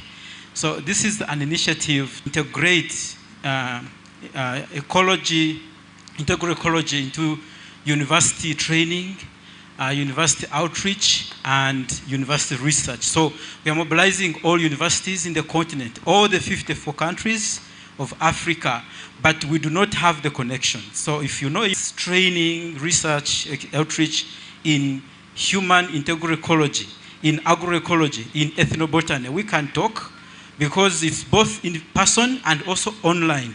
We want these things to be taught in the university so that we have a workforce, a manpower that will go out there and spread the gospel. So we have some little funding to start with, but we want to keep growing this through partnership and collaborations. Perfecto. Let's go to the kids' voices. Okay, in a personal capacity, I have created a lot of videos here. So I'm going to make sure that I bring the story of BLI to my community, to the people online, so that they can also be inspired. And then I'm also going to connect with faith-based organizations in my community, including the church, to see what we can do about Laudato Si in Botswana. Mr. Kure should be clapping loudest.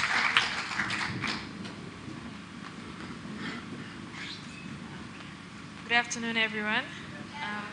I think what I'll do when I go back home is to probably start a Laudato Si youth movement or anything, because one of the things that I've realized in my country, there's a low awareness of Laudato Si in generally. I literally did not know it until I met Father back March this year. So I think I'll start a movement. I don't know what I'll start, but I'll start something.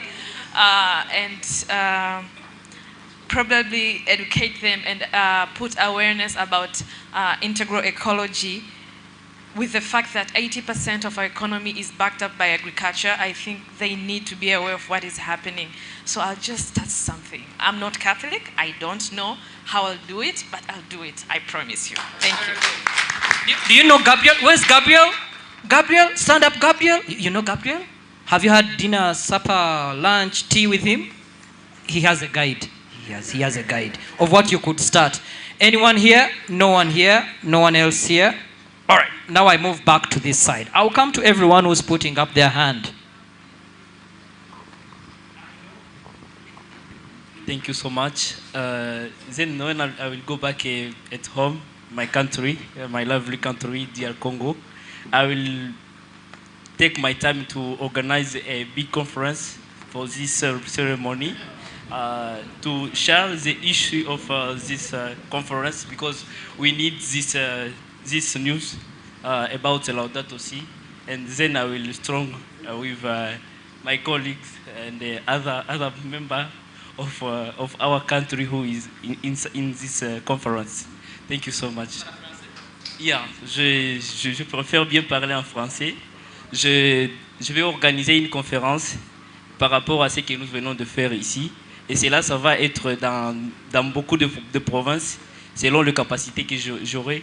Je vais devoir collaborer avec la sœur avec qui nous sommes ici pour devoir partager les nouvelles que nous avons apprises par rapport à Laudato Si, parce que ce sont de bonnes nouvelles que nous avons apprises. Et c'est là nous voulons normalement garder de bons souvenirs dans notre pays aussi, que ça puisse du moins accroître des fruits aussi, comme nous le souhaitons. Merci beaucoup. Merci beaucoup, monsieur. Okay, Steve Damaris, I'm one of those that almost did not make it to this conference. I got my visa late on Saturday. I'm forgiving all that stressed me. I'm happy that I made it. And yesterday I was challenged, and I already told Father Emmanuel that you'll get the outcome of this conference from me. I've already started making contacts back home to see what I can do, starting from my parish. Father Emmanuel is from Nigeria. We have to make him proud. Where the journey has stopped, we have to start so that we'll be up to speed with other people that have done a lot in this area. So ensuring that we have this movement around parishes in Abuja is my priority coming from this conference. And then for my organization, I was talking with Sandra and Sarah yesterday after their meeting, after their panel. We do a lot of mentorship for young people, and I hope that I connect with them more to get those opportunities for them to also grow in this field. That's what I'm hoping to do. Thank you. Thank you very much. Would you consider yourself one of the ancestors or one of the Gen Zs? Or somewhere in the middle? She doesn't know. I knew she didn't know. Something from Nigeria. Economy of Francesco group, we already exist. Now we will build on this with core academics that we come together from Nigeria. Initially, we've been doing training for others as we have been trained. Then there are key Catholic agencies in Nigeria. Pax Harbor, Justice, Development and Peace Program. There are several of them. We will link with them, ask them, Laudato Si, where are you? Wherever they are, we key into them. So this is my prof. I would have regretted more if I didn't give them that tough time and I missed this. In short, for the whole life, I wouldn't have forgiven everybody. So I'm sorry, I apologize for all the stress, but I'm happy I did, because there's no experience. I've been attending conferences. This is a different type of conference. And I want to say that I was touched, and I'm touched in a different way. His Eminence, I've never seen humility of that level. And I don't know, I feel like, who am I? So I'm very grateful, and I thank God that I made this. Yesterday, the moderator of your panel referred to three of you as the traditionalists. Is that true? We are digital traditionalists. Love this. Love this. So, Father, then we go over here. Thank you. I'm sure there's a lot of information that we have got from this conference. I work for Laudato Si Center, company Uganda. One of the things that have impressed me in this conference is the walk, the tour we made in the garden, in the farm. So we have a school here in LUWEERO, St. Daniel Comboni College. Right from visiting the farm, I just committed myself that I have to bring them back to BLI to see and learn for themselves. Thank you. Mr. Kule and Simon, better clap the loudest. So, Tine from Nigeria. First, I align with other colleagues who are going to work to improve on Laudato Si movement building. For us in the Catholic Diocese of Makurdi, I'm also not a Catholic, but I do a lot of work with Catholics a lot. So I'm going to see how I will link up the Laudato Si movement in the Catholic Diocese of Makurdi with others in Nigeria and elsewhere across the world, so that as they foster those collaborations, they are better able to improve on the work that they do. And on a personal note, I'm developing a curriculum, and I'm very happy to work with persons who would want to work with me to develop curriculums with which we can better communicate climate change to children, very importantly, but especially decision makers, so that we can address that knowledge gap and get people who are in charge of the money spending lots of money on addressing climate change. Then finally, I was wondering if the BLI will be disposed to sending technical support to places like Nigeria and elsewhere to support with setting up of 1 acre farms. I'll be very delighted to see if there is a possibility that that can happen. And finally, the traditional aspects of St. Mary's farm there. I just finalized a project with a Global Environmental Facility where we are working with traditional medicine practitioners to standardize traditional medicine practice. And I'll also be very happy to see how we can foster collaboration in regards. Thank you. Thank you. See Professor Sechewa talk to Mr. Kule Sylvester. Those are your best friends for your ideas. Thank you. My name is Alfred Okumu. I work with Laudato Si Center, Komboni, Uganda. This is a commitment we are making. One is influence policy on waste management, fossil energy, is something we shall commit to. Then secondly, we shall continue with the tree planting campaign. We as an organization, we gave ourselves a task of planting 10,000 seedlings. As of now, at least we have moved a step of 3,000 seedlings already planted, and we are monitoring this carefully. Lastly, our Laudato Si Center, Komboni, Uganda, we will be organizing Laudato Si Symposium come this year in October, and I want to invite you to come and attend.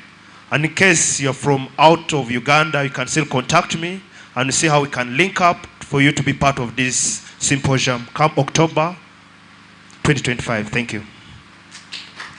Thank you very much. Yes, Professor. Thank you very much. Very interesting. A lot of insights. I've learned a lot. Yeah, a lot of insights. I've learned a lot. But one thing I'm going to do is for more collaboration with the male gender. Because when a woman cries, I think a man cries more. So that's why I'll forge for more collaboration.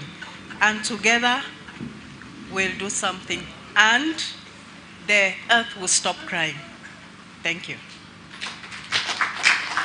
So Dr. Mugabe supported that point a lot, and I said, man, is when a woman cries, the man cries more. So he supports that. Any other ideas before we bring this home? One last one from Annette Nanono.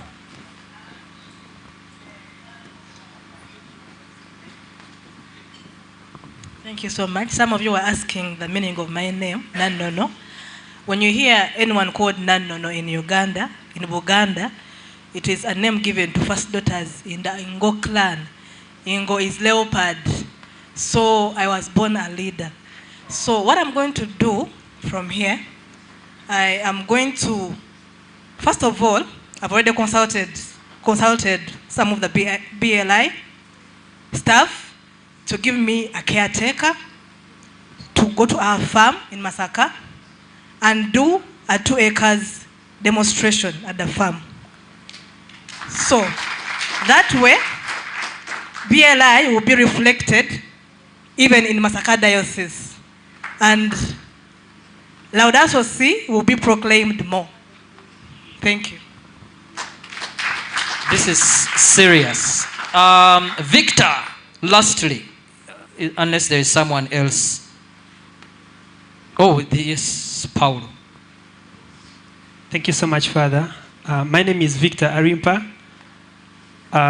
10 years after Laudato Si, it seems to have been a long journey, but I want to assure you guys that it is just a beginning.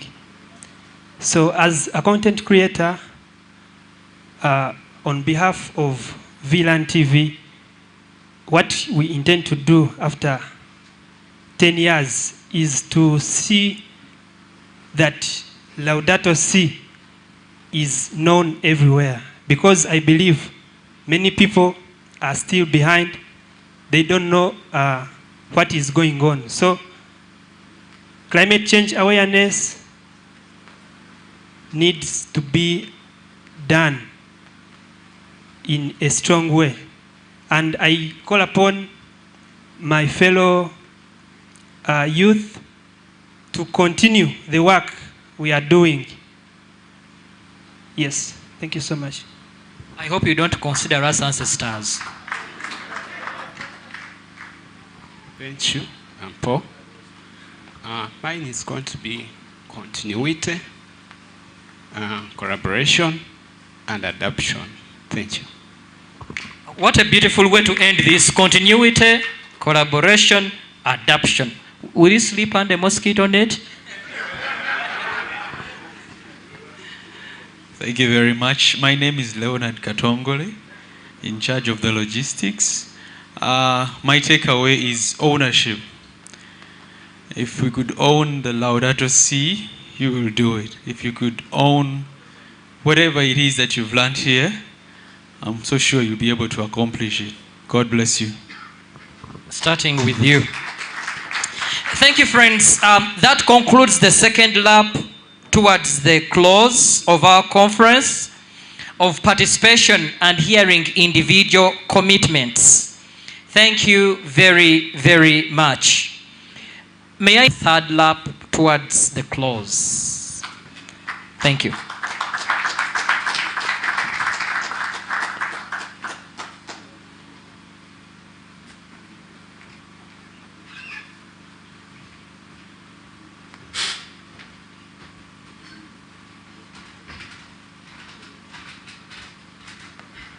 Thank you very much, Father AJ, for giving me this opportunity. He introduced himself by saying that he does whatever I ask him to do. Can you please bring me a glass of wine here? Because I feel like toasting to you all at the conclusion of this incredible time together. My heart is filled with gratitude to see what we have realized the last 2.5 days. There are a lot of people to thank the Almighty for this conference, the palava, so many gifts to name. Just listening to the commitments that people are making, that people have made, just confirmed that we needed to do this, to have a conversation to celebrate the 10 years of Laudato Si. But I know we have listened to a lot of words. Over how many panels and panelists? 66. So there have been a lot of words, and I don't want to add more words to what have already been said. So by way of from this conference gathering, 3 gifts. And maybe talk a little bit about those 3 gifts, each of those gifts, and see where that might lead. So the first gift, personal takeaway from this gathering, is the gift of the palava, the gift of the conversations. Friends, you will agree, what rich conversations we have had. It's because hope is not just a sentiment that we have inside. Hope is an action. Hope is a verb. Hope is a verb. Hope is about a kind of care. What are you willing to care about? What do you care about? What are you willing to commit yourself to? And that like the prophet, is it Elijah or Elisha? Elijah? Elijah, who thought that he was the only prophet left. And God tells him, no, get up and eat the others and so forth. And then all of a sudden he realizes, wow, there are so many. I think to discover that sense that I am not alone, I think that is very, very important. That is what actually hopes us, gives us a sense of hope, and gives us a sense of commitment going forward. So all I'm saying that the first gift is about this conference, about the way it has been structured in terms of a conversation, a palava, about a space of gathering, of stepping back and meeting others, that kind of inspires and encourages us to go forward knowing that what we do is important, matters, but also knowing that we are not alone. And as I said, I don't know what this means going forward, but we hope somehow we can think about some kind of spaces where now and again, every 2, 3, 4 years, we can come together. Maybe next time in Nigeria, or another time or in Kenya, or wherever. Or in Rome, visiting Cardinal Turkson. And then say, yeah, we are not alone. So, but anyway, some kind of really spaces like this are important. That's what I'm saying, that spaces like this are important. And so I want to name that as the first gift. The gift of a space like this, gift of a palava. The second gift I want to name is a gift of where we are gathered here at BLI. You have heard the story of BLI. You have so much that still needs to be done. So the gift of BLI, trying out. I think if there is anything to learn from BLI is the invitation to try out.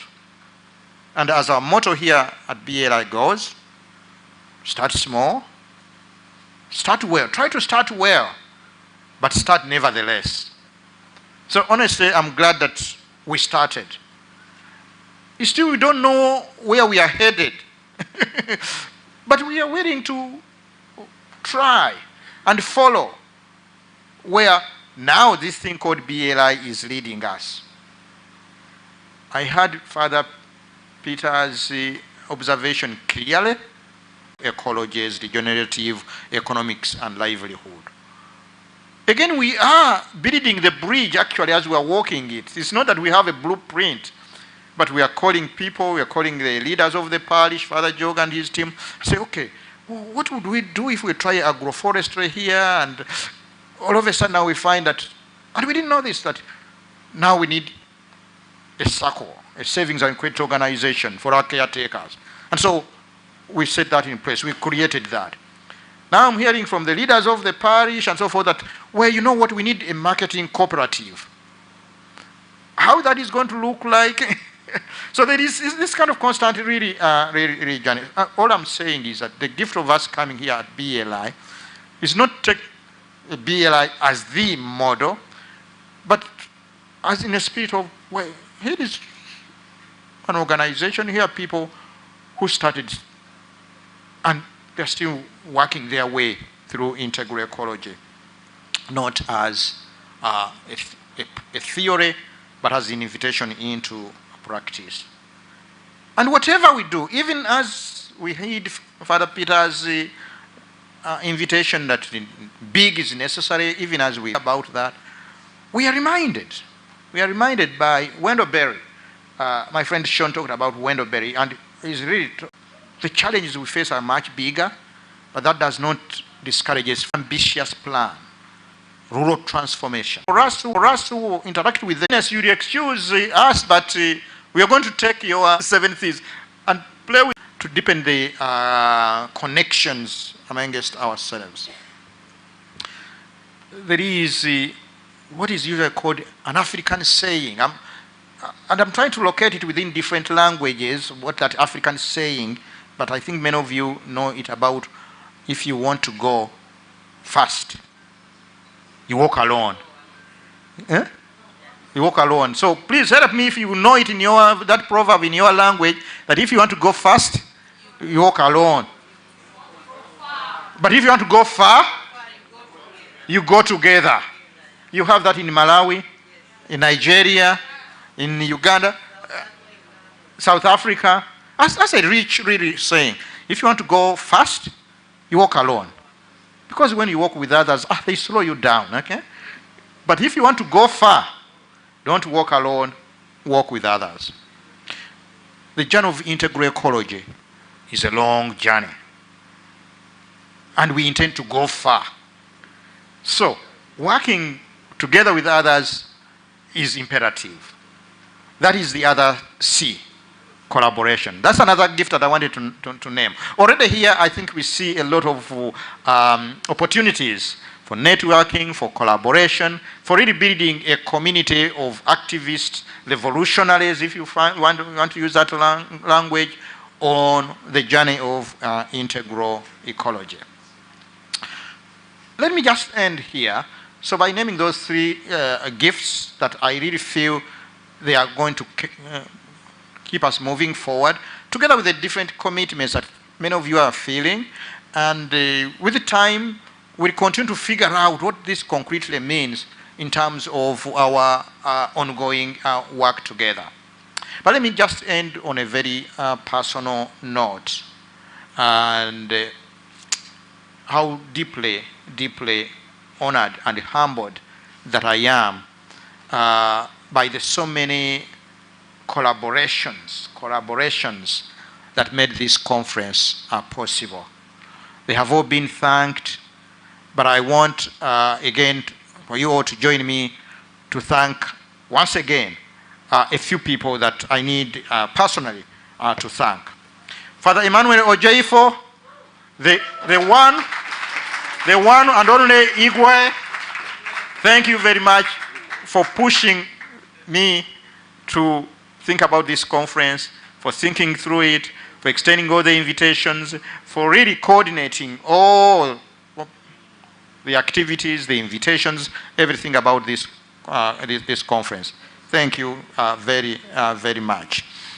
Working with the Notre Dame coordinating committee, organizing committee, Heather, Drew, Ellis, and again, please join me on a personal note to thank Ari as well for her incredible. Ari, where is Ari? Her incredible organizational skill. So all the ND partners from the university as a whole, the different units at Notre Dame University, what an honor and a joy for me to be associated with such a rich, dynamic, but also committed university that is committed really to a mission of making the world a better place. So to all our partners from the University of Notre Dame, represented by different people here, please say my big thank you to our partners that have been named. I want also to add one partner that I didn't hear well, the Just Transitions in Sustainability, here represented by Bethany. It's a new initiative, and it looks like we are going to continue to journey together. But thank you all, the different people, Apple and Renee with the kiosk school, heading the communications team. So Notre Dame, broadly speaking, we are extremely grateful. Eliana, Taproot Earth, what a joy to work with you in organizing this conference. Looking forward for more collaboration. BLI organizing, is the Ruth here, or she's still up there organizing for the next event? Ruth, who's been the chair of our organizing committee here at BLI, she's not yet here, but when you see Ruth, she and her team that was here, they have done an incredible work doing that. And finally, again, our one and only Master of Ceremony, Father Arthur Joseph Sembaja.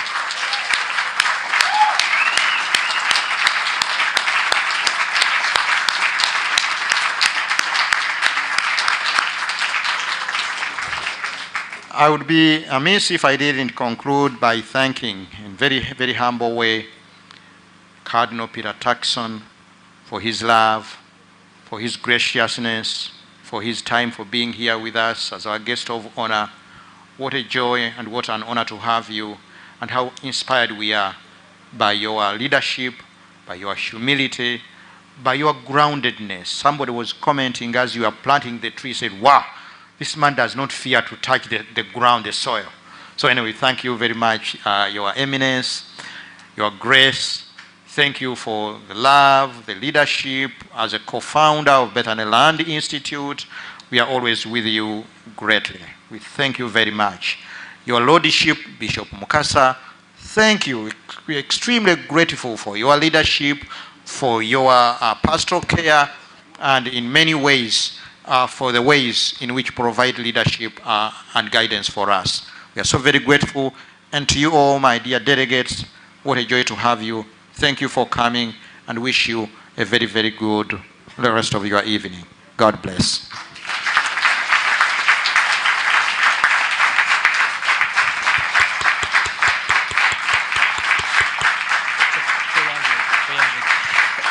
Thank you very much, Father Emmanuel Katongole, Professor.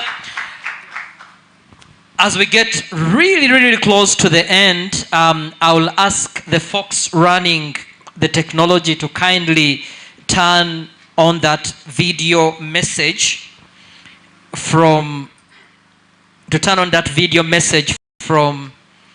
Cardinal Borgia. And as soon as it shows, I'll introduce him a little more. So pause it, and 10 years after I will Laudato pick Si. my notes.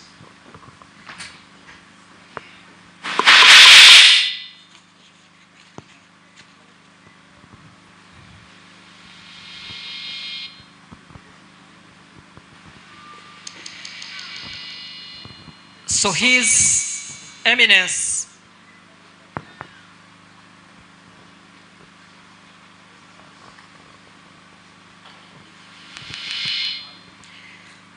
So this video is recorded by Sister Alessandra and His Eminence Cardinal Fabio Baggio, the Undersecretary of the Dicastery of Integral Human Development and the Director of the Bolgo Laudato Si Institute from the Castle Gandolfo, the Pope's summer resting place in the Vatican City.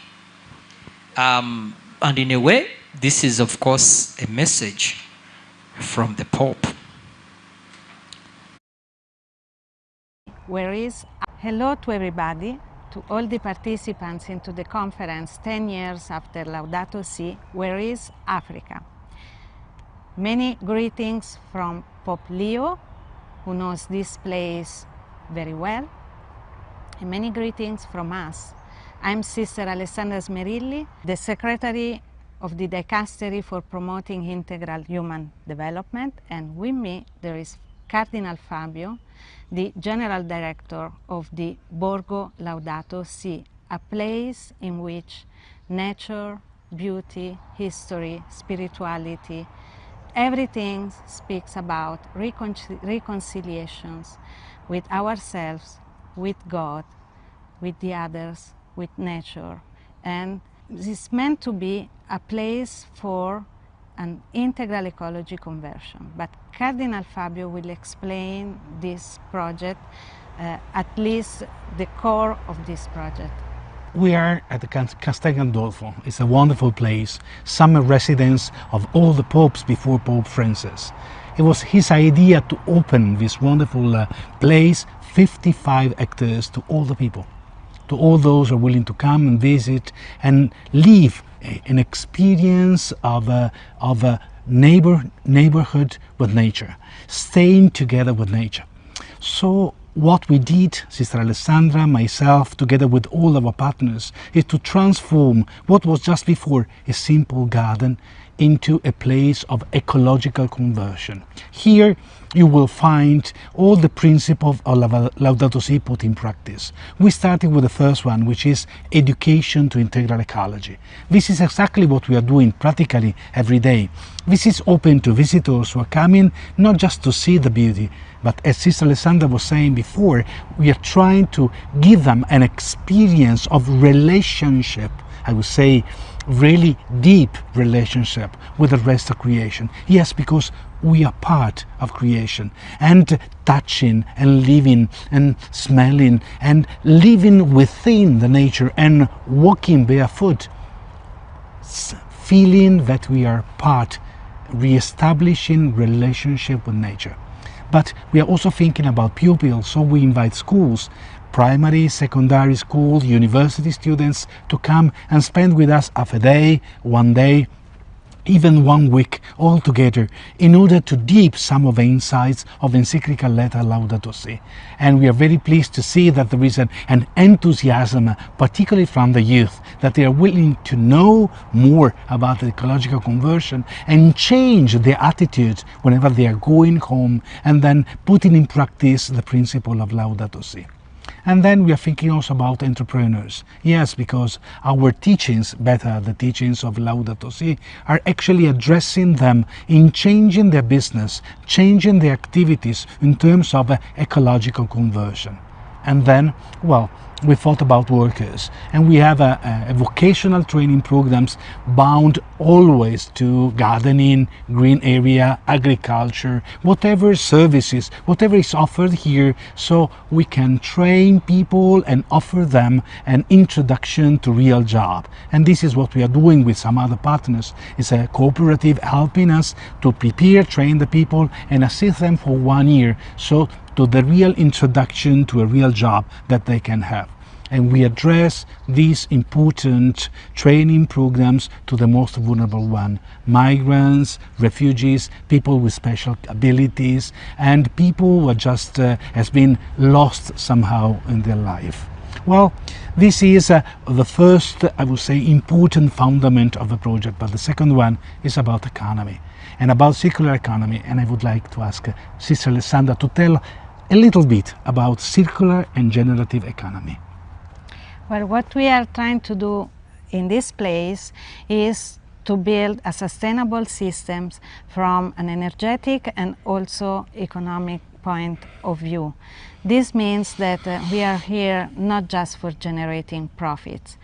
We need to be sustainable, but at the same time we need to be respectful for nature, for the others, not exploit people, and trying to produce in a way that everything at the end can be shared. Also profits can be shared and reinvested into this project. And so circular economy, because we are trying to not produce waste, neither natural or human waste, and we are trying to build an economy in which the care for the nature and for one another is the core of this project.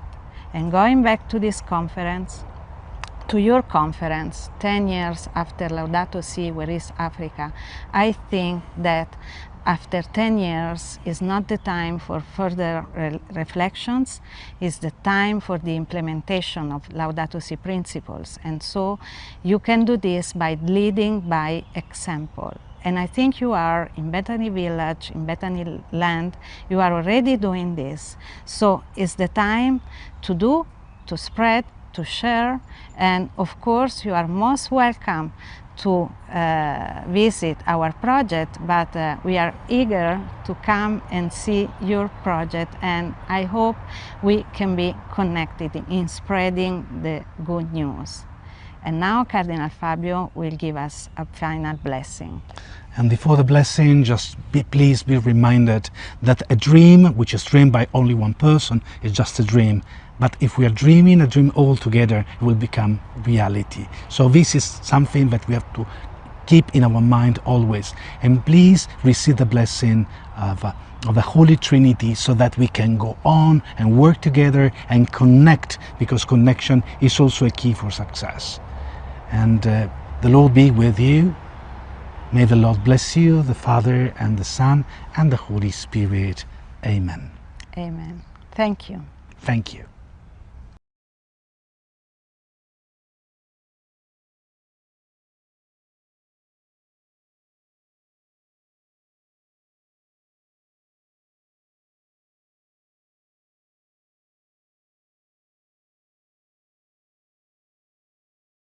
And officially declare our conference ended. And as His Grace makes his way to the podium, I'll lead him there in a minute. After that, we'll have a group photograph, and I will communicate a few other programs for the evening.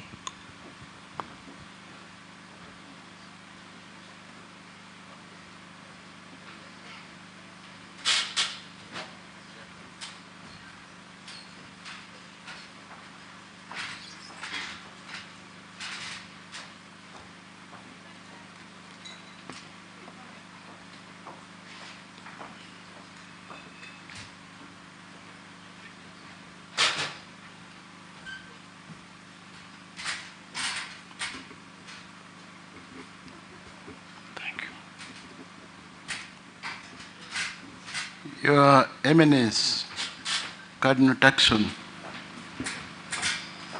Your Lordship, Bishop Mukasa, our President, Professor Katongole, and all of you delegates, brothers and sisters in Christ, including the board and management of the Bethany Land Institute.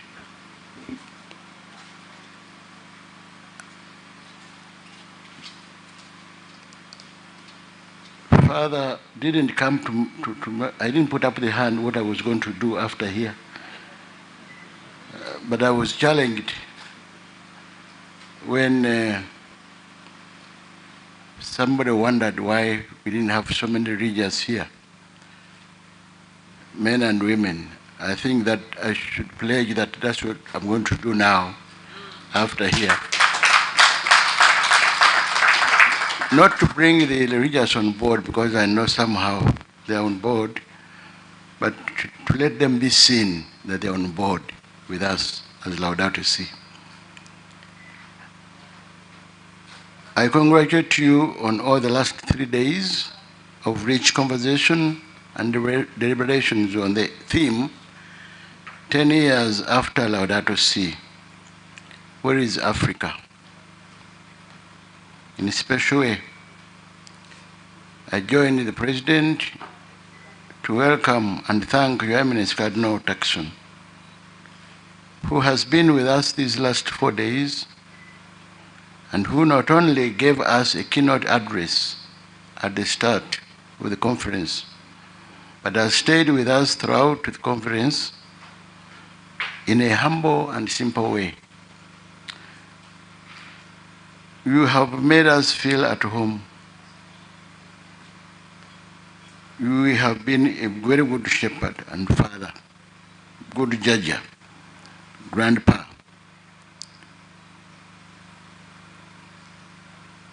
We thank you.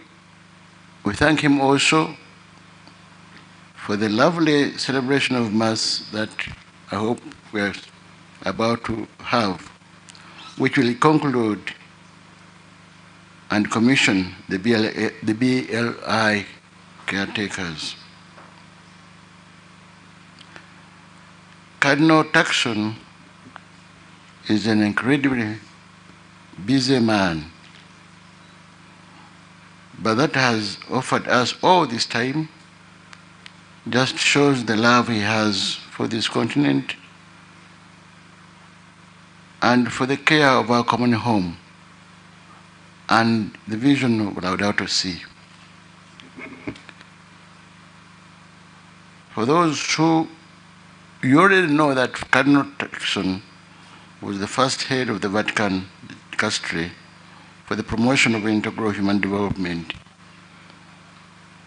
And for 5 years, from 2017 to 2021, Cardinal Turkson worked tirelessly to build up the dicastery, and during his tenure, this dicastery worked on a number of significant initiatives, including that encyclical letter, Laudato Si. The fact that he's here with us means that we must take what he tells us very seriously. And having heard from him, and now from the Cardinal Wagyu, we who have heard these two must go back to do serious work. And that's one of the things that we must pledge that we're going to do. Spread the message of Laudato Si very clearly to wherever we come from. Your Eminence, you know how much you were personally involved in the crafting of this milestone document of Laudato Si and in publicizing and promoting it. We admire your leadership. We are very proud of you as a son of the continent of Africa. We are proud that you like and love your continent and that you are down to earth. We are therefore very much honored and humbled by your visit and stay with us, and by your exemplary participation in this important conversation marking the 10th anniversary of Laudato Si. To all of you delegates, I congratulate you all for the last 3 days of rich conversation about the reception, practice, and impact of Laudato Si in Africa. The conversations have confirmed a number of things. First, how urgent and serious the cry of the earth and the cry of the poor is on the African continent. The speed and scale of environmental destruction on the continent, from rampant deforestation, air and plastic pollution, extractive mining, wetland destruction, loss of biodiversity, reliance on chemical and synthetic inputs. All these threaten not only the pollution of our land, but also the health of the population.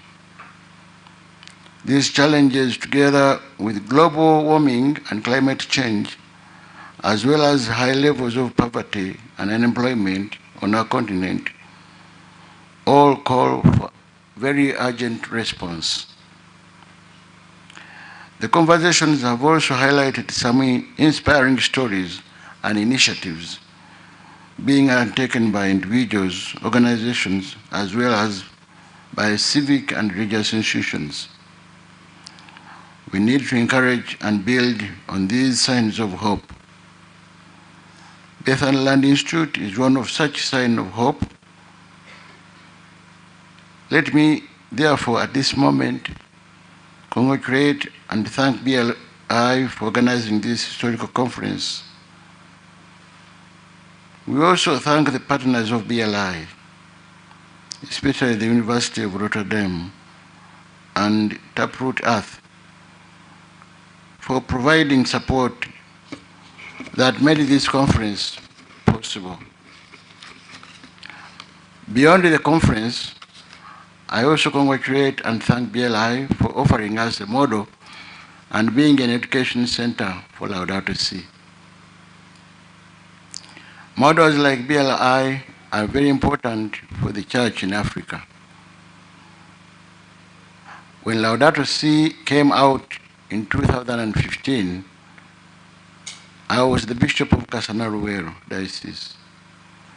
I was already very much aware of the challenges of food insecurity, poverty, and environmental degradation in this area of the country. So when Father Manuel and his two priest friends, Father Cornelius Sempala and Anthony Zachary Rueza, got problems on the land where they had started the BLI initiative and approached me, I was happy to consult the people of LUWEERO, the administration, and they willingly offered this piece of land, the many acres, here at Nandere.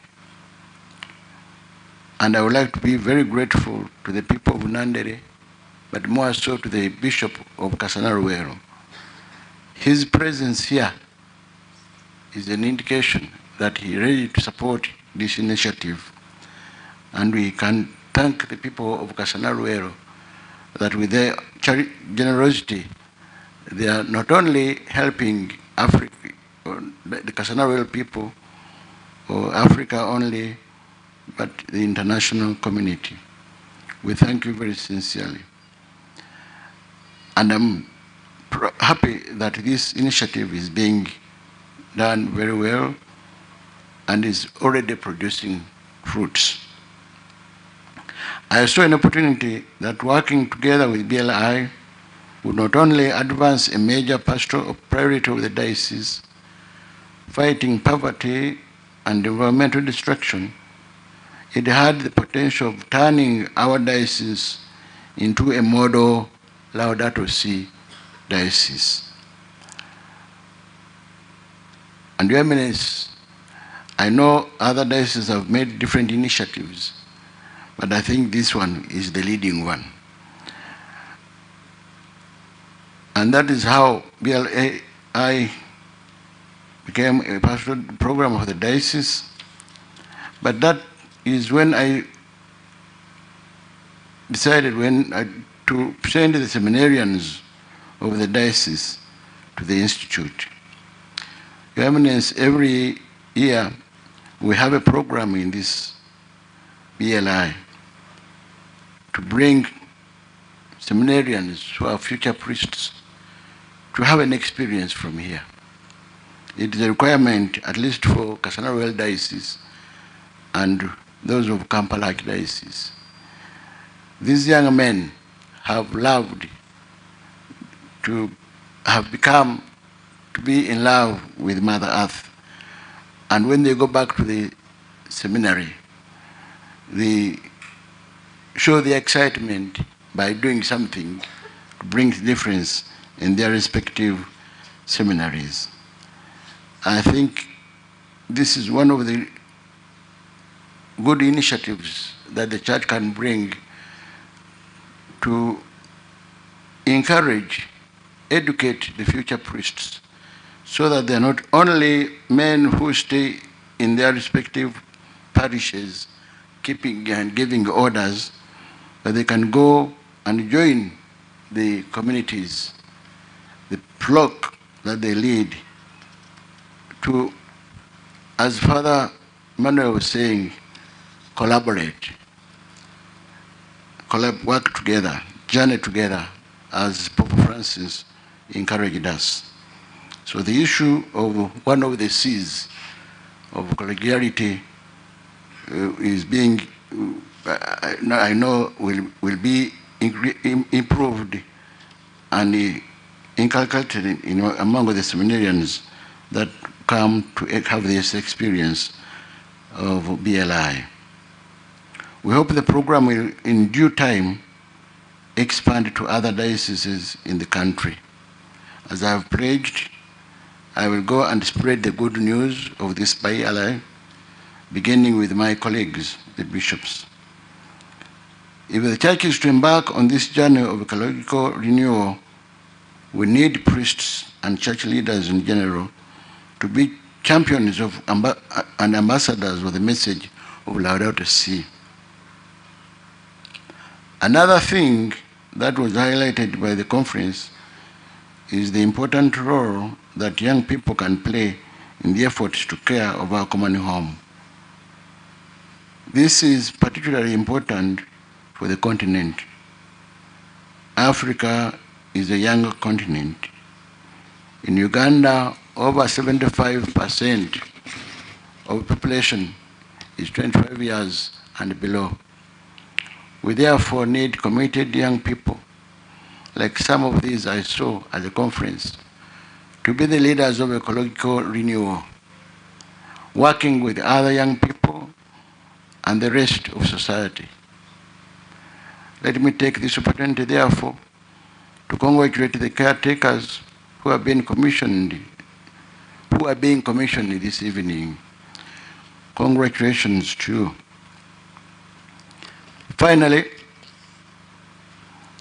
as we all move forward, we are aware that the challenges that face us are many. We must, however, not give up.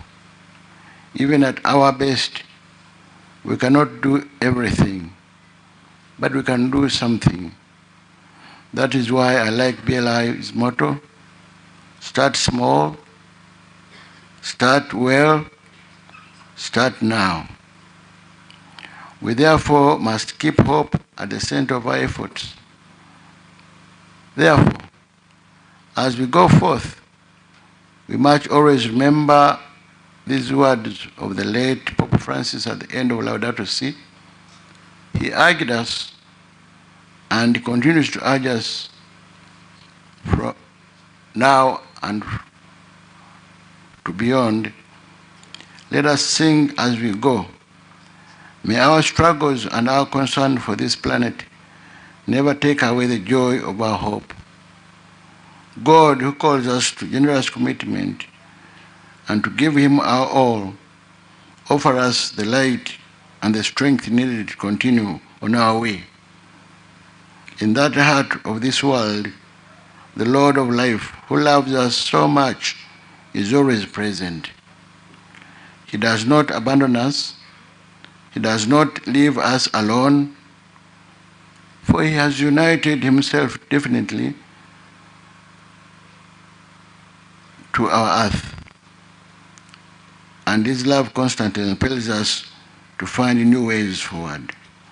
So praise him, praise be to him, as we lead Laudato Si Article 244 and 245. I know we have enjoyed ourselves here. I pray that you continue to enjoy yourselves. Those who are not from Uganda, have a good experience with the Ugandan community. May the Uganda Matters bless you as you are here and as you go back home. And I wish you a very good evening and safe travels to your respective destinations. The Lord be with you. Thank you very much, Your Grace.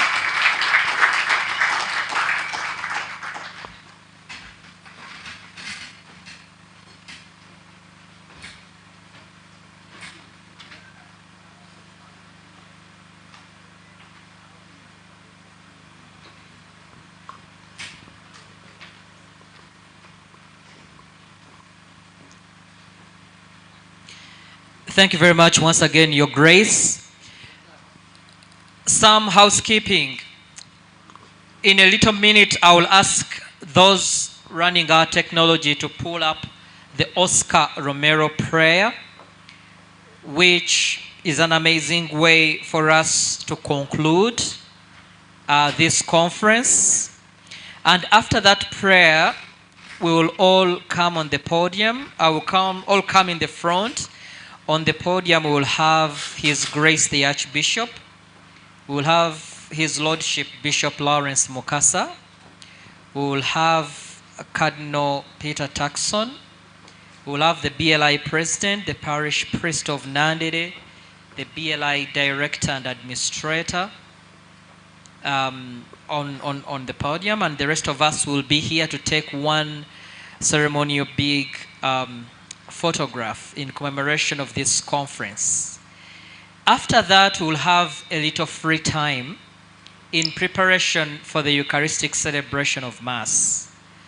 With that photo, of course, and the prayer, it would indicate the end of our conference.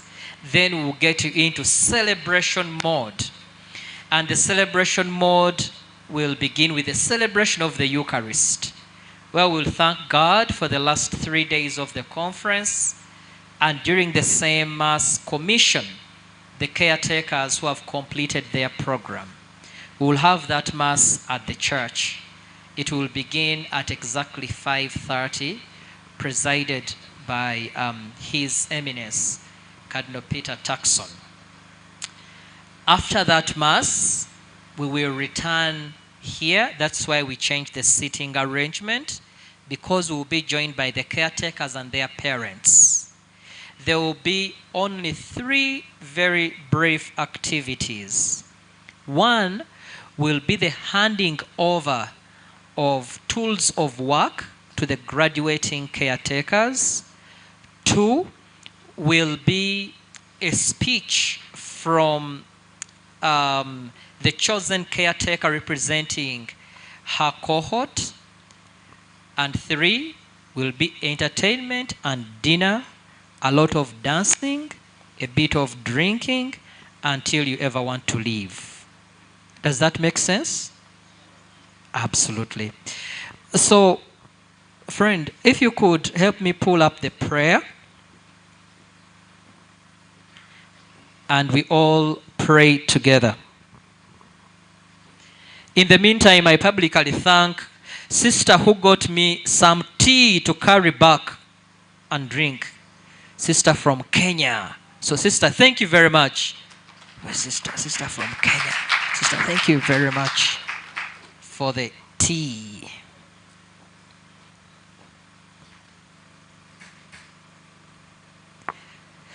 As they work the technology, oh, there we go.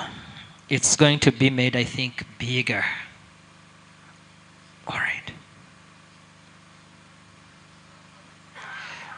So we will all begin from the words, it helps. So sorry about the color red, but I think we can try to read it. Well, 3, 2, 1. Do you want us to probably stand? I think that would be a good point to stand. All right.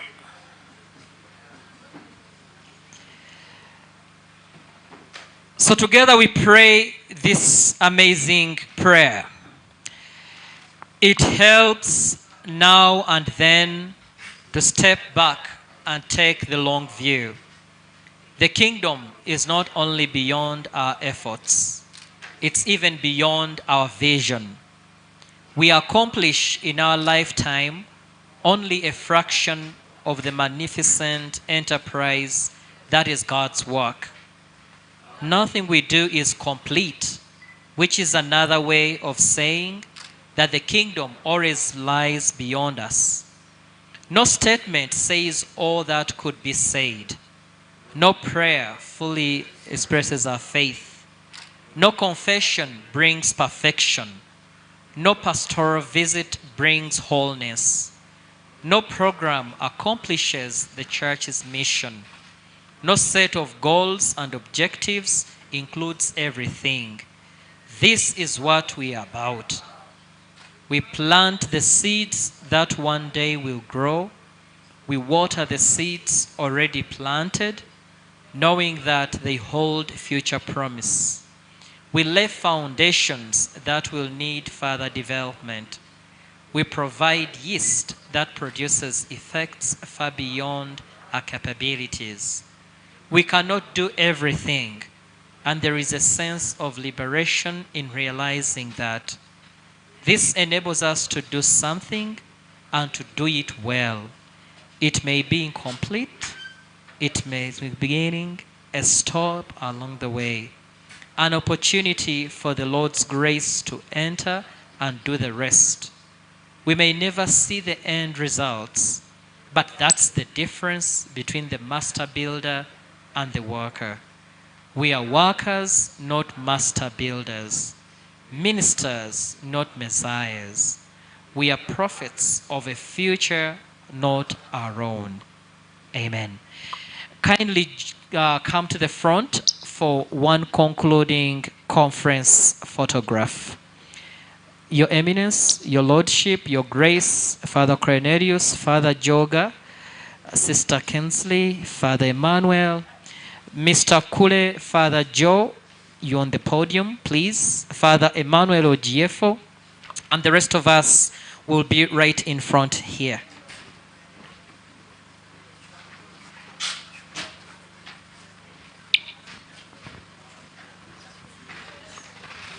I'm going to take it behind.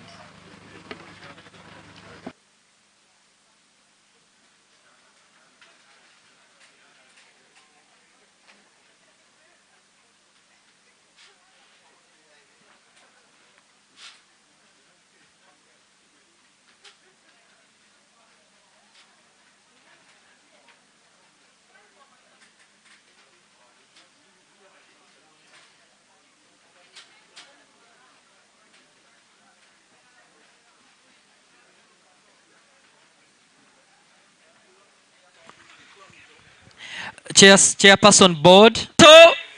Laudato.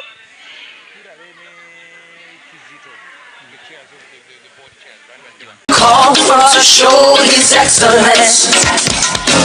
All I require for life, God has given me, and I know who I am. We are a chosen generation. We've been called for to show His excellence. When Jesus says yes, nobody can say no. When Jesus says yes, nobody can say no. When Jesus says yes, nobody can say no. Jerusalema ikayalami ilondoloze uhambe nami zungangishilana Jerusalema ikayalami ilondoloze uhambe nami zungangishilana dawo yami alikolana buso wami awukolana ilondoloze zuhambe nami dawo yami alikolana buso wami awukolana ilondoloze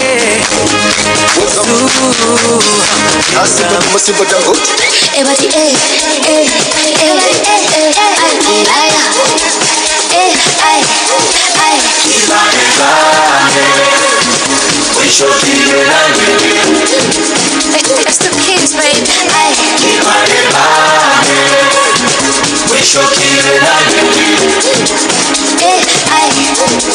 Sibanike platinum way. Akushika ipinki number. Entonces se llama shine number. Shine number kusabuse. Akushipe fresh salagala. Achikupegele kotoza. Afuni ninja sebanika. Akipika imanto lagala.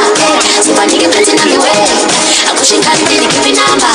Entonces se llama shine number. Shine number kusabuse. Akipipe fresh salagala. All right, DJ. All right, now we want to see who dances amapiano best. Yeah? Amapiano, oh yeah? Hey, DJ, let's go. DJ, Rabiganye. Okay, we go back. What is the Laudato Si song? Maybe later. We go back. Since the Bazada are here. Twaja tulimbuzi. Kati tugunjuse. Bazade mwebale. Oku. Twaja.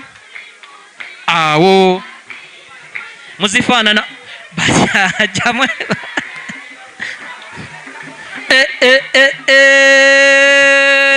Kona. Wanji Baliwa DJ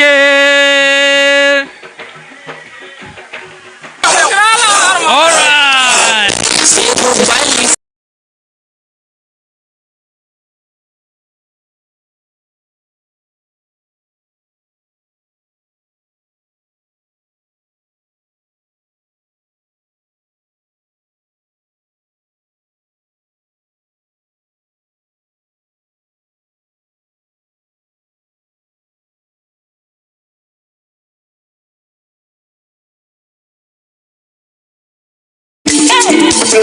Era wana mwenye nani kwenye bibi tunakulo mwana bana bange manga chansi bana loti bana mwicho mimi samira manga chansi bana loti bana mkoda mbele manga chansi bana loti ebule abime samira manga chansi bana loti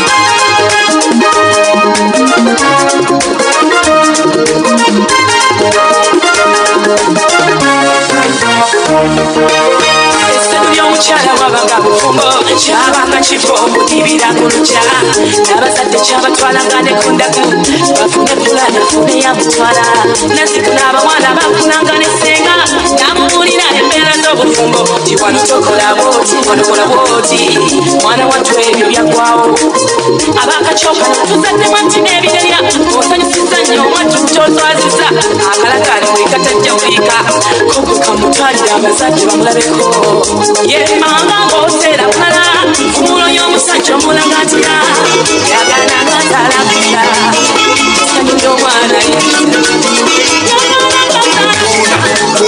bonera ku ngoma yaffe omwana bino buli ngoma yonaguga buli lwe mukomanyirawo masanyu gonna omwana bino ayayaya bonera ku ngoma yaffe omwana bino buli ngoma yonaguga buli lwe mukomanyirawo masanyu gonna omwana bino oluganda kuyiga nakatiwulira tewendikwa walikwa bene kibeera kikyamu kuwera erirene tiwalikwa mulikwa nawe bene kwetutabalira kabakate tabalira pana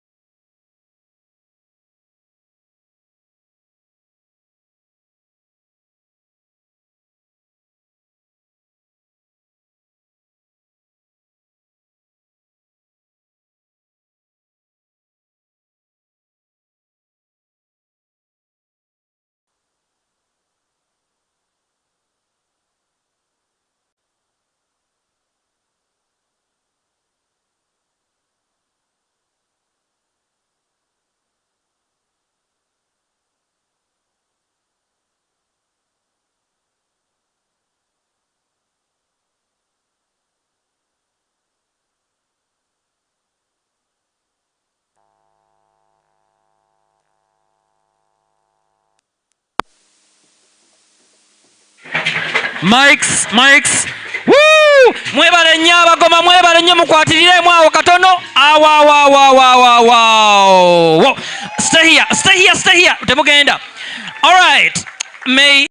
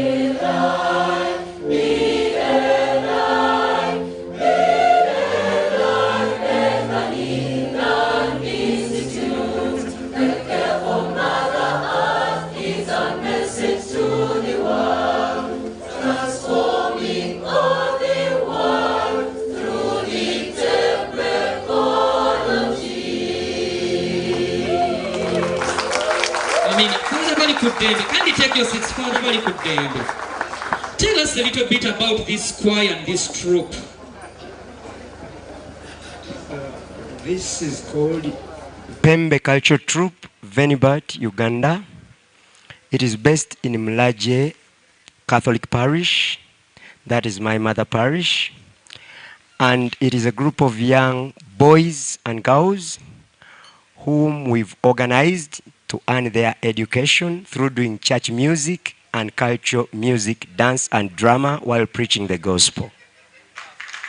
Father Bali Kudembe, there are many people who have been inspired and have loved this troupe and choir, and they would love to give a little token of appreciation in whatever kind. How can that get to them and to you? This very choir has an account. So we can write the account for the choir or for this troupe, and we can maybe give it to Father Joe if anybody would like to give anything to the choir in that kind. But if it is in some other form, physical, still Father Joe will be able to deliver it, we are sure. Nze bangobye, not me, but Father Joe. But at the same time, if you want to, to meet Father Bali Kudembe and have a chat with him, you can as well do that, right? But if you're not ready now, through Father Joe, it will arrive at Father Bali Kudembe's desk. Thank you once again, Father Bali Kudembe, for your amazing choir. I invite the graduates to kindly take their seats at your distinguished places, these first two tables. Go right ahead. Go right ahead. Go right ahead. I know it has been a long day for many of you, and we are hungry, me inclusive. Two quick things. At this juncture, I would love to invite the head of school and the program director to issue the tools of work. And after issuing the tools of work, they will go right ahead and pronounce the excelling candidates from this class, after which we will listen to a speech from a representative of the class. I don't know whether she's the vegetarian or whatever, I'm not so sure. So program director and head of school, kindly go to the podium, please. And dear graduates, when they call your name, walk past me over here, go receive your tool of work, and stay on the stage for a group photo.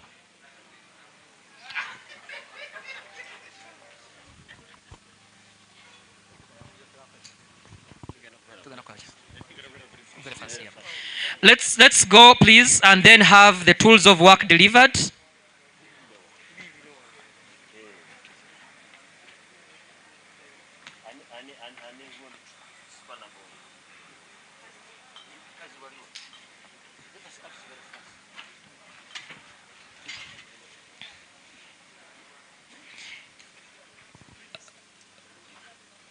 If you could kindly move these. All right.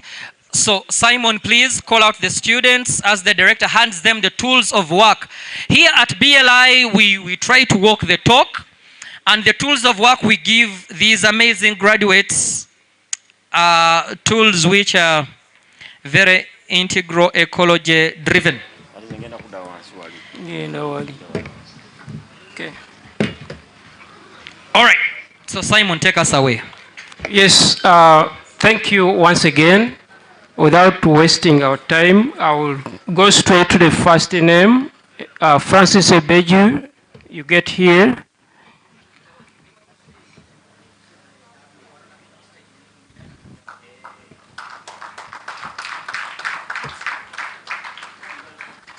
Gimono Allen.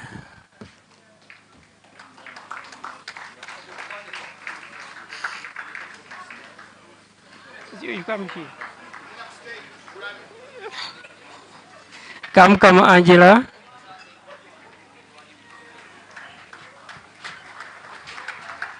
Kaes Sharon.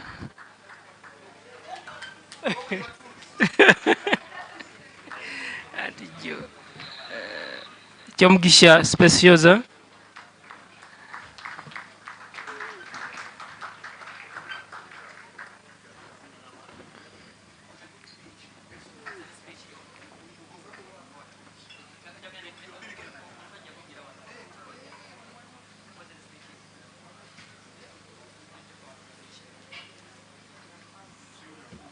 Mawanda Andrew Kagwa.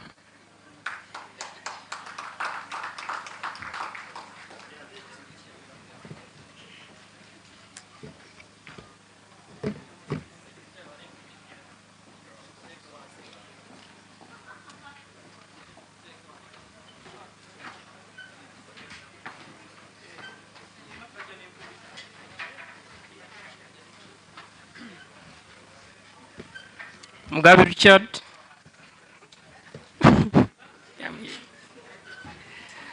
Mlindwa Edrin.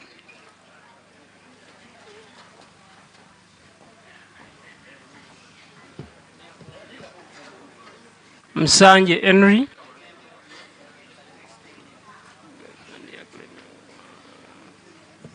Mtibwa Samuel.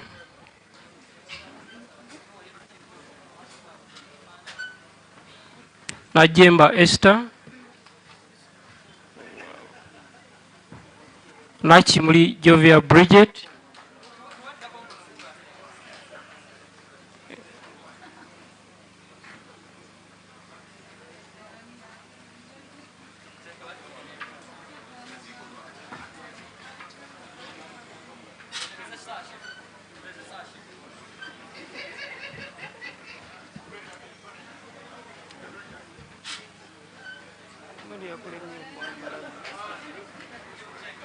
Right, left. Right, left.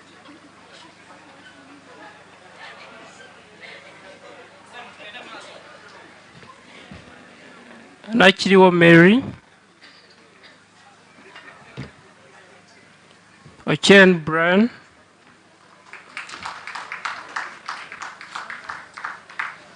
Odong Richard.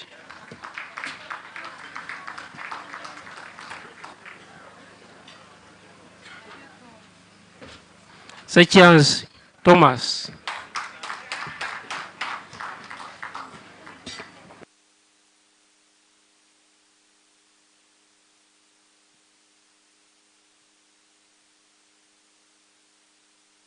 So may we have a ceremonial photo for this?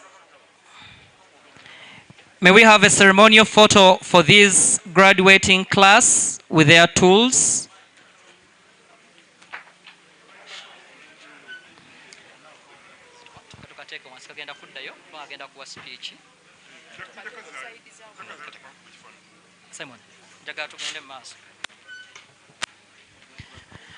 We have a ceremonial photograph taken. The head of school is going to award other gifts to excelling students.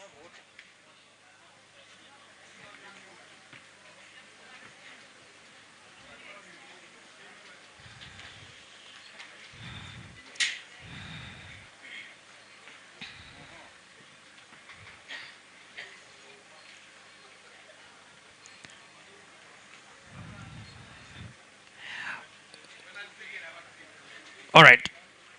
So let us to make a couple steps back. Oh, sorry.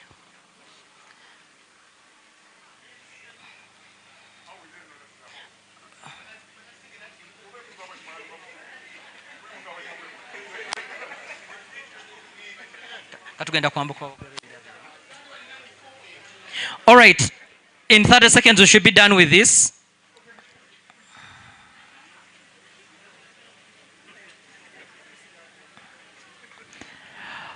All right. Thank you very much, the camera men and women.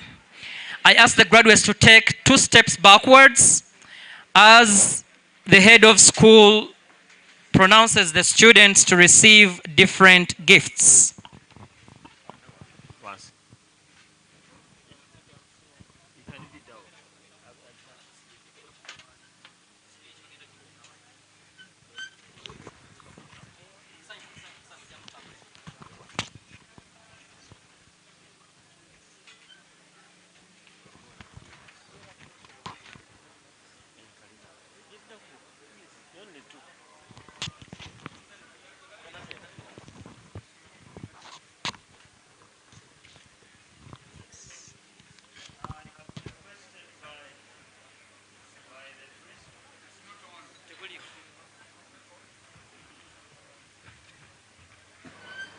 Hello. I've been requested by the school administration to take the honor to announce the following for awards. The assessment for the 2.5 years proved that there are some people who excelled in performance.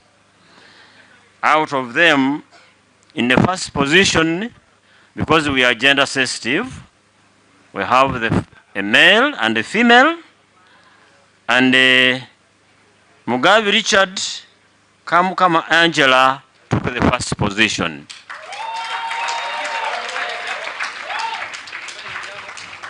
And I would like Father Joe to award these gifts.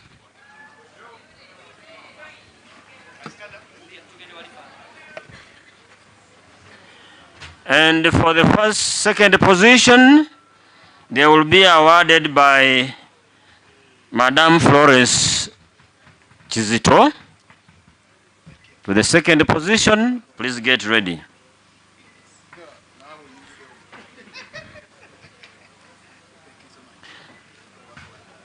And these include Ebeju Francis and Nachirio Mary.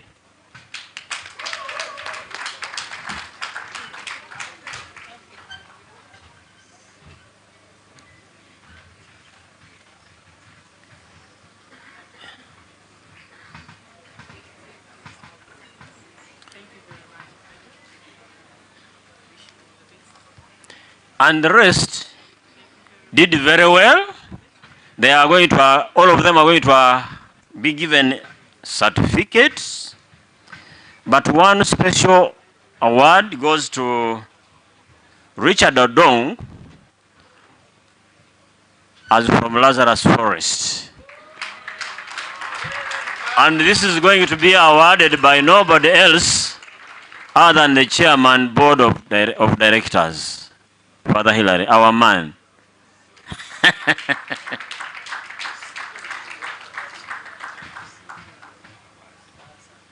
It is a tree in an envelope. And those few rewards, I think that is, our session is done. Thank you very much, and congratulations to the excelling caretakers. Mr. Kule and Simon, as you make your exit off the podium, I invite the student representative to kindly come forward and deliver a speech on behalf of her graduating class. My goodness, she happens to be the best female student. Woo!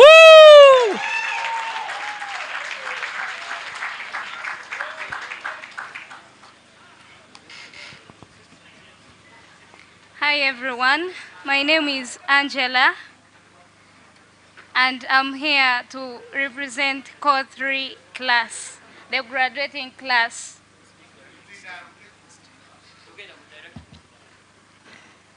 The speech is from the unwritten chapters, graduating to a life of purpose, passion, and possibility, and beyond the horizon, embracing the future with courage and hope. Other distinguished guests, esteemed faculty members, family, friends, and most importantly, the accomplished graduates of Core 3, it is an honor and privilege to stand before you today on this momentous occasion as we gather to celebrate a milestone that marks the culmination of years of dedication, perseverance, and hard work. As we stand here adorned in our suits, we are not only celebrating our academic achievements, but also the beginning of a new chapter in our lives. As we gather today to celebrate this occasion of our commissioning from the Integral Ecology program, we started this journey as a group of 20 enthusiastic caretakers, eager to explore the complexities of integral ecology, although we have had 2 of our colleagues depart along the way, but we remained a cohesive and supportive community of 18 caretakers, 7 remarkable women, and 11 dedicated men who have worked tirelessly to reach this milestone. As we look back on our journey, I'm sure you remember the late night study sessions, the countless hours spent poring over textbooks, field tours, field practices, and notes. We remember the struggles, the setbacks, and the moments of self-doubt. But most importantly, we remember the triumphs, the victories, and the sense of accomplishment that comes with overcoming obstacles. As graduates of Bethany Land Institute, we have been equipped with knowledge, skills, and values necessary to succeed in an ever-changing world through the principles and practices of integral ecology by exploring the complex relationship between God, human, and nature. And we have come to recognize the inherent value of every being. These principles have become an integral part of our being. We have learned to embrace a holistic approach, one that considers the social, cultural, and economic dimensions of our world that will help the overcoming generation in environmental stewardship, promoting social justice, improving quality of life, promoting education and awareness, sustainable development, and resilience. We've come to understand that our individuals and collective well-being is inextricably linked to the health of our planet, as Pope Francis so eloquently stated that in Laudato Si 139, we are part of nature, included in it, and thus in constant interaction with it. We've come to recognize the intricate web of relationship between God, humans, and nature. In that, Thomas Berry, renowned ecotheologian, reminded us that the universe is a communion of subjects, not a collection of objects. This profound insight has guided us throughout our journey as we've sought to cultivate a deeper sense of reverence, respect, and reciprocity with the natural world. Throughout the journey, we've been taught and supported by exceptional faculty members who include the incubators, formators, sponsors, that helped us reach our full potential and gain a deeper understanding of the intricate web of life. Furthermore, a deep applause goes to the family and friends who have encouraged, comforted, and celebrated with us every step of the way. As we move forward, I urge you to hold on to the values that have guided us thus far: curiosity, creativity, critical thinking, and compassion through the use of the head, heart, and hands. As we move forward, we are committed to applying the principles of integral ecology in our personal and professional lives and to transform the lives of others. We recognize that we've a critical role to play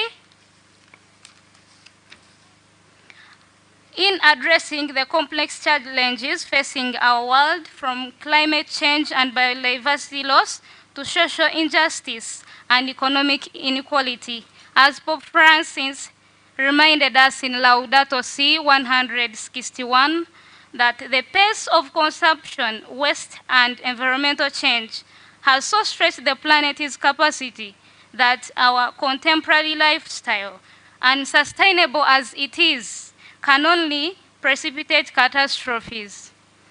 We are determined to be part of the solution, working collaboratively to create a more just, sustainable, and peaceful world.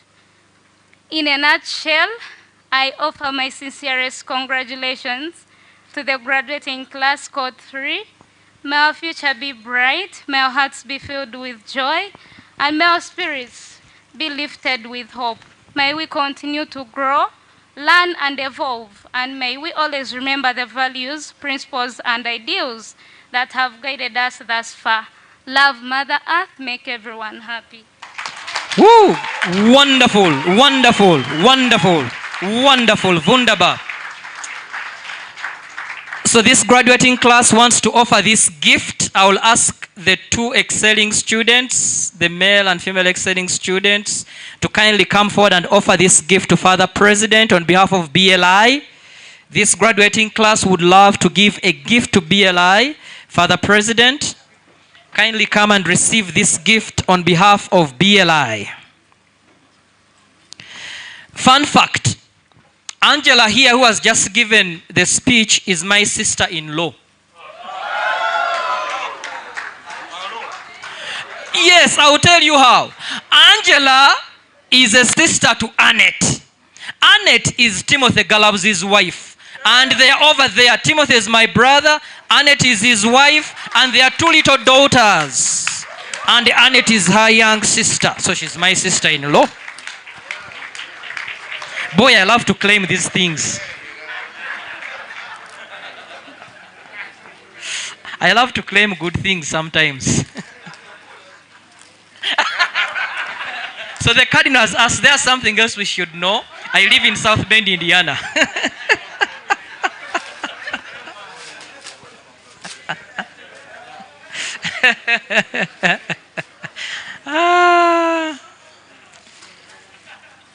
After this, we'll have the Laudato Si poem, after which we will have the grace before meals we eat. We will cut the cake 30 minutes after dinner. Look at this. Wunderbar.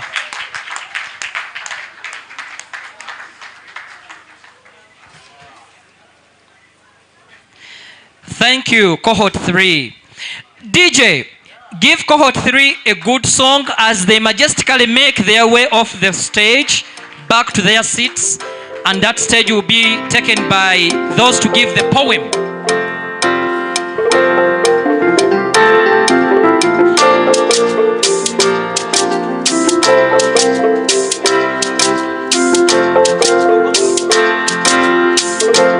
Can we brag about to God? Can we do it for the rest of the day today? When I start to talk about God, you will need to know the man I speak so highly of. That man can change your life from zero to hero in no time. He can take you from the grass to your grace in no time. He's a man of his word, oh, as faithful as he says so. You will not see him changing, no. At your weakest he is strong, oh. When you're blinded he still sees, oh. You will not see him changing. So can we brag about to God, oh? Can we do it for the rest of the day today? God, we love and love and love you. We love you. We love you.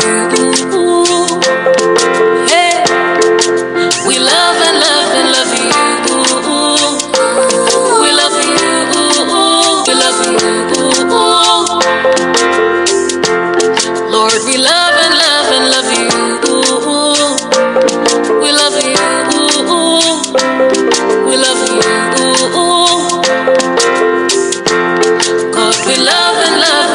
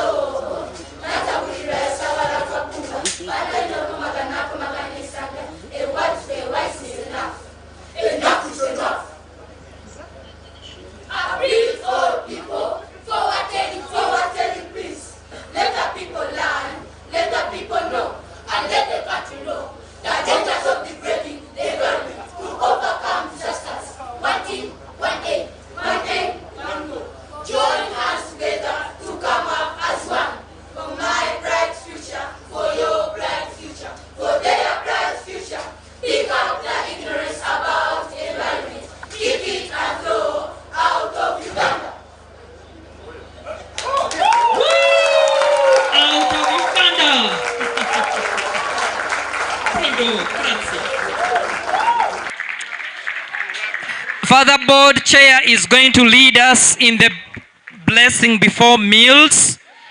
After the blessing before meals, we are cognizant of those who are going to travel a little further than us. We will ask all those going to the great outdoors to kindly make your way fast to the serving tables. Grab your food. Feel free to come back and have it here. Grab a drink. And after those going to great outdoors, we will have the graduating class, and then we will have His Eminence's table. So, Father, Chairperson Board.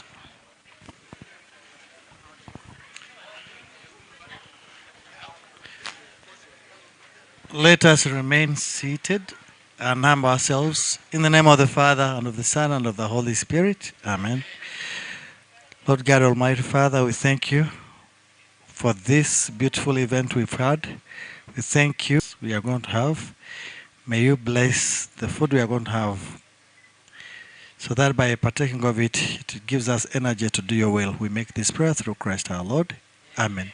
In the name of the Father, and of the Son, and of the Holy Spirit. Amen. I'll ask the ushers to lead those going to the great outdoors. Mr. Katongole, kindly take charge of your team. And as you make your way out, DJ, give us some soft music.